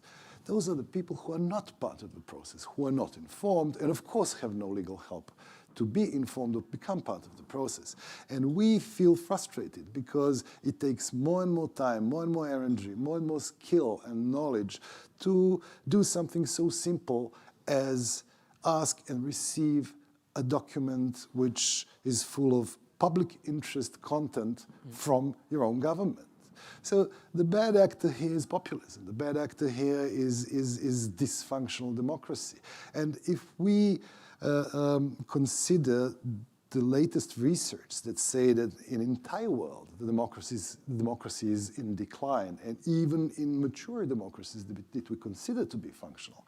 And then again, when you look at the reports about the systems, media systems, the systems of informing citizens are a mess. And again, when we consider that in one corner of this room in which all of this is happening are these huge numbers of people that adhere to conspiracy theories or at least denying the climate changes, we see that this is the area which will be hardest to somehow bring to help us in this struggle, because the space between endangering and curbing the freedom of speech and regulating bad actors in media scenery, and not just media scenery, but also social networks and the entire internet and so on, is the most sensitive one. We, on the other hand, we need freedom of speech, freedom of information to inform the citizens. But on the other hand, what do we do with all these popular deniers? We see also since the 70s, we know for a scientific fact that people don't change their minds when they're faced with accurate facts and arguments. They just don't. But on the other hand, if they're continuously in the presence of these facts, they become a fact of life, they become part of life, and eventually, like it happened, for instance, in LGBTI plus communities in more developed countries, this resistance and this skepticism for scientific facts and what scientists tells us is going to happen to us, they slowly dissolve. And then again, we can expect a lot more citizens all over the world to meet face-to-face the serious, specific, and very difficult consequences of climate changes. And we should do whatever we can to await these moments with ready, simple, and accurate facts put together in forms acceptable to all walks of life, to all kinds of people, to all different educational levels and cultural contexts and so on and so on, because that is not the case right now. What is the case now is a complete chaos. However, you see, just 4 or 5 years ago, in Serbia, which is very, very polluted air, directly dangerous air, it was non-topic. No one spoke about it. And it has been polluted for decades and decades and decades. The same mines are digging the same dirty coal, the same plants are burning it, and the same smoke, all these particles and gases are in our atmosphere. And the same children are getting lung diseases around these factories and all over Serbia, and of course in countries neighboring ours, because you cannot stop this pollution. And right now, it's not so. There are alternative networks of measuring devices for air pollution. Many NGOs are doing it because the official one doesn't work. That says a lot about how a country, a state, how it completely lacks responsibility for the health of its citizens if they don't even measure the pollution. And when they try to introduce regulation, a law which lowers the criteria of air pollution, because if it's polluted, let's make it legal. Why not? Well, we can, right? We get a majority in the parliament. So the thing is that all this chaos and mess can be really fixed if we get a lot more good, credible media actors doing really good job, if we provide them with conditions to do this job, and if we provide them with conditions to keep doing it for a very long time. Because right now in European Union, I think the number of projects that are trying to deal with media literacy is measured in tens of thousands. I think I heard like 83,000 different projects. That's great. That's really spectacular. But that is something that I see as somebody who does that and investigative journalism, who tries to tackle the problem from the both ends, to provide accurate facts in adequate context to the citizens, done ethically and professionally, and on the other hand, to increase the number of people capable of understanding what somebody is manipulating information they get, when somebody is trying to manipulate them by misinforming them. But I see it as something that is going to improve through generations and not tomorrow. It's just very difficult to change human psychology, and we have no control over it, and we have to work with it. So that's another thing that we need to understand. We are dealing with the same citizens, same human beings as we've dealt before. It's just that we weren't aware of how little trust they have in anything that is formal science, formal state, former political elite. And basically, with bad life experience, they have the right to feel skeptical. But we need to come, and when I say we, that everybody who thinks that climate changes must be stopped and tackled. We need to work on this system of informing not just citizens, but everybody else. I mean, the decision makers and whomever, much more than we're doing now. Much better than we're doing now. And we have to understand that if we don't have the condition, if we don't have the stamina to keep doing that for decades and decades, relentlessly and more, I don't think that we can tackle what's going on right now in this informational vortex that we enter any time we pick up the phone. And being in the center of it and trying to constructively work within it is not as frustrating as it is informative. And I see that as a very, very good thing, because the more we learn about how we are being misinterpreted, or who is our competition, who is offering this wonderful, sexy misinformation which sticks to your brain and which is very, very clever to say in a bar to a friend of yours, we have to understand how to work with it. And it is always possible. It is always possible, and there is always a way. But the thing is, the entire system of financing media or curtailing responsibility on social networks, which there is none of. I mean, these are the most powerful media organizations in the world without the responsibility of the media. Am I the only one who sees something wrong with this? So the thing is that if we don't fix that, I mean, we will have wonderful conferences. And there will be a lot of agreements, international, that are going to be signed. But very little will be achieved if, for instance, I burn like 300 kilos of dirtiest coal in the world just to stay alive of the winter. And so, yeah, I feel like the information side of this entire thing has been, left behind. It is not getting enough attention. It is not getting enough support.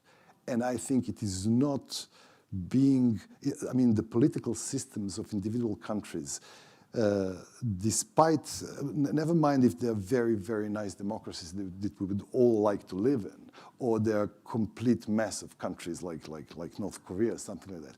If we do, everywhere, the main danger for the freedom and professionalism of media is the state. Everywhere. So that is why it's going to be difficult to fix this. They need to control the media. They don't need the criticism. They know they don't need citizens worried about anything, and especially worried about if their children are going to be alive, or children of their children, or they're going to live underground. So, yeah, how do we enter this space, and how do we make them understand is a question for activists and people who are not obliged to be completely neutral, like I am as a professional journalist. But I cannot emphasize enough how important it is that we are lagging behind civil sector, even the most prominent countries that lead the way in fighting, so how terribly serious we are lagging in informational space, and how little is being done and how little is being achieved, as opposed to what is necessary for, in terms of numbers of people who will do something to force the governments to do something. Thank you so much. It's a very sobering account of, the variety of different meanings that leaving people or aspects behind can take. And certainly a valuable contribution to making sure that the journey to net zero becomes or remains realistic. At this point, I just take the opportunity to thank all the panelists for the introductory contributions, and I invite the audience and check the phone for any indication of questions from the audience, which for the time being we have none of. So please do feel free to put your questions forward to any of the panelists. In the meantime, I also want to just make sure that Simon has the opportunity to also reiterate the importance of biodiversity as a principle, maybe from another angle compared to the one that we had in terms of the source of the current pandemic. But I think that's an opportunity to underline also that in this region, biodiversity is not a principle that will be employed as anywhere near the top of the to-do list, checklist before decisions are made. So maybe that's an opportunity for you just to add to the importance of biodiversity. Yes, thanks a lot, Steva. That's true. Unfortunately not. For the time being, it's not a big consideration for policy decisions. But thanks for giving me the opportunity to respond quickly to that point, because I just wanted to provoke a little bit with saying that, you know, on our journey to net zero, we tend to be a bit too focused also on carbon metrics as such. You know, it's always like CO2 needs to go down. And that is, of course, true. That's the most dangerous greenhouse gas causing climate change. But there's a whole larger crisis of biodiversity loss, and biodiversity as being really the texture of our ecosystems that sustain life on Earth, basically, life on our planet. And of course, in the, as you said, beautifully sketched out policy documents, the European Green Deal and Green Agenda for the Balkans and so on, biodiversity loss as a challenge is addressed and is basically outlined there. But it's not enough yet in people's minds and occupations. The big crisis that we're facing is that we basically, with our lifestyles on Earth so far, we destroyed 60% of wildlife populations in the last 40 years. 60% is already lost. So now the big challenge and the goal should be how to restore, how to give nature a break, how to give nature the opportunity to renew itself, to reestablish itself, to take a breath, and come back to this variety that it had before, and only then it is also the biggest help and the biggest assistant of us humans to tackle climate change and to process carbon, basically. Because without biodiversity, forests and all these different ecosystems, carbon cannot be processed and stored and dissolved. So I just wanted to make that point that the EU biodiversity strategy set itself a goal, 30% of all land should be protected areas, 30% of all sea areas should be protected. Natura 2000 is a big vehicle for that, and also very present in the Western Balkans and in Serbia.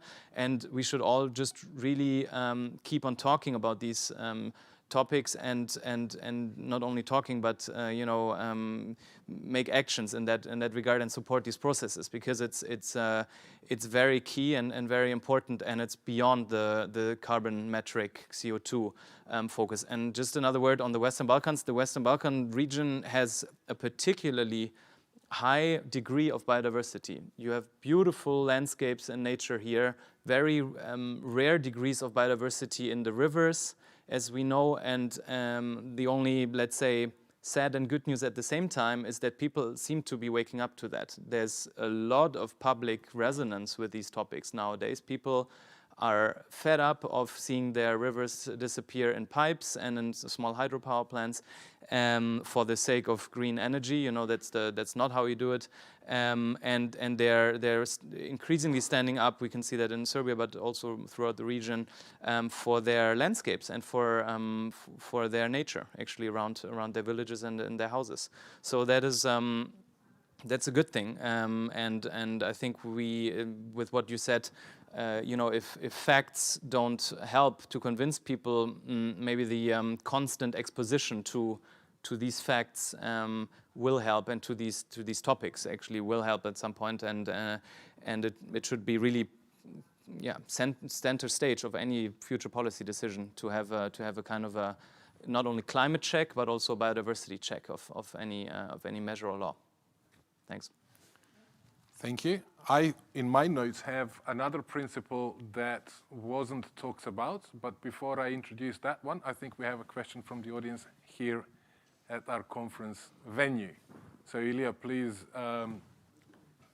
if you just bear with us, there'll be a mic coming to you in just a second. Okay, thank you. I will just negate, my name is Ilya Batis-Vjelic, for those who don't know me, from Institute of Technical Science, Serbian Academy of Science. I will negate your statement. So I will say no to secrets, which means say yes to truth. And when, as a scientist, we came to some truth, which, for example, is that coal is the most expensive and the solar is cheapest, then becomes really a struggle how to communicate this. And this is important that you already talk about it. So my question is to you, how to communicate this, how to write more articles, or to have more debates, or organize a conference, or just have an account on Twitter. Or I think it's important to think how to do that, how to bring the topic highest possible on the agenda. Thank you. I hesitate to delay the answer. I think Branko is probably the first person to address the question. Yes. Fortunately, there are plenty of channels. There is the new practice, the new environment in which media are functioning is particularized almost to the number of individual users. And with all these bias they have and the acceptance only of the news that they feel are right for them and they don't bother them too much, there is a need to adjust to all these needs, to new informative needs of our users. And that is fortunately not a very difficult thing to do. You just need to learn. And however, the only entity that can learn and adapt to this environment is the entity that is well financed, because it takes more work to adjust a media product to, for instance, 12 different target groups. Fortunately, we have help from artificial intelligence and computer software. And the thing is that I think that the media are lazy. I mean, it took them 10 years to recognize the internet, and by that time, the internet, destroyed them. They're doing the same thing again. They do not recognize the extra effort they need to put in to learn how to adapt to the expectations and needs of the audience, and how to do that with professional integrity and under internationally recognized journalistic standards. However, it's possible. And more media are learning to do this, because this time they're not that late as the last time. And I think that also, which plays a really serious role here, is that the roles of media, of creators of the media content and the receivers of that content are not so clear anymore and not so different. Now we're all creating content and we're all receiving content at the same pace as somebody who is deep in a profession, or somebody who is just a regular citizen, for instance, a plumber, just dedicating 15 minutes a day to the news. They're just coming. They keep coming in large numbers, large quantities. When we learn how to point out our accurate and responsible media product and to deliver it to our users in a form that they feel is appropriate for them, that moment we are winning their attention. I'm not saying that we're changing their minds. That's a different issue altogether. However, there is another very interesting psychological mechanism in which, if you give to an average person, if you give them an excuse for why they were wrong previously, then they accept they were wrong. It's not your fault. Because basically, our bias is just defending our vision of the world, not because we feel that we're very important and very smart, but because our vision of the world for us is our guarantee that we are equipped with informations to deal with the challenges of the world. Once you tell a person you're wrong about climate change, they get crushed.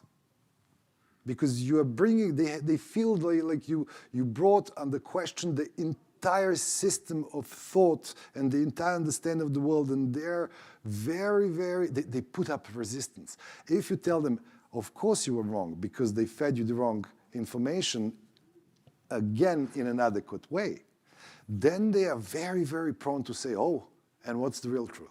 So there are many channels, there are many ways, but we have to be less lazy, we have to be better financed, we have to look further into the future, and we have to trust that we don't know enough, that we have to learn constantly. Thank you so much, Branko. I'm keen to ask the next question and to put it to Wendell, because we in this region somehow tend to think, obviously that's a generalization, but we somehow think that everything is especially difficult in our region, or that somehow or other things are more complex than elsewhere. But I actually find that, you know, this challenge of driving in two lanes, where you have politicians trying to win the next election as soon as next spring, and whilst at the same time we're debating, you know, goals for 2030, 2040, 2050.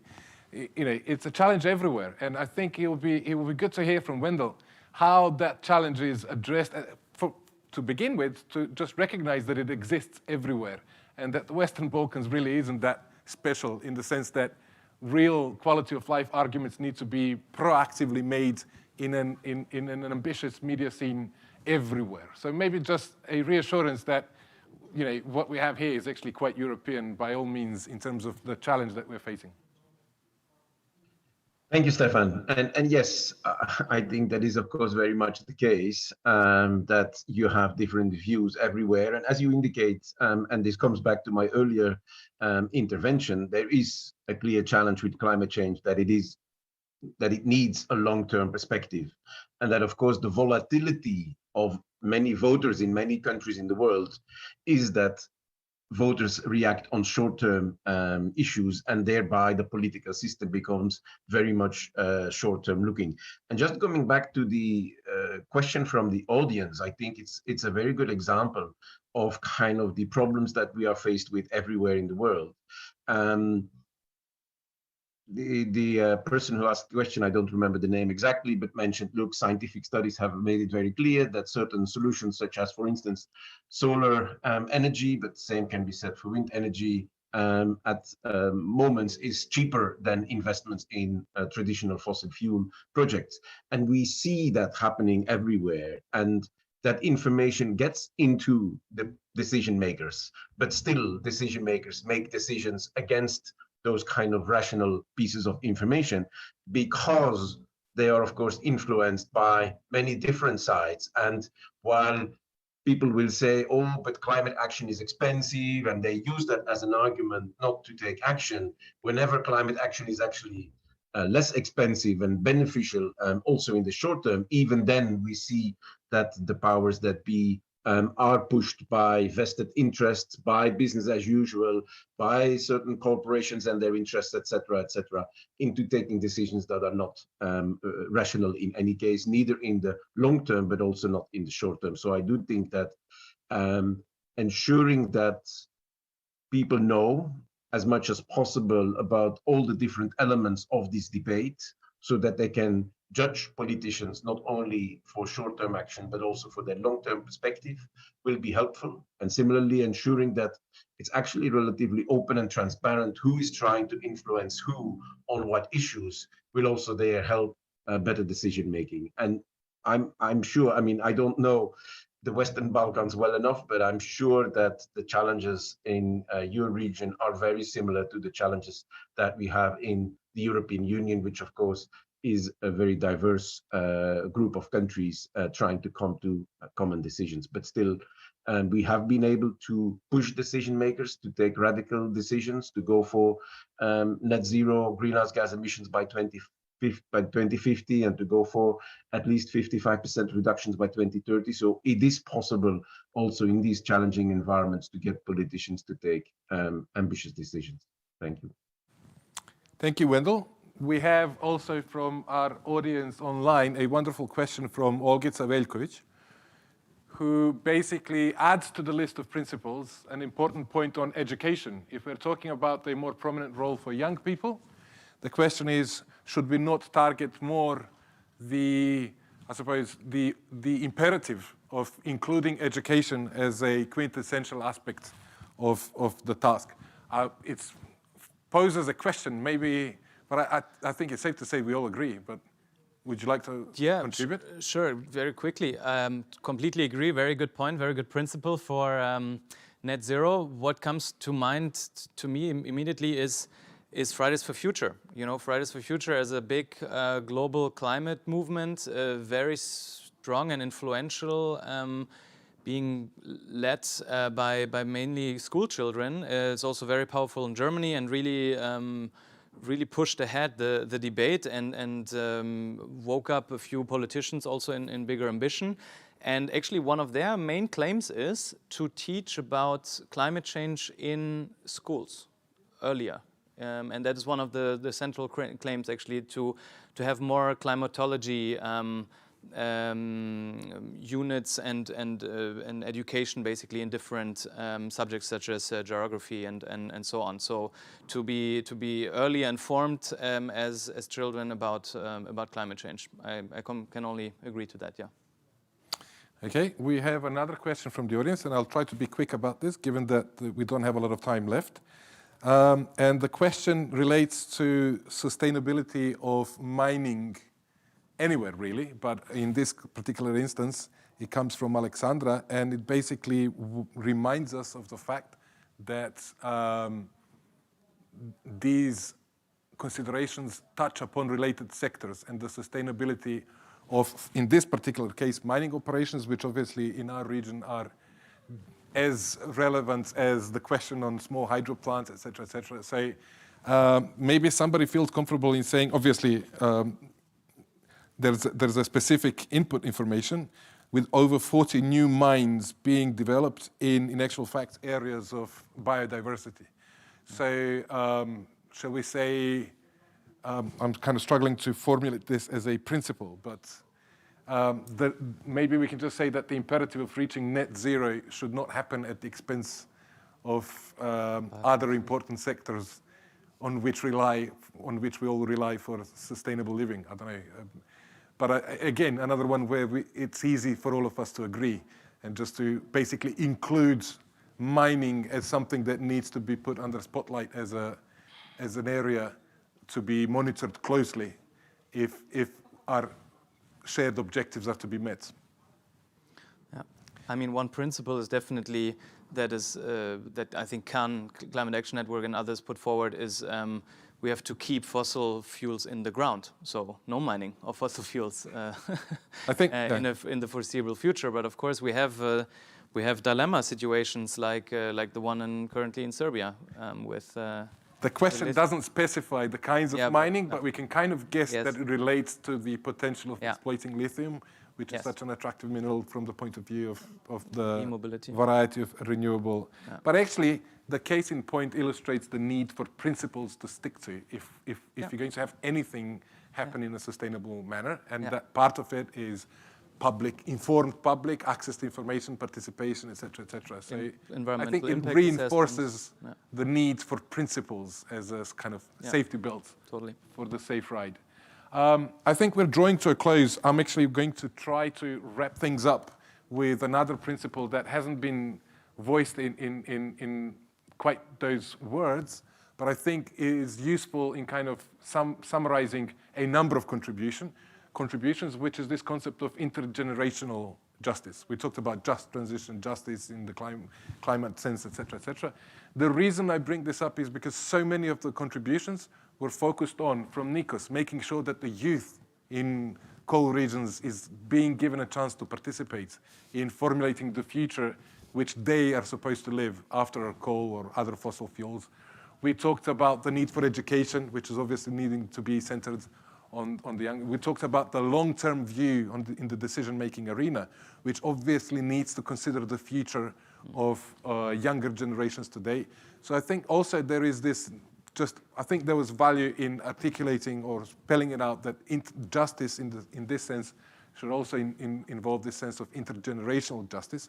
At the end of the day, the net zero future is about leaving a livable climate to our children.